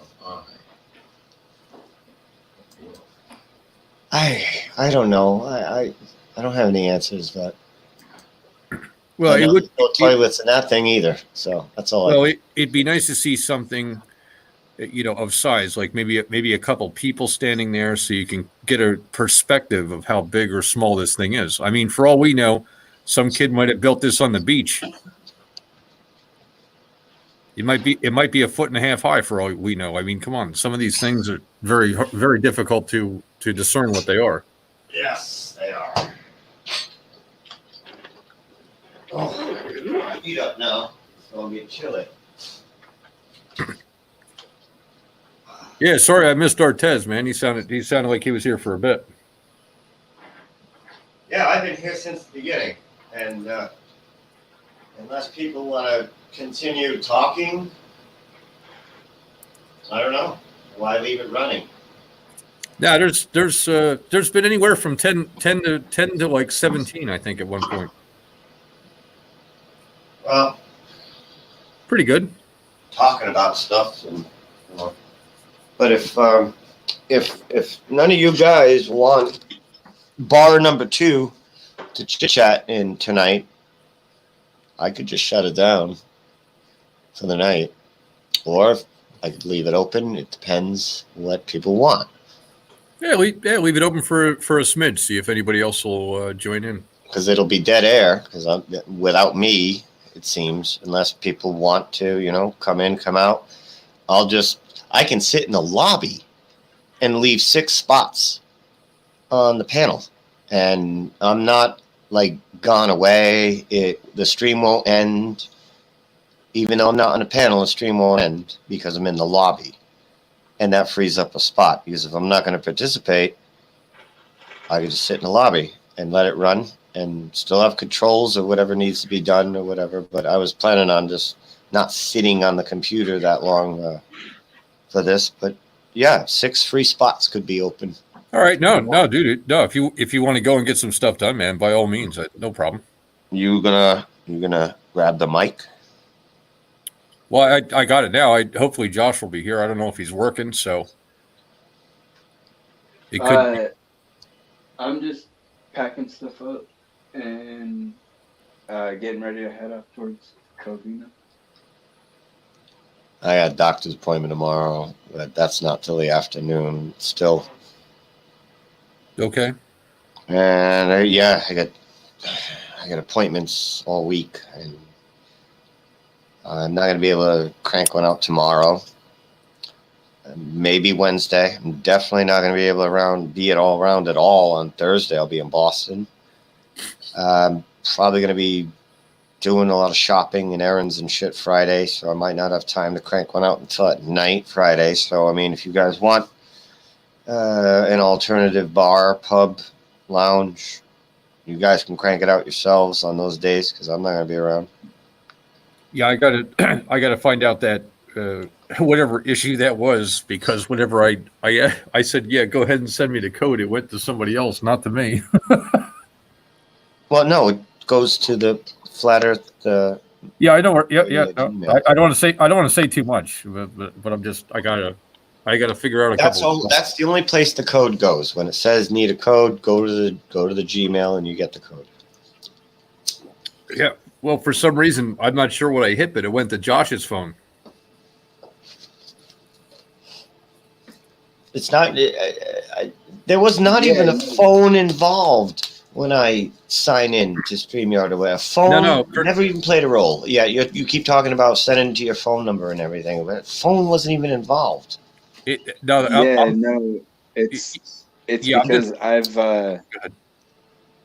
because I've logged into Flat Earth Mania in Gmail. That's why. Because, like, dude, now every time I go into YouTube, anytime I go into my email or anything like that, I used to have two options because I've always had two Gmail accounts. Well, not always. I always had one. And then when I started doing this Flat Earth thing, I started another one. And I've only had two. And now I'm associated with three of them for some reason, like that are attached to my phone and everything else that I have. Anything I have that's through Gmail now has three accounts that I have the option to. Like, I have to make sure that I'm not under Flat Earth Mania when I'm surfing around like YouTube and stuff, you know?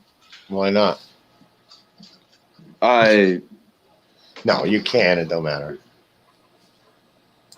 Well, I do it sometimes. I don't even care. It's whatever.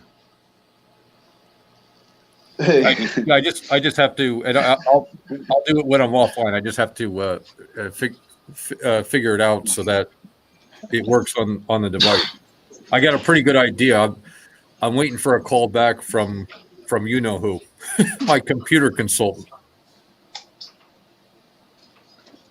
Although, hey Jimmy, that is an easy way for me to shoot you like YouTube videos regarding Star Wars and shit, dude. I can just put them in the watch later thing. Yeah.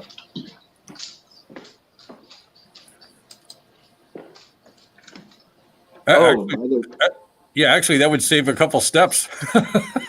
Yeah.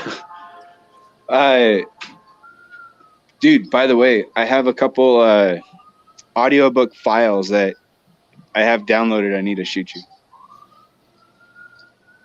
Yeah, I need a new one. I started to listen to the one where Luke Skywalker found the Emperor was still alive and temporarily became the Emperor's apprentice. Oh, yeah. Yeah, that's a good one.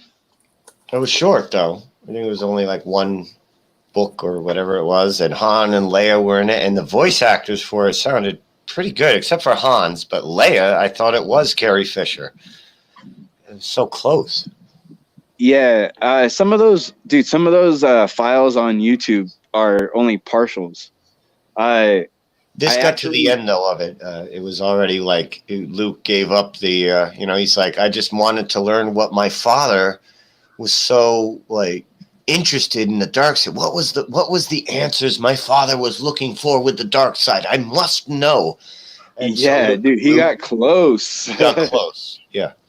He was choking out Han, dude. Yeah, he was. He was choking Han, and that's crazy. He straight up pulled a Vader with Han, dude. That was whoa. And Han was not liking him, ready to shoot him. Yep. But they did establish, the Emperor did survive. but yet they all were dumbfounded in this latest movie. The Emperor's alive somehow. Well, yeah, Luke was his apprentice temporarily. Okay. Well, dude, that's what I'm saying. Like they pulled a lot out of the Legends books, dude, for these movies. Like it's like reading as many books as I have. When I saw what they did with the movies, I was like, oh, dude, I know exactly where they got this idea from. Like that's crazy. Do you think a store like this? Here's your milk. Do you think a store like this can feed San Francisco? No, I'd say you'd need a whole bunch of them. Yeah, But you there need a wasn't- whole bunch of those There stores. wasn't the first Piggly Wiggly. We just looked it up, and that was the start of the supermarket chains, Piggly Wigglies, and that was the first one. And these cities were already built. Well, yeah. The thing is, they also So had. that means where were they getting their food prior to the supermarket? They had to get them from, I guess, the farmers market stands or whatever. Well, Now, yeah. the farmers can be there all day. That makes sense. If they have sons tending the farm while the farmer is at the market selling the goods. Well, No, yeah. the farmer's daughters sold the goods, dude. Okay. Yeah, that's when they had the small mini skirts and shit. Don't you read a book? Like, dude. Okay, All right. So the farmer and Jimmy, the sons. you should know this. Women are naturally better at selling shit than men, and it doesn't mean that they're actually better. It's just that it's easier for them because Okay, men so are I go- fucking retarded and just go, dude, take my money, baby. Okay, the year. Okay, the year is 1830, and I would like some filet mignon. I would like some caviar. So I go to the local farmers market, and she's got a couple of beef, deer, and pigs and whatever hanging by their ankles. And I go, "Hi, could I get 2.5 pounds of ham?" And now they were cutting out slices of that meat hanging in the sun for every customer, or were they giving an entire goat, an entire deer, an entire pig to each customer, or were the customers getting it by the pound like they do now? Well, I think what they did was they mostly quartered or, cut it down into eighths or whatever and kind of measured it that way, more by eye than they did. Okay, have you seen how many chickens and pigs and shit they stuff in a Tyson chicken farm? And that's just one Tyson chicken farm to feed a small area. Like they would literally have to have like sheeps and lambs and pigs as far as the eye can see to feed San Francisco. Well, on a daily basis. There's something to what you're looking into. I understand where you're coming from. I totally get it. And maybe it was there and it was inhabited by a small population. Well, that small population wouldn't build thousands and thousands and thousands of buildings that they didn't need to build. No, because they were the second owners of such place. That's all I'm trying to imply. Yes, okay. And now, based on some of the but those previous builders didn't need toilets, didn't have fridges. Oh boy, will you stop? Lots of power, but no nothing to plug it into. Will you stop with the toilet thing already, please? You don't understand how huge that is. I do understand how huge it is. I've been a builder my entire life. What it implies and suggests that is going to be mind blowing. I get it. They probably had a hole in the ground in the backyards of these places. Maybe, and probably, mayhaps, definitely, maybe. And a lot of them just went into a pre-existing or a new established sewer system, and they just flushed the crap into the ocean or into. You know how big my septic is now. Imagine a family of 7 to 10, and how much piss and shit is going to fill up in 1 year. I know. And now you got to times that by 100,000 or so people in these towns in the 1800s. That's what the sewers were for. The sewers actually didn't have sewers. Like London didn't have a sewer system after the Great Fire. London or what? There was no. You hear about the Great Fire, and then they, coming in later, and they didn't have a sewer system, so they tried to use the rain drain, the rain runoff system that was there, and they tried to just dump the sewage into there, and then when it rained, that was a disaster. Piss in the street. Like New Orleans. So Carnegie came in and he funded London's entire sewer system in the 1800s. Mm-hmm. So London was built, and then the toilets came. They had to they had to go somewhere. I mean, a lot of those people are full of shit. Who gets first toilets? London or Zimbabwe or Australia Well, or America, North Dakota? London gets it first. Listen, some of our great grandparents actually used outhouses for the longest time. Okay, there were no outhouses in those pictures. I mean, not a one. I know that because I haven't seen any because I would have said, "Oh, there's an outhouse," and I would have looked for 50 more. I couldn't even find one. Well, yeah, but if you're taking a photograph, what would you rather see, the nice building or the outhouse? But see, there's aerial shots, and when you look at the aerial shots, some of them are super high quality. Martin, by the way, yeah, and other people zoomed in on them, and there's not an outhouse to be found. There's not a pile of wood to be found. About those aerial shots, where were they taken from? Balloons. Yeah, and if the shutter had to stay open a certain period of time, the whole thing would have been blurry. Larry, you can zoom in on like a crack in a window. Don't yell at me. I'm not the guy that took the photo. It's extremely clear quality. It's like 4,000 megapixels kind of quality shit that is astounding for the time period.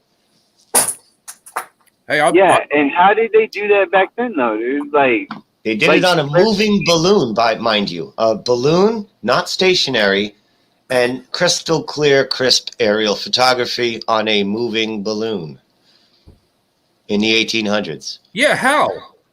Don't ask me. I'm just stating what is out there. Well, that's what I mean. There's more questions when you're presenting. So there's much more questions, and there's different. I haven't even set up a Tartarian presentation. This was just casual discussion on the fly. I haven't even gone digging for photos and talking points. I'm just literally Googling live, and we're looking it up. But I could put together something.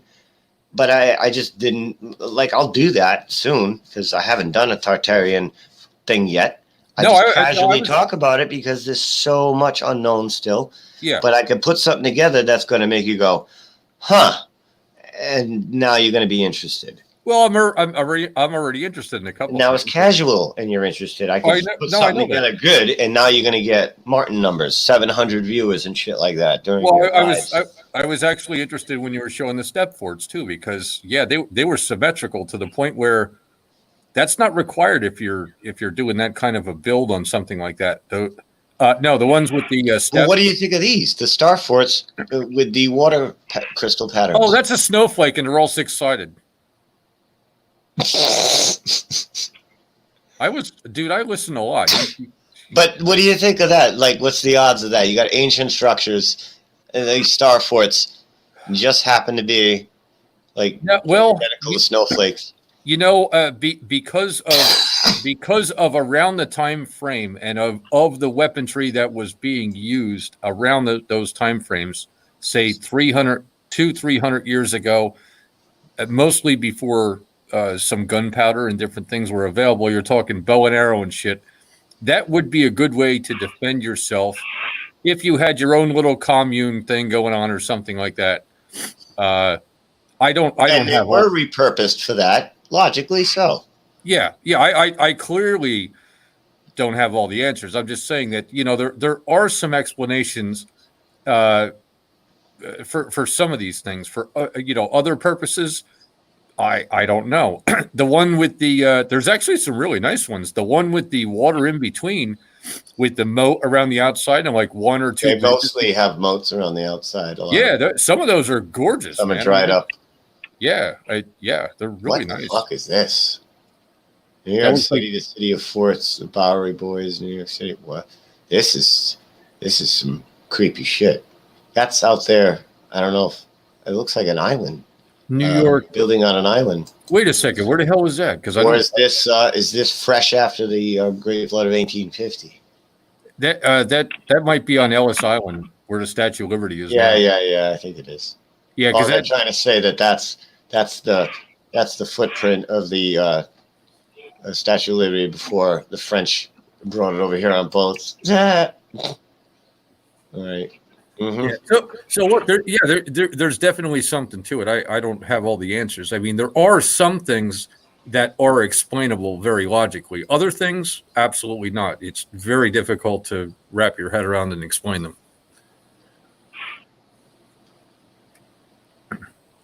You know, for instance, a mud flood type of situation.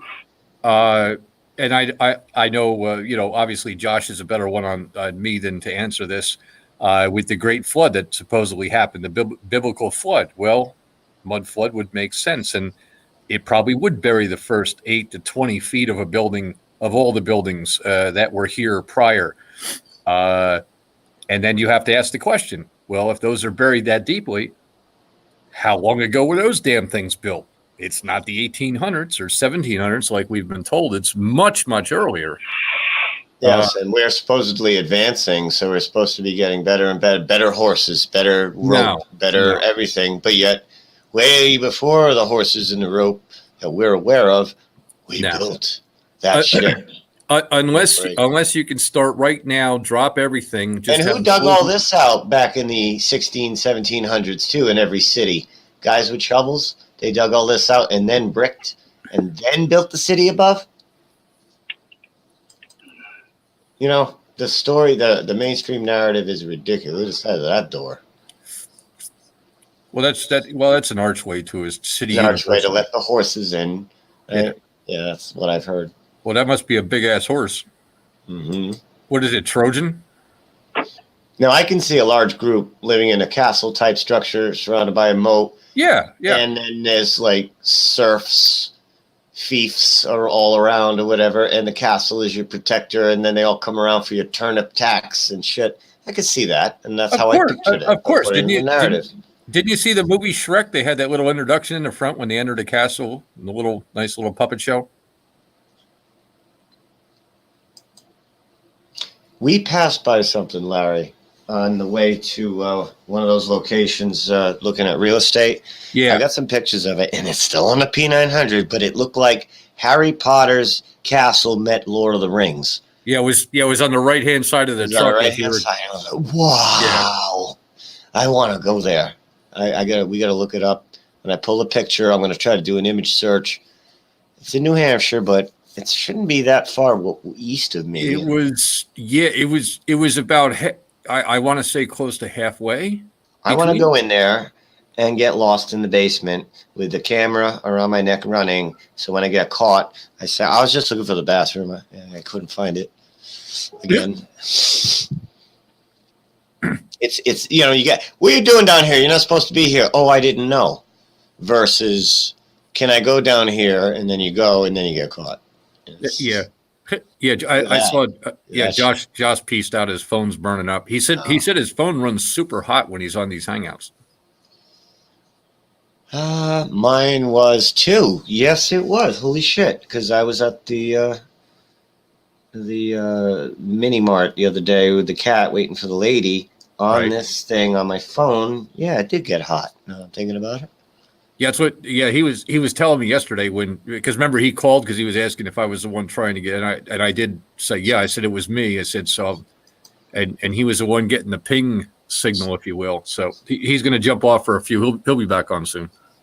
All right, I encourage others to jump on, because I'm not going to last that much longer. That's cool. And if you don't last and nobody else wants to come on, I'll sit and talk and play the drums if you want. No, I don't have them set up. I'm still at mom's. So to me, this looks like a tree stump that was left, that was carved up. That's just like at a glance what popped in my head. Old tree stump. And then I looked. It's a building. It's just something popped in my head. You know, who knows? I'm not sure who brought it up, so I'm not going to say who brought it up. 13th century old New York City military forts you can still visit. 13th centuries. Oh, all right. Geez, I was going to say, you're going to tell me we built that shit in the 1200s? There's one way to find out if you're able to do sonar, ground radar. That's just it.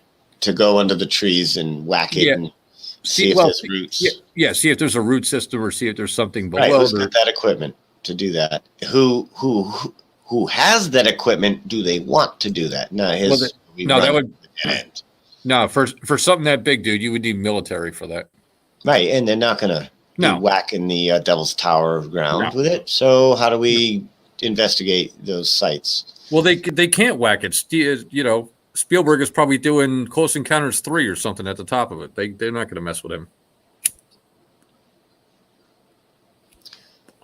This shit was all built up, flooded, built up upon again before we got here.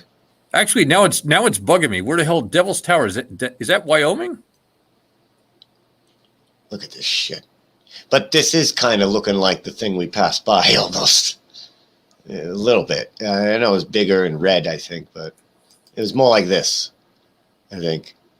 Like we're driving down the highway and Larry and I passed by something kind of on this grand scale. There it is. Okay. And I'm like, oh my God, I got the P900 and I'm zooming in and I'm taking a bunch of pictures from the road. Still on the camera. I got 2 years on the camera still. I ran out of hard drive space on all hard drives. That's all right. When you get some P900, every file is 3 gigabyte. I'm not sure if you're watching chat. This is what it looks like, more like Larry, I think. It was more like, I can't remember. It was red though, but it was a combination of a castle house. It was a Harry Potter. You know, I'm just gonna look it up. Dude, let's go with New Hampshire Grand Architecture. Okay, and actually check out the chat too. I think you got a question out there. Can you read it to me? Frequencies wants to address something you had said earlier. If I could get you to look at chat, and that's all it says. I go ahead, Freak. Ask away. I'll watch. Yeah, I'm just scrolling down here. Try to find that thing that Larry and I passed. Actually, what was the road we were on? Maybe it'll have the road or something. You can. I don't remember. Okay.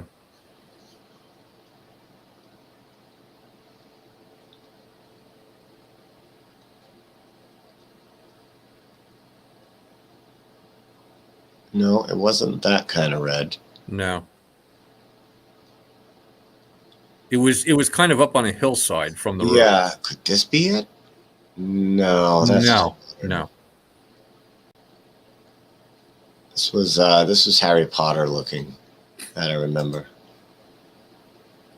Jesus, that's a monster. That's a historic hotel. Yeah, the historic Hotel Bethlehem in Bethlehem, Pennsylvania is like gorgeous.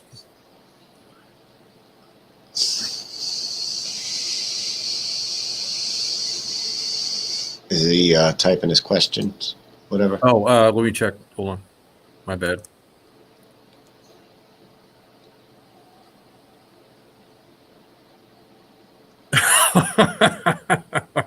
It's kind of a funny question statement.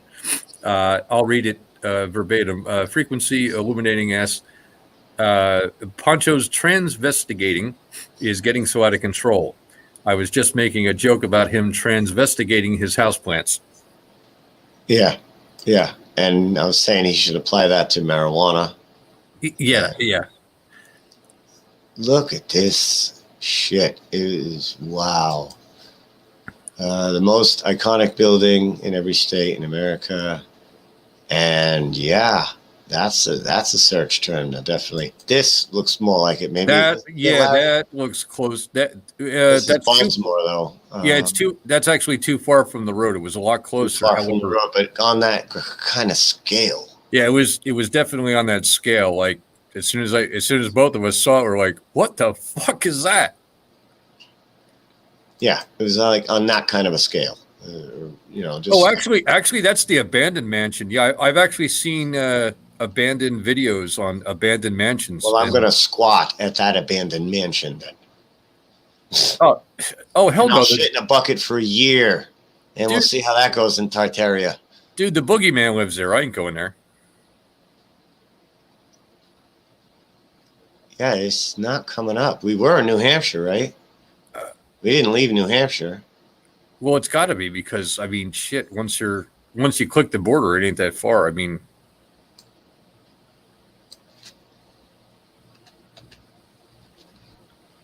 I don't think it was that old, though. I think it was newer. I I don't know. I think somebody with a lot of money built that thing on purpose.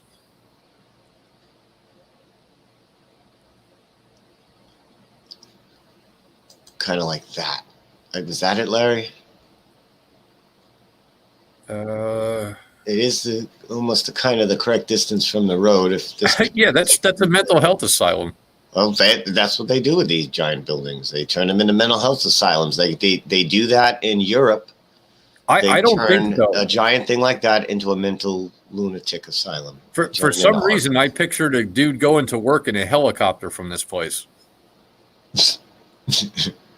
No, seriously. And there's a couple in New Jersey. They go to work in a helicopter.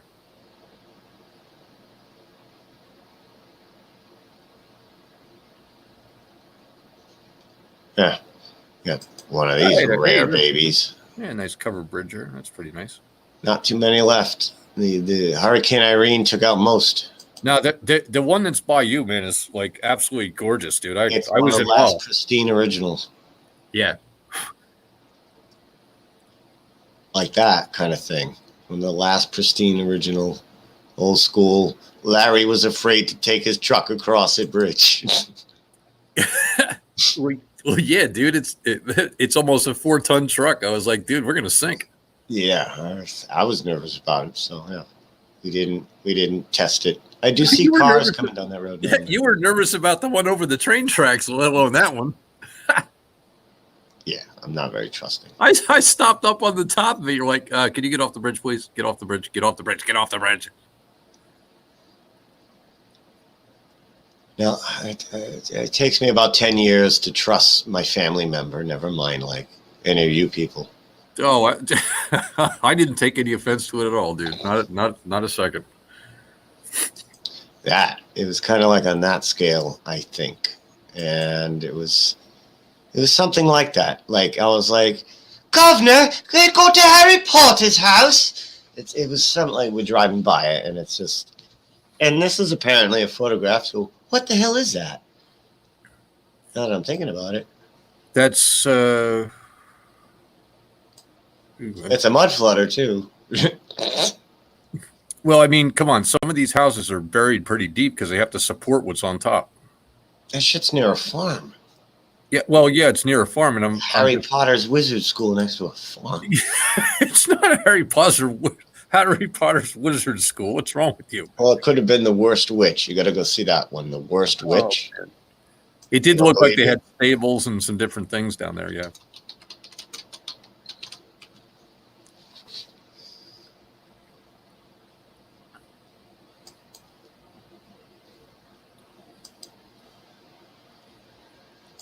This movie's the best. This movie's the best. It's great to be here with you young witches. Let them know it's... You got to see this. You thought Rocky Horror was bad. You got to see The Worst Witch.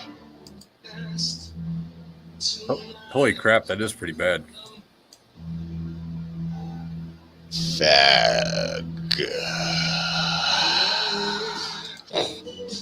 Yeah, that dude's got a screw loose. He always did.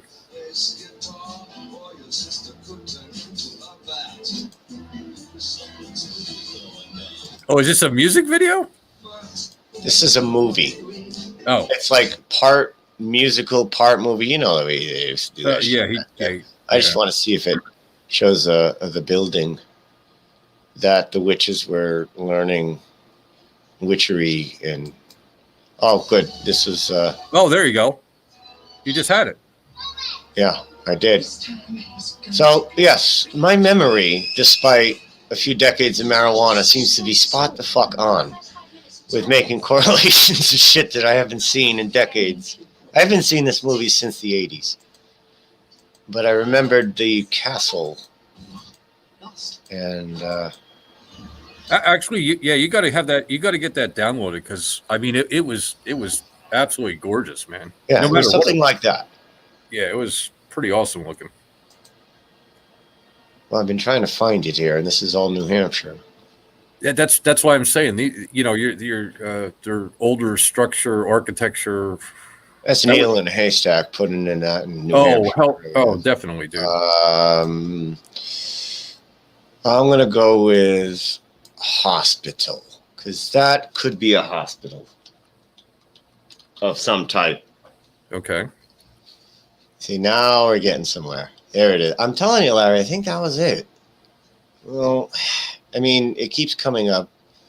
I don't know. I don't remember that much red brick. No, I don't either. And again, a glance doing 45 while you're sitting there trying to take pictures out the damn window.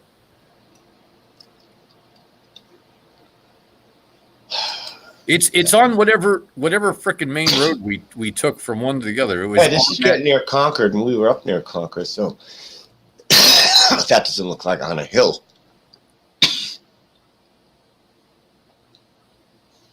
Oh wait, go back. Oh shit, Shazbot. Back up a little. Go back up. Hold on. Go up to the left. One more. There, stop. Left. No, down. Down. No, down one. To the Which left? This is only one left. The one with the dirt pile. Yeah. It's not a dirt pile. Oh. And that's not, I don't think that's, it was Castle-y. It's that's my generic term. It was Castle-y. Okay. And now where the fuck am I? Why did it kick me here? All right.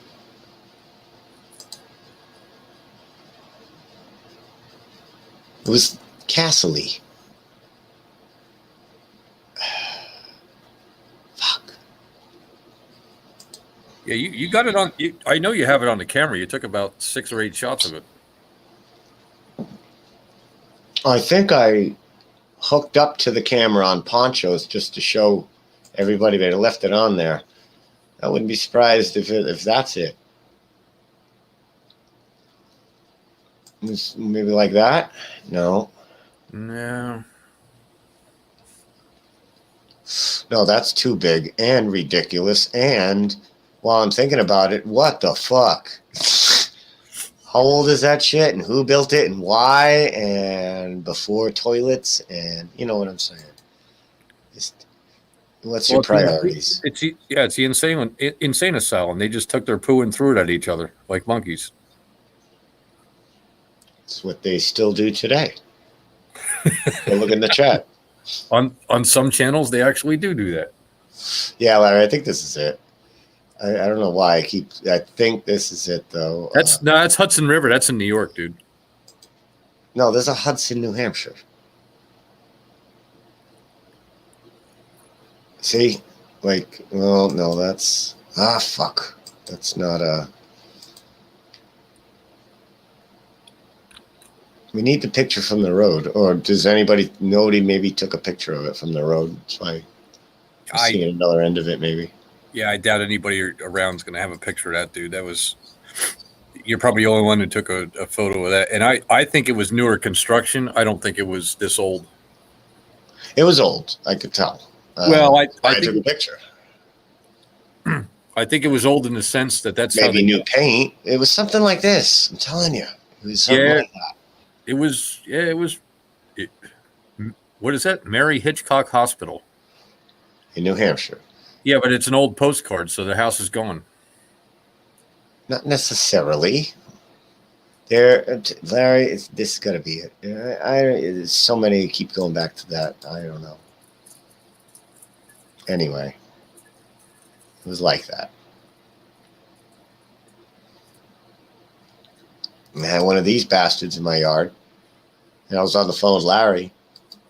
And I said, Larry, there's a deer in my yard. And as soon as I said that, it looked at me, and I'm in the cabin, and it heard me. And I just looked, and I went up to the window, and then it goes, brump, brump, and just jumped off.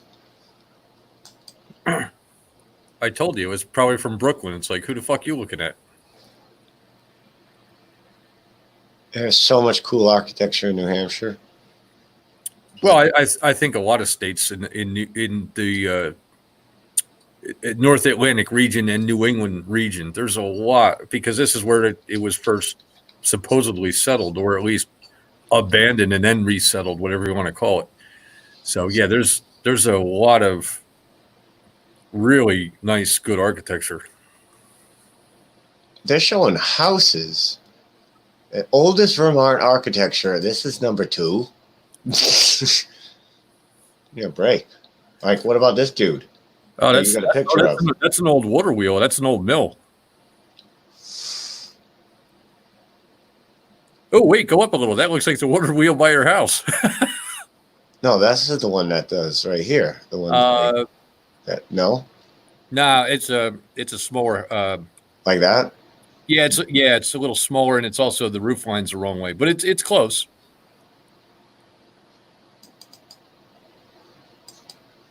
Jesus. Hospital, right? Or university. It's where they teach witchcraft. That's why they wear the funny hats. Would I be a witch and not wear the funny hat? Yeah, well, I see the point up there. Where's the flag? Why would somebody's hat be designed after a chimney or a rooftop? Why would it be designed after Merlin's hat? Well, yeah, all the witches had the pointy hats. Why? To match the building? Isn't that what they gave the dunce kids in the class? They called them dunce. Put the hat on. Yeah, why did they do that? Why was it a cone hat for a dunce cap? Yeah, put the cone hat on them, put them in the corner, and put dunce, D-U-N-C-E, or D-U-N-C. Was it dunce or with an E or no? Dunce with an E. Okay. Well, you know my spelling's horrible, dude. You always have to correct me on that shit. Or dunce, if you want to say it in French. Fucking French. Looks like for most of Vermont, it's just coming up with homes, and these cathedral churches, very rare, or wood-covered bridges. So, well, here we go. That's Burlington. That's some cool shit. There's a lot of that, though. Claremont, but that's New Hampshire. New Hampshire seems to have far more Tartaria than Vermont.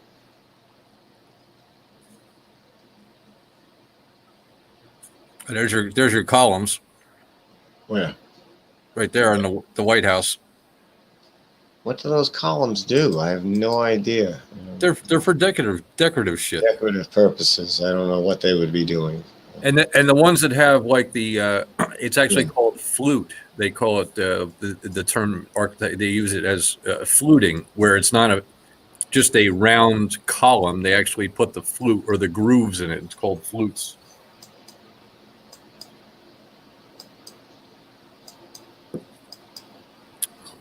This is the only thing that makes sense for all the wacky, fancy designs on all the buildings. It's the only thing that makes sense that I've heard so far.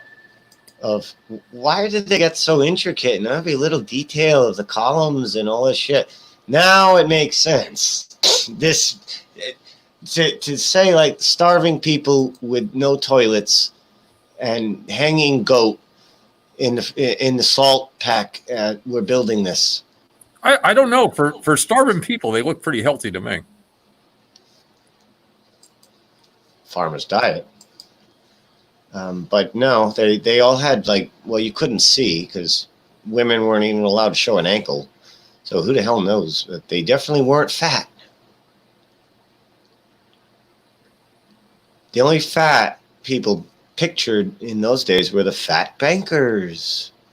The rich people, those were the fat cats. Not your regular people. They weren't fat till today's age. You know, I couldn't even try to debunk that one because everybody was in shape. In some disregard, I mean, other people were in better shape. I get that, but for the most part, they're. I mean, all right. Basically, ladies, if your titties touch your belly, you're a fat ass. Guys, if your balls are scraping, you're a fat ass. or old. Well, yeah, just like fucking tuck them things up or do something with it, will you? You gotta fix them so you don't sit on them. Yeah, well, get some fucking Velcro or something. For fuck's sake. Don't act like Johnny Knoxville. Yeah, this is bodego in today's standards. Like this can feed. If you relied on just this for your food supply, this could feed 2 blocks worth of people in New York or Boston. 2 blocks. Don't forget people bought some supplies there. They were still hunting and trapping and. Oh yeah, while they were building Tartaria, I understand. Yeah, exactly. Of course. There's actually a general store which is still in existence. Down the street. Well, no, from my old place, it's about 20-minute drive. It's actually still there. It's the old general store, which is the general store post office.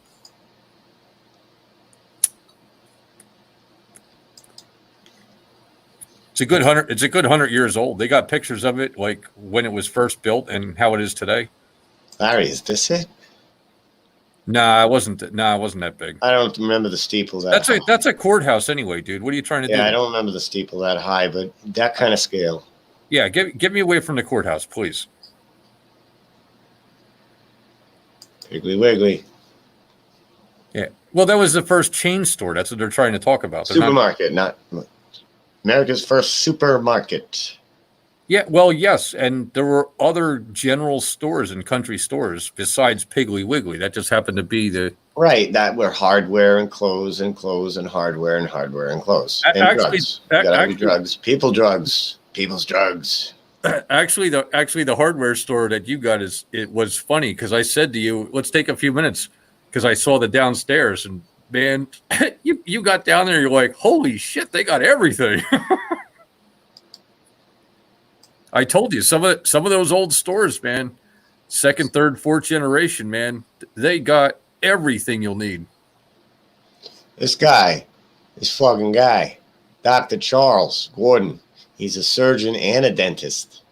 Well, yeah, the first surgeons actually were dentists. Dentists were surgeons. They were the doctor. It didn't matter.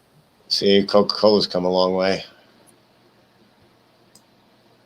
You know, of all the things that have changed logos over the years in marketing, Coca-Cola hasn't changed a thing. It still looks like that. It's crazy. I think the market department would come up with something a little more different and modern. Or... Yeah, that's probably the number one selling for antiquities over the years with the old Coca-Cola machines and everything. They bring like the most everything. Like right down to the cursive loop and everything. Nothing's changed. Or is this a Mandela effect? And was this not? Don't fucking start me with that shit. Don't. No, I'm not biting that. No.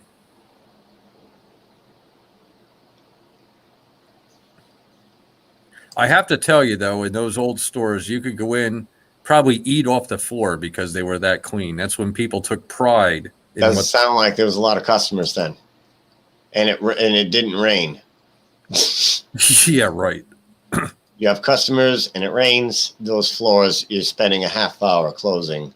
I've done it, and it takes a long time after a rainstorm to clean those up. people used to do it. You got to remember, dude. The work day was about 14 hours, 16 hours. It's not like the 8 hours, and I need my. Yeah, I mean, somebody's got to shit. Somebody's got to, and who's taking care of? Well, I guess the family. She's chopping wood, I suppose. Well, they didn't have bathrooms back then either. They just held it in. Oh, yeah, seems so. But I noticed that the toilets and the refrigerators kind of go hand in hand. You need one with the other. You're not shitting if you're not eating. Well, that's why I just stick to beer. It's easy for me. I just open a window and piss out it. I know you brought me in for content. Is this World's Fair? No. They knock down some crazy shit in the World's Fair and make you cry. Hey, World War. You guys were talking earlier about World War II, man. Yeah, they wiped out a lot of historic sites, dude. You would think that people would be the military targets and not so much old buildings like used as a school or a church or a monastery. Like, why are you taking out the buildings? I mean, you know, all over your Berlin and shit, and Germany, man, they had some of the most historic sites anywhere. I know. Like, what if those buildings like had a function, you know, and you had to take them out so that function didn't work anymore, right? Maybe they were still functioning in some way or doing something we don't know about, and you need to take them out so they don't get turned on. Maybe. I don't know. It's almost like Schwarzenegger in the end of the movie in Total Recall, where he has to turn the generator on.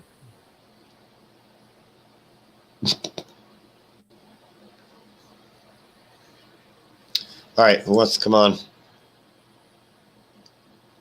What are you getting tired of talking to me already? I'm getting tired of talking. I've been doing this since like 3 o'clock. Yeah, you actually have been a trooper. You did keep it up for a while.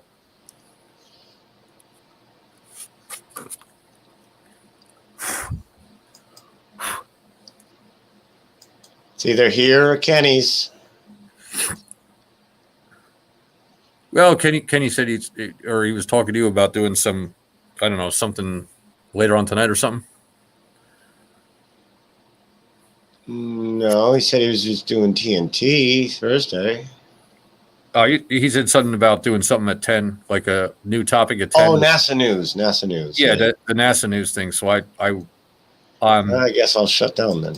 Well, I was kind of guessing that, you know, you would be there and part of that, because I think I've done too much today already, and well, just go on for a little bit. I think he was looking for a little expertise in on your behalf. I can't. Oh, you can too. I can't. I already got to take a shower after the 2 minutes I was there earlier. I was there watching that, and I just man,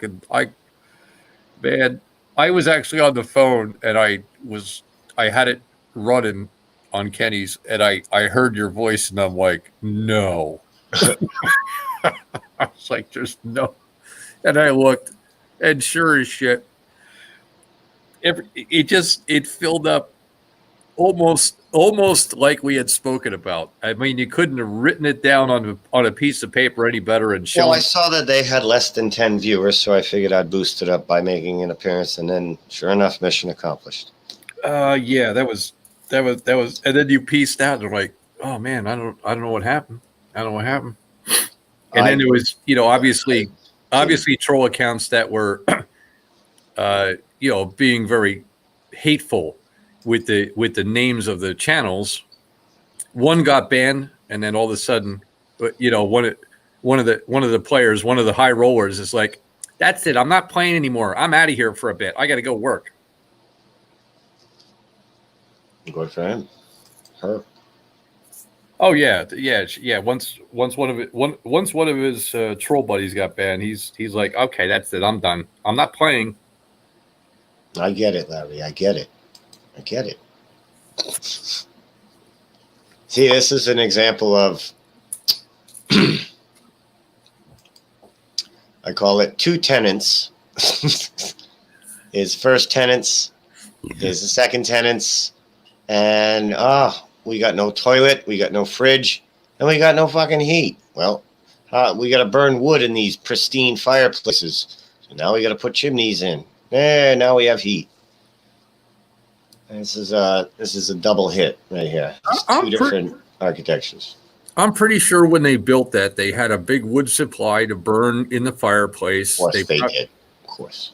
Well, yeah, it's all like around them. There's houses that have all been built up, so they don't. That probably was a house that was on like 100 acres at one point.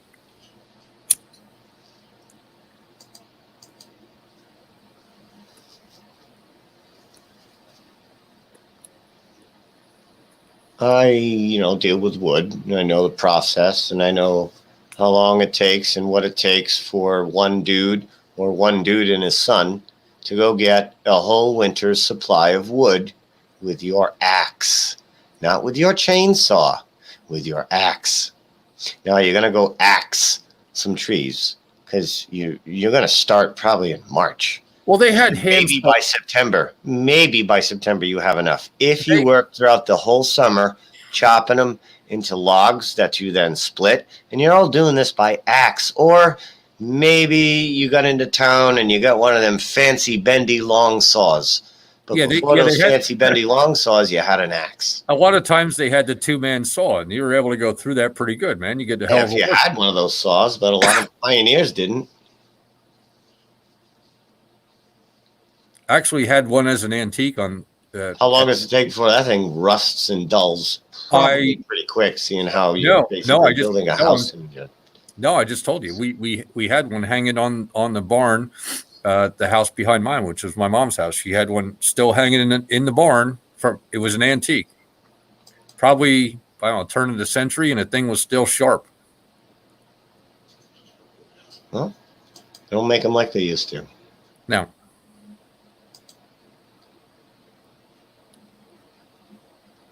Oh, there's your cobble street. Yeah, it was that dude Frank. He comes into all the towns and all the countries, and Frank lays down the cobblestone. He gets it from all the ships that bring them all the way to the middle of a country through no water. Easy to transport to the center of a country. Cobblestone, very easy. Well, what country are you looking at right here? I don't know, but I'm sure everyone that has cobblestone has to be right by the water. Otherwise, your little theory ain't gonna work. No, they listen. They trucked it in the 1700s. Pickup trucks. Well, no, I wouldn't say that. I would say that most of the cobblestone streets you're going to find are probably within 100 miles of the coastline. Probably. You're not gonna find them in someplace in Oklahoma, a cobblestone street. Very doubtful.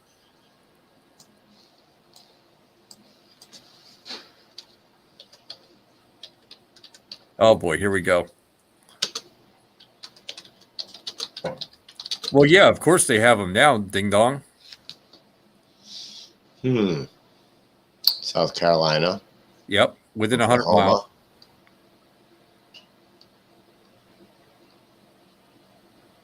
Let's try it.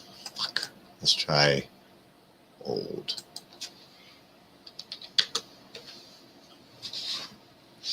That looks pretty old. That's South Carolina. Yeah.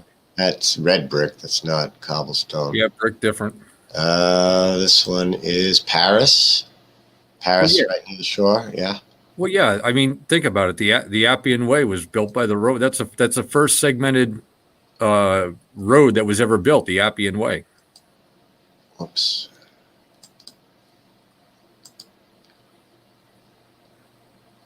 Yeah, you get a little clicky happy sometimes. Cobblestone. Street photo.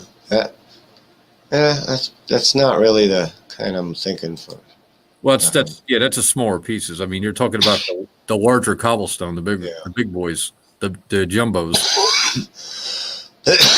And I want the old stuff. Yeah, the old stuff you're gonna. Yeah, go ahead. No, that's not the old stuff.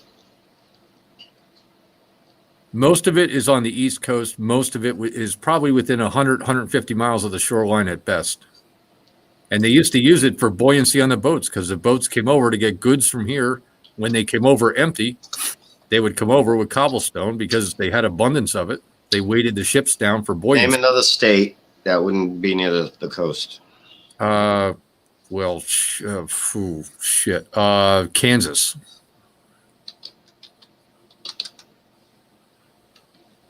And they would have to be old because people do put them in like driveways and stuff now. I'm specifically putting in the word street. Missouri. What is this? Where is this? Pics of cobblestone roads with gravel. Dwarven Forge. I don't know where that is. I know it's Tartaria, though. Oh, Brooklyn. That's in New York, dude. Okay. And actually, that's a redo. They've actually, there's still guys that weigh that stuff today. Street located in St. Louis. That looks like the new stuff.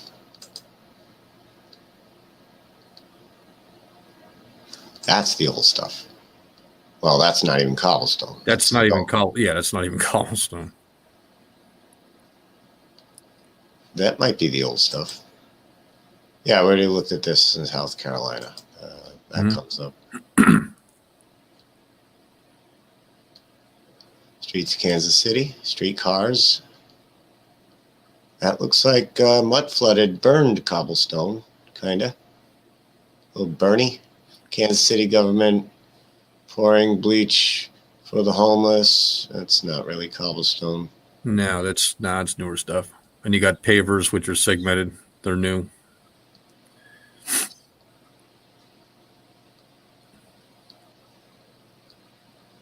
And the big slates are all over, so the slates are not gonna buy it for me, because the big slate stone they used to use, that was quarried here in the U.S. They didn't have to ship that stuff in. Yeah, South Carolina, of course. It comes up a lot. What's that? Comes up a lot. Oh yeah, South Carolina. Well, there's a big market for that stuff nowadays, dude. I mean, look at all the I do a lot of curbing with that. They would rather use cobblestone with the mortar in between than use solid cement curbing or something like that.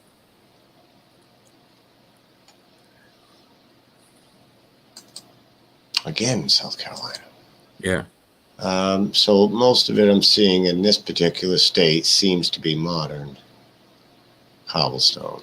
Yeah, now it's used for so many things, that you could use it for. I mean, you could build outdoor ovens with it. There's so many things you could use it for. It's all over. But the original purpose was something totally different than anybody thinks it is. Again, all the facts we know are all book facts and written by Ben. And not all just book facts. I mean, there's nothing like family, intelligent experience, knowledge, and firsthand experience knowledge, and then you got the book stuff comes in later, and it's grain of salt with everything. Well, I could tell you, if you go into New York City and they allow you back to Flatiron buildings again. If they allow you to dig down a New York City street, you're going to hit brick and cobblestone at some point, and concrete, no doubt. All three underneath the macadam. The macadam being asphalt, of course.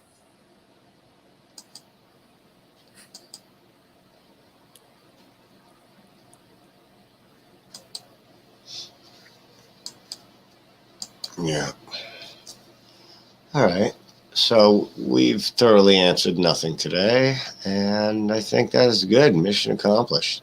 Well, that's good. I'm glad I could help. Yeah.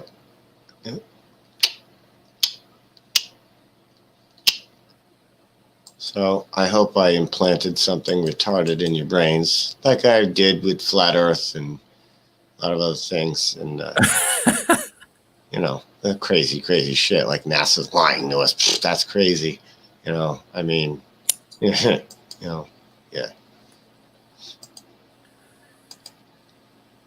Now I'm sure when Kenny does his live thing later, he'll probably want some of your input over there. I mean, you're good at that stuff. I'm not very good at the NASA stuff.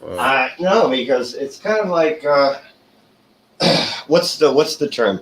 If I show up over there, that's called inciting a riot.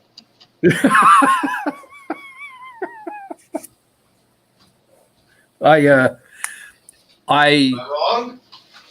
No, that's why my reaction was the way it was. I would say, because when I talked to him briefly, I think he wants to keep the riot factor out of it and just get onto the facts and do some put out a video with something behind it and some information, and just let it stand as it is. Maybe for an hour. That's about it, probably. I think it's only going to be a select few. It's not going to be me, because I already told him. I said, "Nah, it ain't gonna. I'm not the guy for that." Yeah, well, I don't want to ruin Kenny's anything. No. It's a matter of fact. You would have to ask him directly. I don't think he's concerned about that. I think what he wants is a couple people. Doesn't matter if you're ball, concave, hollow, stratosphere, triangular, pizza pie. No. This is strictly about the one topic, and to stick to the one topic and do some presents.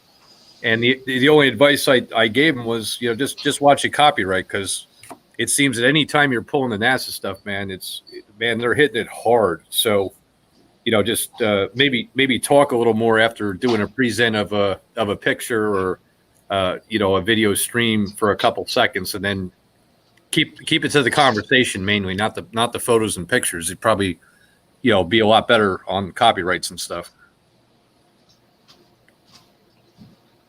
Oh, I'm sure this video will go down as soon as I click end broadcast, because too many Captain Strange video clip things. Actually, when it's off, just kill it. Just take it. I'm saying I don't mind if it archives. I'm just saying Oh. It seems like as soon as I hit end broadcast, blocked in all countries. Now what? 4 seconds of baboon ass. I can see why you took down a 12-hour video over 4 seconds of baboon ass. Actually, are you able to kill the YouTube stream prior to this one, or it's the same? What do you mean? Because you're here on StreamYard, and let's say you're on LinkedIn, you're on Facebook, you're on YouTube. Oh, it's on Twitch, I'm sure. Or on Twitch or something, or whatever it is. Be archived on Twitch. Anything that is taken down here may still be up on Twitch on the Flat Earth Mania. I talked to Vinny about it. I'm like, how do you tag those videos? He's like, you got to become a partner and all this crap. And he says it's hard at first, but when you get there, it can be good. And it sounds complicated, and I prefer simple for this. I'm not using this as a business. Yeah, no. In light of what some of the earlier chatter was about making money on it, it's no. There's a nice idea, but yeah, no. The people involved in it will collectively chip in. If I'm doing something by myself, I'm gonna monetize because I'm putting in effort. But a group thing like this, community gardens are free. Information about this shit is free. Well, yeah, and it's always customary, because it's like going out with your friend for a beer. It's like, hey, this round's on me, or that round's on somebody else, or whatever. So there is going to be each other helping, and if we go with this, because this seems to be difficult for cell phones, maybe I'll try another platform next month. I'm actually gonna. I still have the other the laptop. I was gonna bring it. It's actually still in the truck. I think if not tomorrow, tomorrow's a little busy, but I'll try to bring it in. I might set that one up and do it because that's clean with nothing on it whatsoever, and I might just fire up there, because that one may be able just to run and just let it run. I could just let mine run, but I don't like to just leave something there for dead air. No. I mean, run if necessary or something, because it for me it's like the third backup, dude. I got a bunch of these things. That's why when they go to tag my URL or my IP, I laugh. I'm like, yeah, which one? There's actually 4 of them running right now. You figure it out. I'm a simple man, simple tastes, simple questions. I just want a simple understanding. Oh yeah. Well, hey, look, it's not how big the thong is; it's what's inside it. Mm-hmm. Oh, what the fuck did I just walk into? Sorry, Josh. What?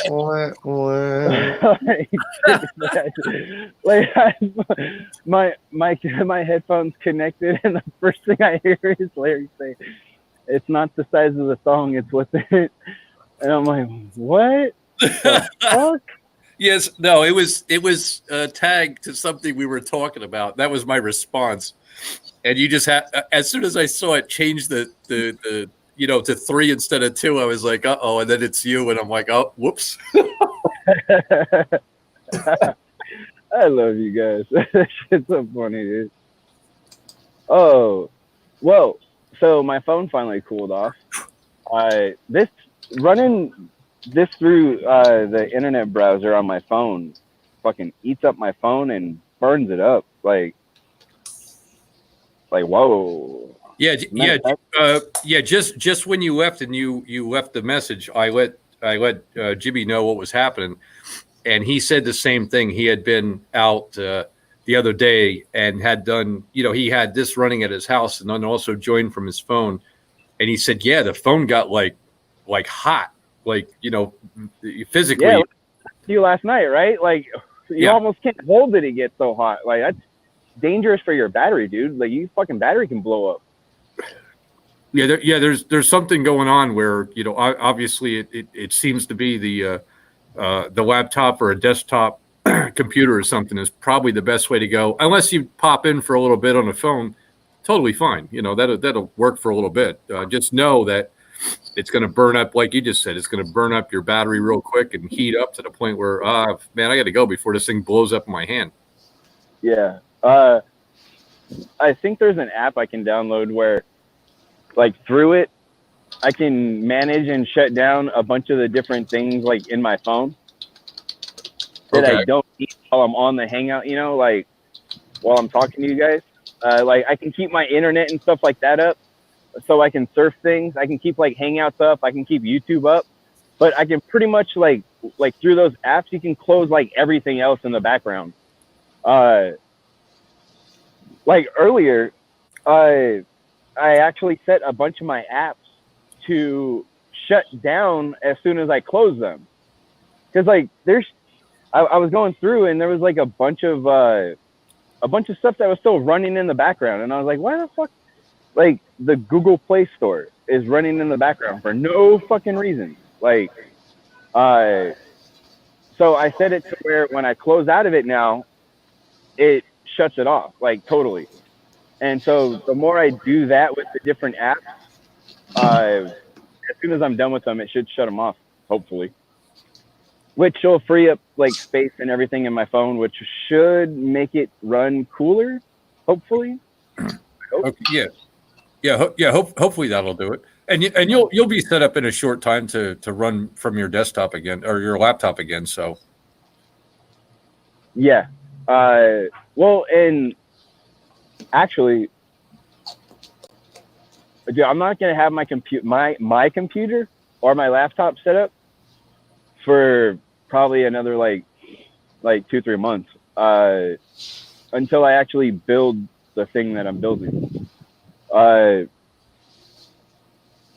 can just log on to the computer that's at my grandma's house, Like, I don't have to pull mine out of storage. She's got a computer there. You're gonna look at internet porn on a tiny phone for the next 2-3 months? Huh? No. Don't make Josh feel uncomfortable. I already hit him with the thong thing the second he walked in. Like, if I do, I wait till no one's home and I hit up the big screen. There you go. I do Black it right, light dude. in the room some night. Yeah, black light, light some candles and shit. Well, do that for, like, somebody's birthday, like turn the you got to turn the lights off and, it's, they come in, you say surprise. I say hit the black lights and go surprise. yeah, Josh, don't engage him in a conversation about this. Oh man. Especially like an old grandmother. Hit the black light, surprise. Because she's watching CSI, so she knows what she's looking at. Yeah, that's what happened to Stevie Wonder, and he never saw straight again. Yeah. Well, that's like the other day they were talking about fucking, like, I hadn't been on Hitches for like a few days, right? Mm-hmm. And I was listening to it, and they were talking about Poncho and 6'5" trannies. And so I was like, well, I can't pass up on this conversation. So I hopped in, and I was like, and they're like, hey, what's up, Josh? And I was like, well, heard you guys talking about 6'5" trannies and couldn't help myself but come in. And like, yeah, dude, it's 6'5".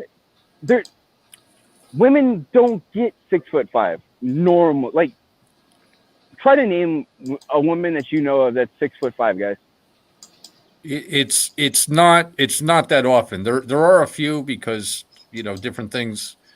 It's not trannyism or anything like that. There Yeah. are only a couple women that get that tall, and I'm not talking about with 10-inch stiletto heels either. You cannot turn a woman into The Rock, who is 6'5", 275 pounds, fucking solid, pure fucking muscle, dude. Come on, yeah, right. Definitely don't want to smell what that rock is cooking. Oh my god.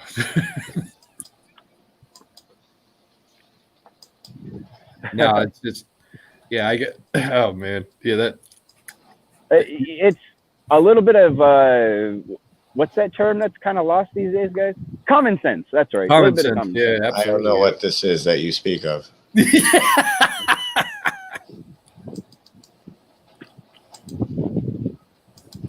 I got a sneak preview here of coming summer at my place. Before I go, I'll share. All right, I'm gonna go here, and I gotta do this thing here, and I gotta. Oh. So yeah, when that black bear finally comes, I got the new kitty ready to get rid of him. Oh, hey, attack kitty. I've actually seen my cat do this with a pit bull that came in my house. My cat, not this new cat.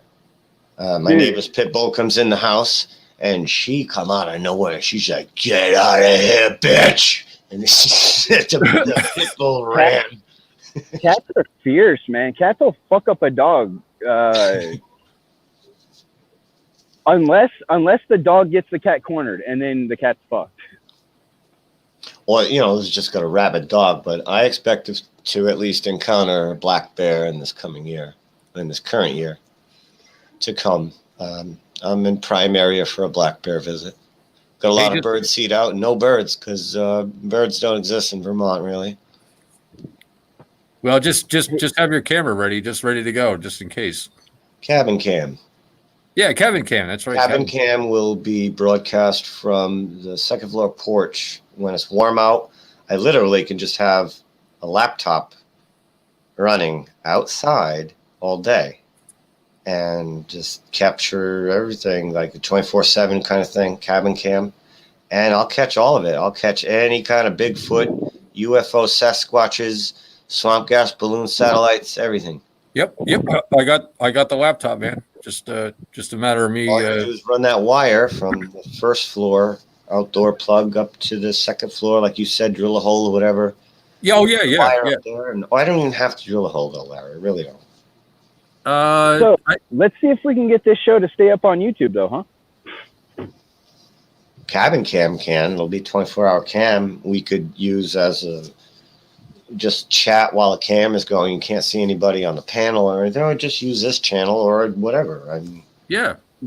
It's getting to the point now where you can't even fucking mention people like the BBC without them fucking copyrighting your ass.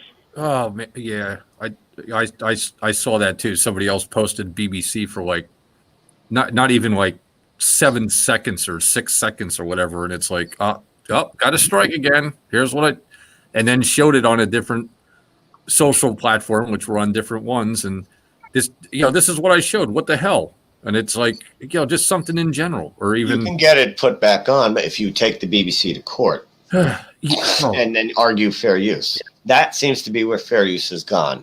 Where you got fair use if you take them to court. Oh yeah, let me get my private yacht or my airplane and fucking fly to London and take them to fucking court. No. Now I guess it was ruled in court or whatever, or else YouTube wouldn't have this new policy. But I guess YouTube, as a host, can't be an enforcer of fair use or anything, or an advocate. I don't know. Oh, that's cool. Well, it's like they say now, fair use can only be determined by a court of law, not by YouTube. So they're staying out of it now. Yeah, well then, how would somebody get a copyright strike, or excuse me, not a strike, because a strike would be an accusation. How would they get their channel shut down? It's not. It's just a blocked video. Like I've already had 3 since we've been broadcasting the past 2 weeks. At least 3 blocked in all countries, but not one notch has been taken down on the smiley face for community guidelines status and copyright status. They're both at full smileys. So it's not knocking me on strikes. It's just blocking the entire video. Well, what if this happens to be my pet black bear that's in your backyard that you just chased away?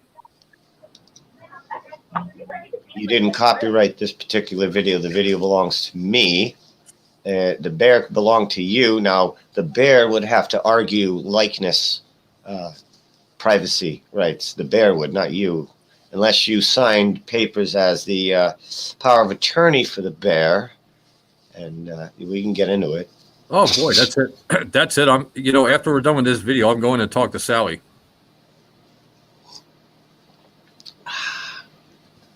Yeah, likeness. You can argue that. And that's about it. Dude, if I had a bear costume, I would so come on here right now and argue this because it would be funny as shit. And that would have to be like likeness to stop monetary gain from the likeness. And I think that's the only way an enforcement can occur. And there's nothing monetarily going on whatsoever. So that's where they lose. Hey, Jibby, that link I just sent you right now through Hangouts, do yourself a favor, open it up and bookmark that shit. You'll thank me later. Oh, boy. Audiobooks. Like, dude, it's so I went to on YouTube, a lot of the audiobooks that I had like in playlists are now copyright, right? Like Tarkin, you can't even find the fucking Tarkin one anymore. I had to go on archive.org and download that shit. But I found this site, and this site has more than what YouTube used to have. Okay, but it looks like it's just try 3 audiobooks free. It's got a bunch as you scroll down. Try them, meaning like it's not going to have the entirety. It's just going to give you samples, I think. No, I flipped. I went through a ton of them, right? All right. And audiobook.com doesn't sound like they're just going to give away audiobooks for free. Well, like, okay. Dude, I've already listened to like 3 books on there, though. And they were the full books. All right, let's try this first.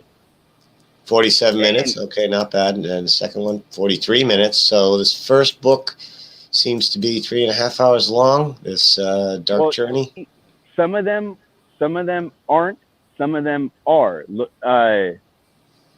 Like, some of them will only have like half the fucking book, and that pisses me off. That's what I'm saying. You're only getting a sample. Well, but a lot of the books on there are the full books, though. Okay. Like Darth Revan, there's the full Darth Revan book on there. I only started listening to, like, I guess it was part 2, and I'm like, fuck. Right? I'm not going to listen to part 2 and then part 1, so I got to find part 1. Yeah, like if you find Darth Revan in that list right there, all right, it starts it from the beginning, and it might have like 5 sections, but they're like 2 or 3 hour long sections. Okay. Bookmarked it. Cool. And you can also play that from your phone as well. Nice.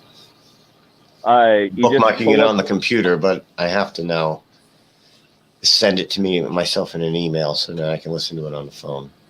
Well, just pull it up. Next time you're on your phone, just pull up Hangouts, open it, and then bookmark it. That's true, too. Yeah, good point. But yeah, dude, that's a definite site.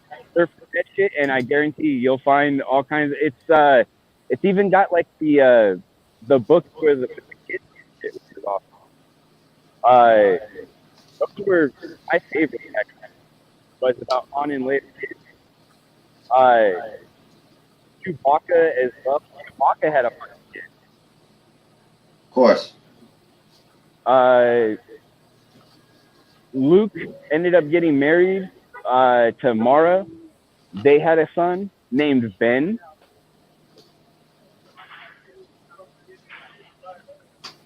Which is where they get the name Ben for the new movies that came out. That's why Kylo was named fucking Ben. Yeah, because I thought Luke and Leia had twins.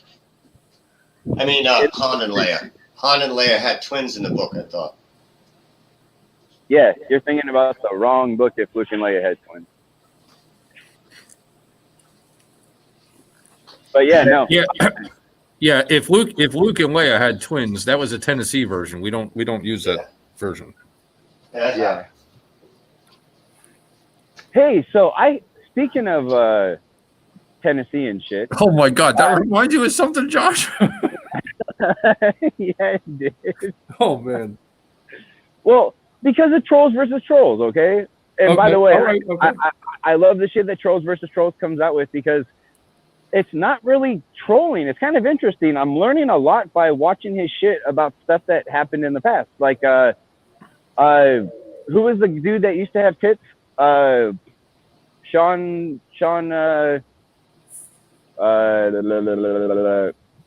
fuck. Hawkins? Not Sean Hawkins. Hufford? Yeah, it might have been Humford or one of those or something that actually the guy cammed up one time and he had like almost a B cup or something. It was like, what the fuck is going on? Well, yeah, and it was weird because I heard this clip that Trolls versus Trolls put up, and it was that dude and Red's Rhetoric, and they were having a conversation, and it was about something that Antonio Subaret had put out. Calling him like a tranny and shit, right? Yeah, it was a while ago, yeah. Yeah. You see, this is actually before I really got into shit, though. Like, right before, you know? Yeah. And now I understand, first off, why Homeboy had a pair of tits. And what he was saying actually makes a lot of sense as far as with the hormones and stuff like that. Only because, and I've only learned that as of recently, the last, 7-8 months, because of what I learned as far as diabetes and how hormones affect diabetics and stuff like that as well. And so, yeah, what he was saying about why he grew tits, that's crazy, dude. It was actually part of a deficiency that he has. That's nuts. So I guess his body using the estrogen and Sean Hofford? Yeah. You believe that shit? No.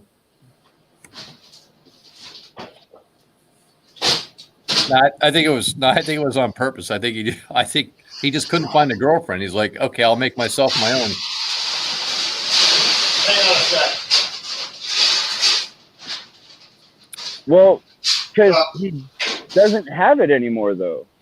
Like the statement that Sean Hufford made, correct me if I'm wrong, was basically he's saying he is one of two, or if not the only case in the world with his specific kind of breast disorder. And what do you think the odds are that we met the only guy out of 8 billion people with this specific thing? Yeah, we're pretty lucky, huh? You see, now so that doesn't make any sense though at all, because like how would he have any information on this at all if there's never been a case of it? You know, like what I want to know is, does the breast disorder come with mom's sweater?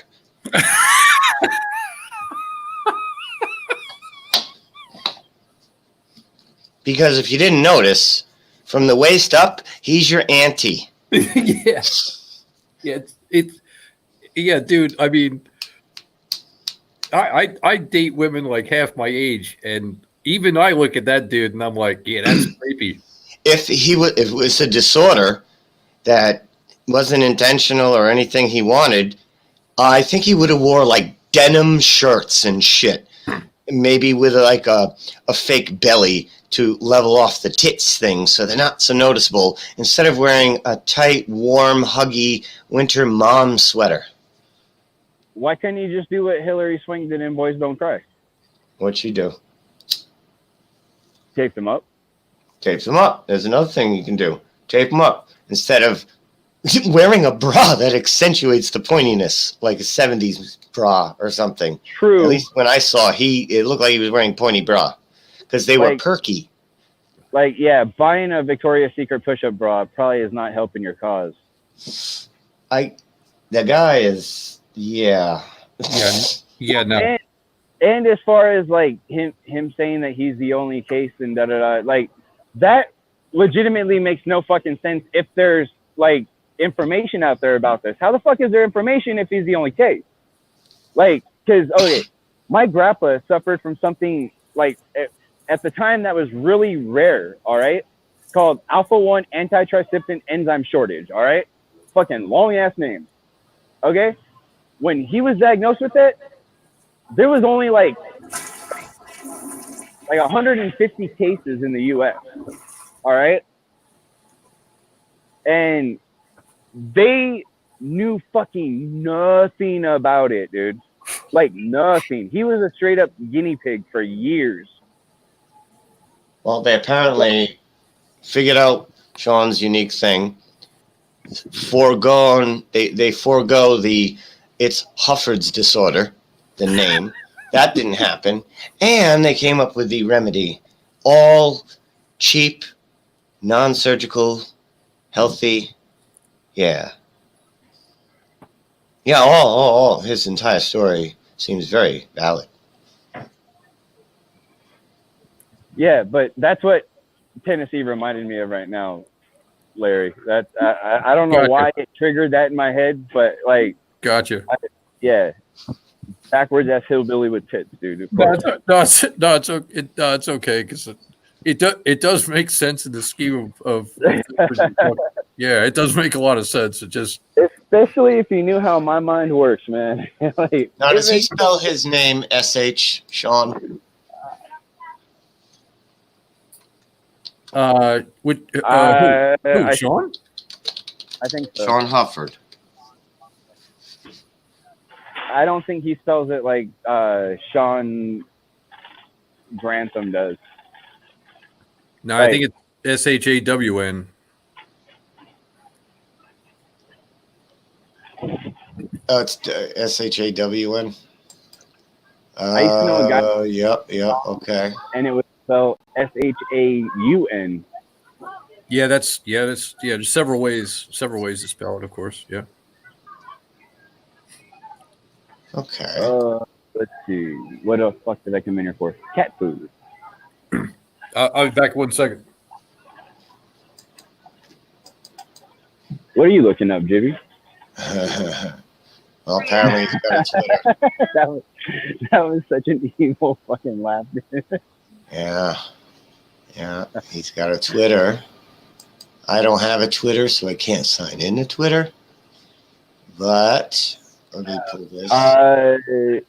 Do you want mine? No, I don't need it. I don't need it because this is the only point I'm making is right here. Now, he has a breast disorder. So he figured he would hide it with long, girly hair and his Walmart thing zippered up just right to show some cleavage. Yeah, no, that's a dude suffering from a mental disorder, not a fucking physical disorder. Yeah, he wants to be his Dude mommy. looks like a lady, man. Dude looks like a lady is all I'm saying. Yeah. All right. That's all I'm saying too. Now I know I've seen pictures of him in that sweater, the mom sweater, but it's mostly in video, I think. Okay, we got this one over here. He's in a collared shirt. Seems to be mostly in his Walmart gear. So, is there any cat food designed not to kill my cat? Well, there's the stuff that I gave my cat, and it's basically Meow Mix and 9 Lives, Friskies, wet food, and I do a healthy mixture of both. And my cats do okay. They usually live to like 19 and up. Yeah, I mean, my cat's like 10 years old now. She's been doing okay. Mine too. someone brought something to my attention one day as far as like how much you spend on cat food, right? And because someone I know was bitching about spending like $17 on like 16 pounds of cat food or whatever. And they're like, dude, how long does it take your cat to get through that? And they're like, over a month. And they're like, okay, so break that down to how much you spend on your cat on a daily basis, okay? And it's like, how much do you fucking love your cat? Can you not spend like $1.50 a day on your fucking cat or what? Yeah. To get like legit food, like not to get the $9 fucking 20-pound of kitten caboodles that. Like, Yeah, I don't get the organic stuff. I got to tell you, yeah, I did not give my 24-year-old cat any organic foods. Dude, I know my cat likes these. She likes these Friskies tender crunchy things. The mixing grill shit. I don't know. My other cat made it to 19. Eventually, I had to actually put him down because flies got a hold of him and laid some eggs, and there was maggots, and yeah, it was bad. He was a living, walking maggot. He was like a zombie cat. I had to put him down. He was 19, like no dying in sight, just old, and he was Meow Mix, 9 lives, indoor, outdoor. That seems to be a factor, actually, with the longevity of my cats, is that both indoor, outdoor. And then when they get old, they stay indoor. But yeah, my cat's always been indoor, outdoor. She gets fucking stir crazy. You keep her in the house too long. Alrighty, cat. All right, so Kenny's going to be, I guess, doing some NASA news. So I don't know if you guys want to keep. No, dude, you know what? If you want to go ahead and shut this down, go for it, dude. If I want to do it later, like I said, I'm grabbing some cat food right now. I'm going to head back to my house, drop this off, feed my cat before I take off, and then head to Covina. If I feel like getting on and talking about anything later on, I can just you just crank it up. Exactly. Yeah, I can use the desktop. That way, if I want to talk about anything and present anything, I can. Yep, that's the point. That's the only problem from my phone. Like it's cool being able to start it from my phone. That's cool, but I'm so limited not being able to screen share. That's all. Yeah, and you can always start it before you head out for your work day. That way, it's running. Maybe have a little music in the background. That way, somebody else with a key jumps on and wants to talk. And if your music's too loud, you can always mute you or whatever. Yeah, I can do that from the desktop. I can't start it up and do that from my phone. No, I'm saying like you start it from the desktop, but you're not going to have internet for a while, you said. Well, no, I mean, when I get over there to that house, there's Wi-Fi running through that house. That's no problem. It's at my house over here right now. I shut the internet off like a week ago. Okay. All right. Oh. All right. That's cool, Josh. And yeah, Jay, if you want to shut down, we'll just we'll chill out and just listen to Kenny's or something. That's cool. Well, I was going to get back to my organizations. Yes. I was only planning on maybe talking for 2 hours, and I did 6. Yeah, I know. When I saw your message, and I was like, "Why don't do it, Larry?" Because I know it's never going to be 2 hours. It's always a monster marathon run. Well, there's interesting topics, and then you have different people that jump in at different times. Everybody doesn't jump in at once and all go, and it's like, okay, we're on topic. All right. And keep in mind, everybody, that this is listed under the category of entertainment. So It is both informative and meant to be entertaining at the same time. Like I do get a little satirical during that stuff. It's like conspiracy satire. I enjoy it. I think people do. It's a dry satire comedy. But yeah, it's also you learn something. Sounds good, Jay. I'll talk to you soon. Josh, talk to you soon. Peace out. All right, gents. Jibby, I'll let you know. Kenny's. We'll see you all later. Whoever the hell's actually watching, peace out. Yeah. Talk to you later. Later, man.